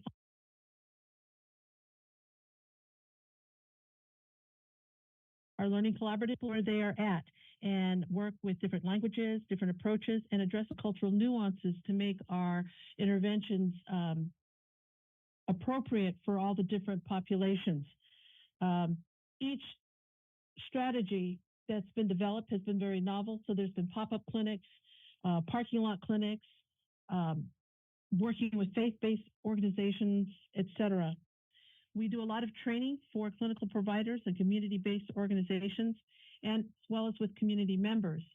And I figured this is about as good a time as any, but we're always looking for people to help us with the learning collaboratives and to help provide input, community members, as well as community-based organizations. Next slide, please. Thank you so much, Cindy, for that wonderful presentation.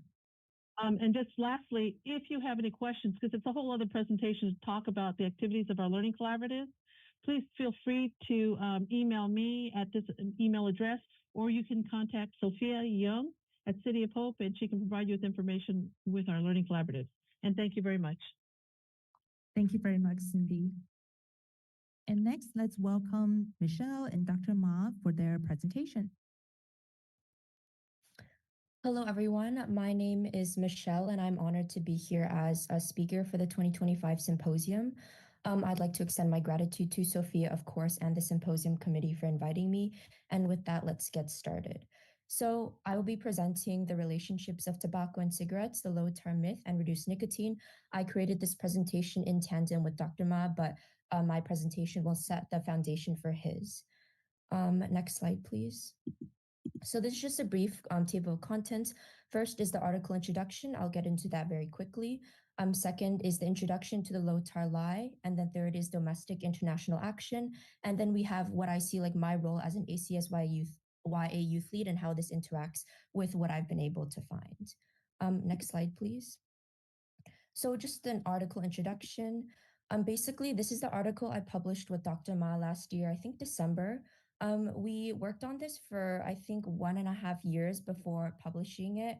And in this panel, I'll be basically presenting and sharing some key points that we found and what we believe to be important takeaways. Next slide, please. So this is obviously we know how addictive tobacco is, and the government needed a way to kind of test to make sure the addictive chemicals are safe or like somewhat safe for consumption. And then this is where the ISO method comes in, the International Organization for Standardization. Basically, a machine will stimulate regular puffs on a cigarette and then collect and analyze the emissions that would typically be inhaled or exhaled by a smoker. And this test was later then adopted globally by the FTC and a lot of countries worldwide. And it essentially tests for TNCO, or tar, nicotine, and carbon monoxide in cigarettes. Next slide, please. But unfortunately, it was later found that the tobacco industry actually created small ventilation holes in cigarettes to allow for external air to dilute the smoke stream and lower TNCO, which is the tar, nicotine, and carbon monoxide measurements to kind of meet allowable standards. As we can see from the picture on the left, real-time smokers, they commonly close these holes with their fingertips or lips when they're inhaling. And they also smoke in a manner that's like drastically different from the FTC or the ISO method that was initially instated. For example, they smoke in higher puffs and less time between these puffs. So they actually inhale more chemicals. And as we can see from the picture on the right, the 2 orange circles, these are the little holes that the tobacco industry, they put in the cigarette. So kind of external air is able to dilute the chemicals to make it seem more healthy. Next slide, please. So for domestic and international action, first comes reduced nicotine domestically. After many calls for action, after realizing how useless the ISO method was, the FDA issued a notice for proposed rulemaking aimed at setting a maximum allowable nicotine level for cigarettes.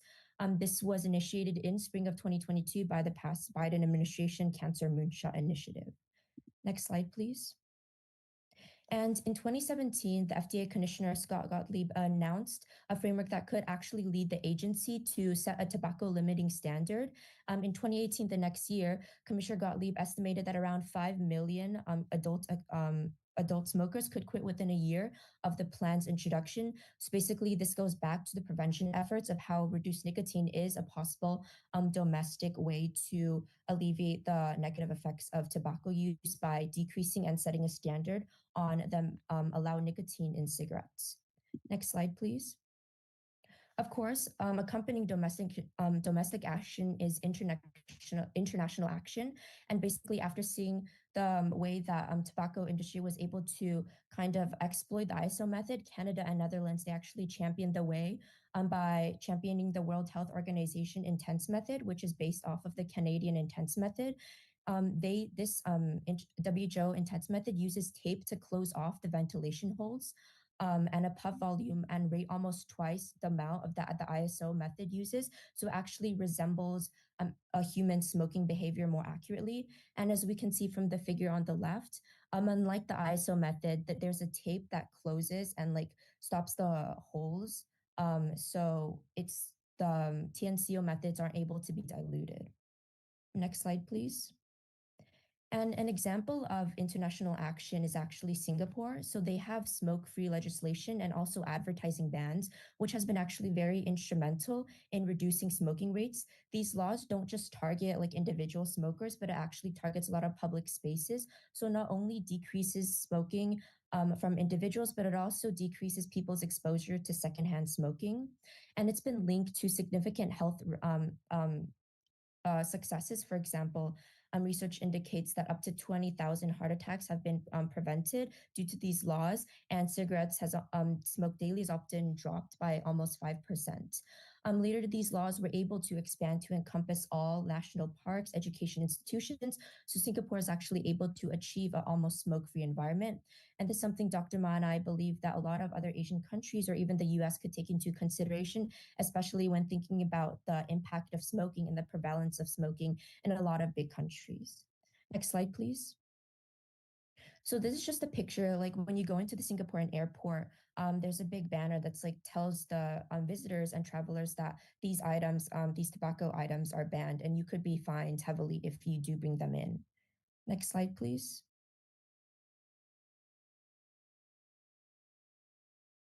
So then going on to my role as an ACS-YA high school chair, basically with Richard, which is one of our college chairs, and Sebastian, which are our other one, and Sophia, who is our advisor for ACS-YA. I'm in charge of training and facilitating more youth leads for our organization.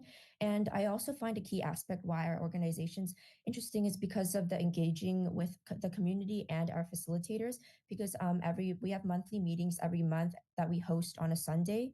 And also, I want to highlight our ACS-YA Stop program because I think it correlates best with my presentation with tobacco, especially because it's built to inform people about the dangers of tobacco. And we advocate for tobacco cessation through education, training, and further participation. There's also a prevention of tobacco and vaping through education and cessation support.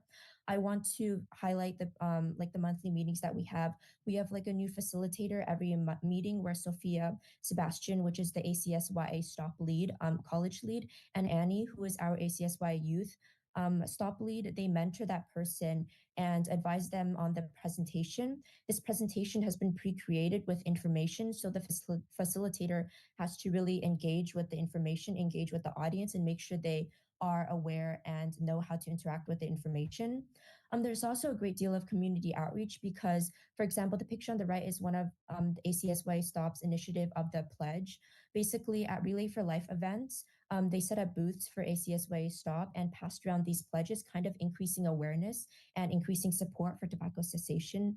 And as the high school chair, it's honestly great to see how this organization, especially ACS-YA Stop, has been able to grow and expand. And the team behind ACS-YA really hopes that we can reach more supporters in the future. And that's it for my presentation. Thank you for listening. Thank you so much, Michelle and Dr. Ma.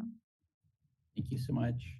Good afternoon, everyone. It's really an honor to be here. I'd like to thank Sophia and Michelle for the invitation to speak today and to share my perspective as a member of both TROC and TRDRP, two statewide organizations in tobacco control.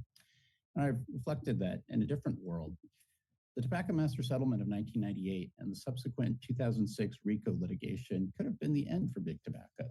These actions resulted in a $206 billion nationwide settlement. It forced the tobacco industry to change their marketing practices. It funded the Truth Initiative to help lead tobacco control efforts nationally. But it's really interesting that instead in 2025, we have a former tobacco industry lobbyist as the chief of staff for the Trump White House. The infrastructure for federal tobacco control is being dismantled. Much of the CDC staff at the Office on Smoking and Health have been let go. An upcoming study, another U.S. Surgeon General report on smoking had to be shelved after the editorial staff were all released. A North Carolina T-Corps is closed. Surgeon General Vivek Murthy's report on tobacco control was removed from the CDC website. Just 4 days after the inauguration in the White House, the menthol rule was withdrawn. It's interesting that the tobacco industry was the largest corporate donor to the Trump campaign, and it appears that their return on investment has been very strong in response. In 2022, Philip Morris acquired Zyn for $16 billion, and their stock shortly afterwards hit an all-time high.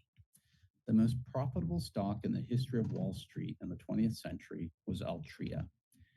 If you invested just $1 in 1900, it would be worth nearly $2.5 million today. The tobacco industry revenue globally is predicted to reach nearly $1 trillion in 2025 this year globally, having accelerated over the past few years.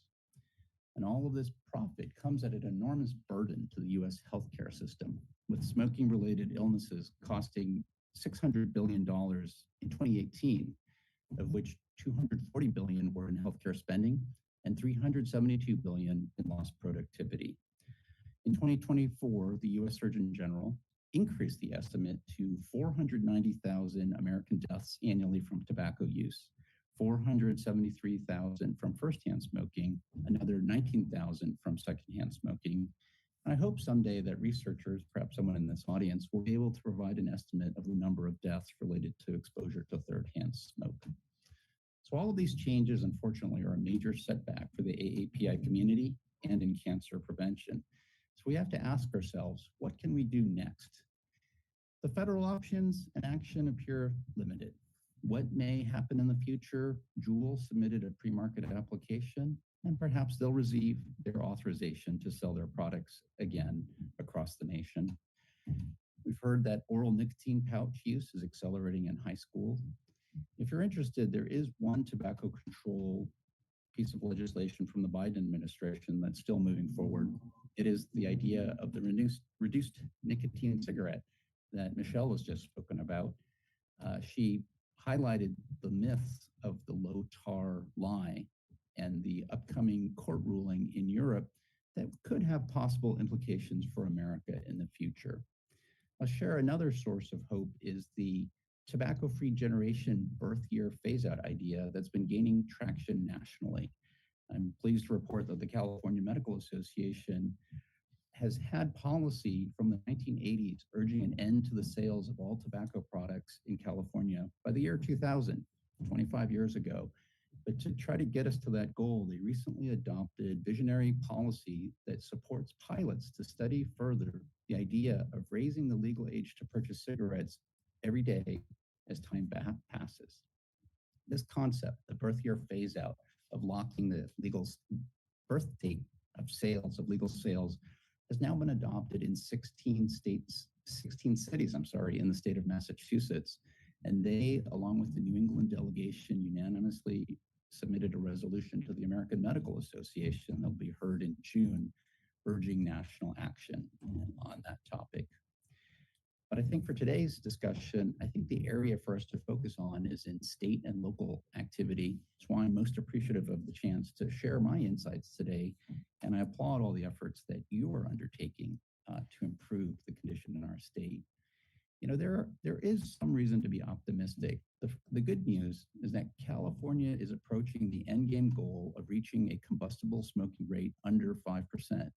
We're currently just above 6%, according to the Department of Public Health. This is offset with the understanding that marijuana, oral nicotine pouch, and vaping use are increasing among youth, particularly high schoolers, and we do have the concern that we're trading one problem for another. There's another area of concern in that reduced smoking rates, the success of everyone here, have led to a major decrease in the Prop 56 tobacco tax revenue, which is down to around $900 million from $1.4 billion in 2017. And it may be necessary and time to raise the tobacco tax once again. Wanted to share some areas of hope in Sacramento. The American Heart Association co-sponsored Assembly Bill 573 by Assemblyman Rodriguez to grant the California Department of Tax and Fee Administration, also known as CDTFA, seizure authority to take illegal products that they find during inspections that would mirror a 2024 bill that granted the same authority to the Attorney General. I think another area of excitement is Assembly Bill 957 by Assemblymember Ortega, which seeks to make pharmacies tobacco-free, modeling action from San Francisco about 2 decades ago. Santa Cruz County has led the way to ban the sales of filtered cigarettes and cigars to address environmental waste. And I think another very important bill is by Assemblywoman Jackie Irwin to ban single-use disposable vaping devices. This follows similar action in Belgium, in France, and other countries also concerned particularly about environmental waste.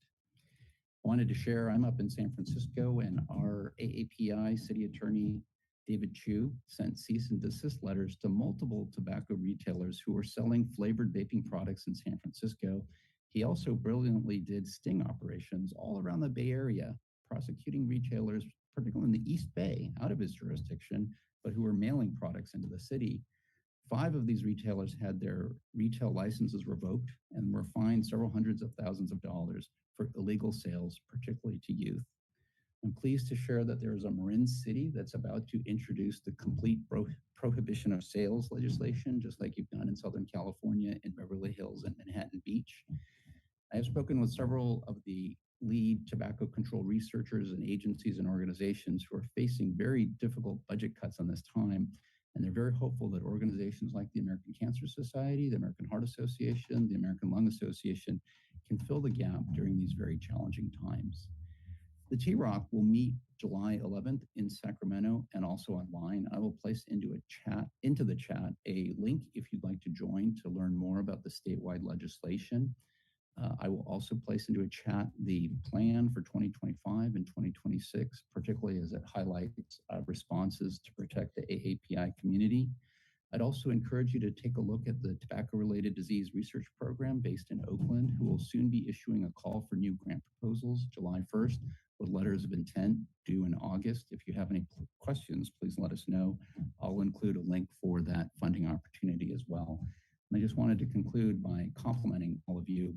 Keep up your great work. I really think this is the time for California advocates to lead the nation forward. And I commend all of you for your leadership and the investment of your time today. Thank you. Thank you so much, Dr. Ahmad.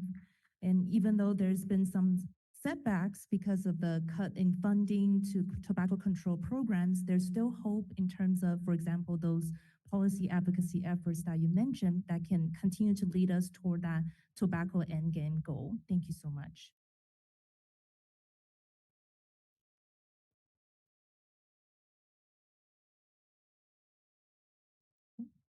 Okay. Do we have the slides for the Asian Smokers Quit line, please? Sophia? Yeah, I know they're supposed to be. Sophia, we need the slides for the Asian Smokers Quit line, please. I think that's okay. I can go with the slide. You can go without the slide? Just Okay. go to the website then. Yeah. Okay, It's easy. go to the website. Time is kind of running out. Sorry.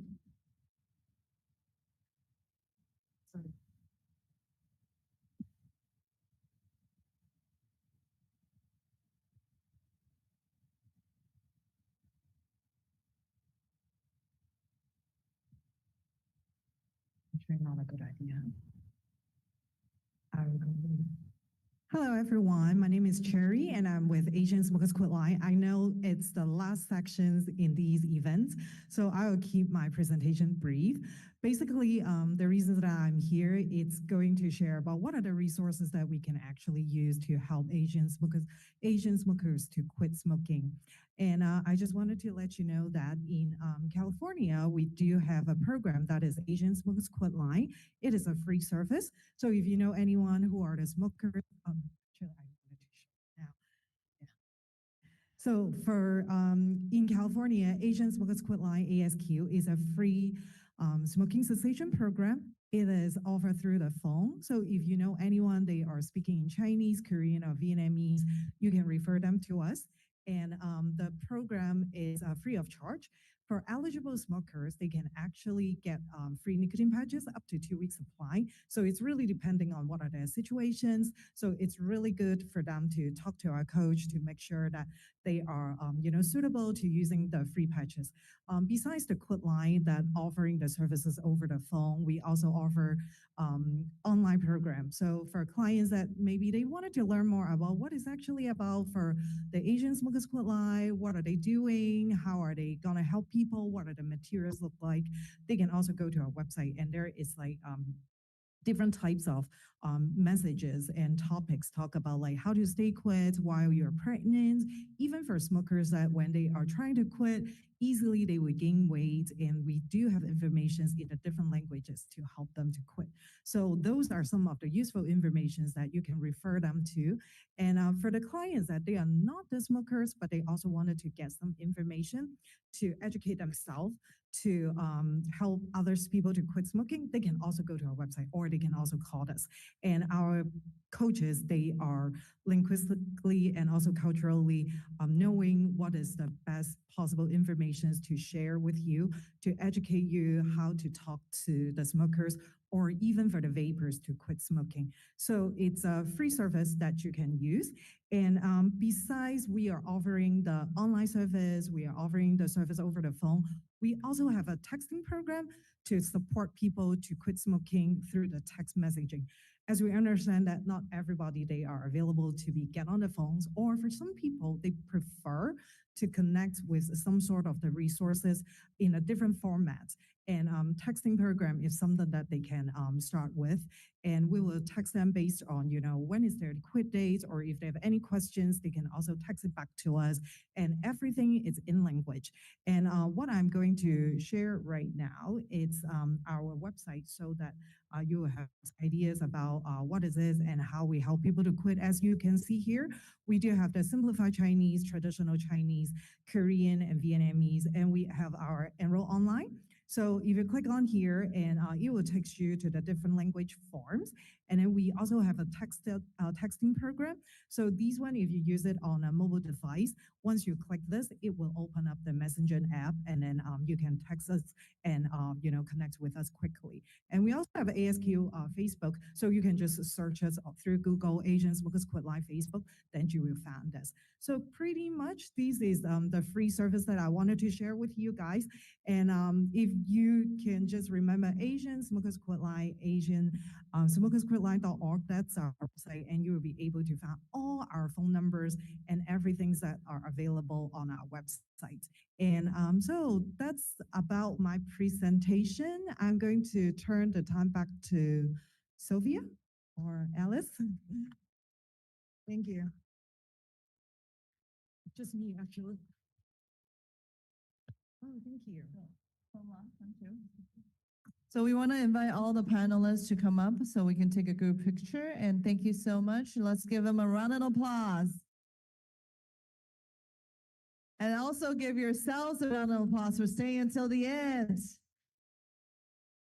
All right, so after the photos, we're going to do our raffle. So stick around and let's have the photos right now.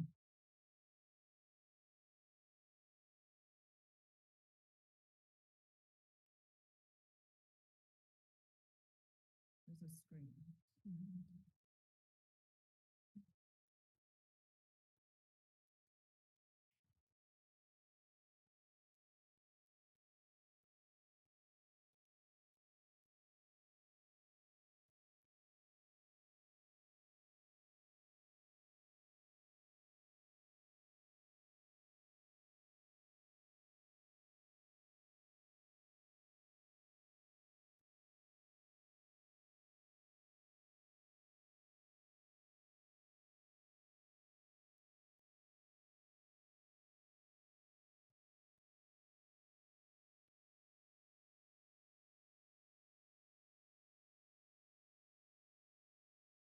Where's the QR code? You said to scan the QR code to do a survey. Where is it?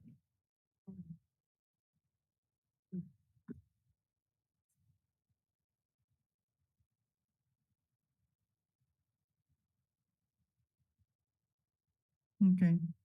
Into one of these.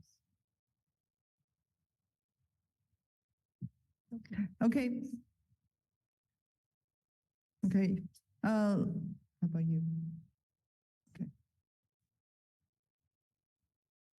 All right. So we're going to do our raffles.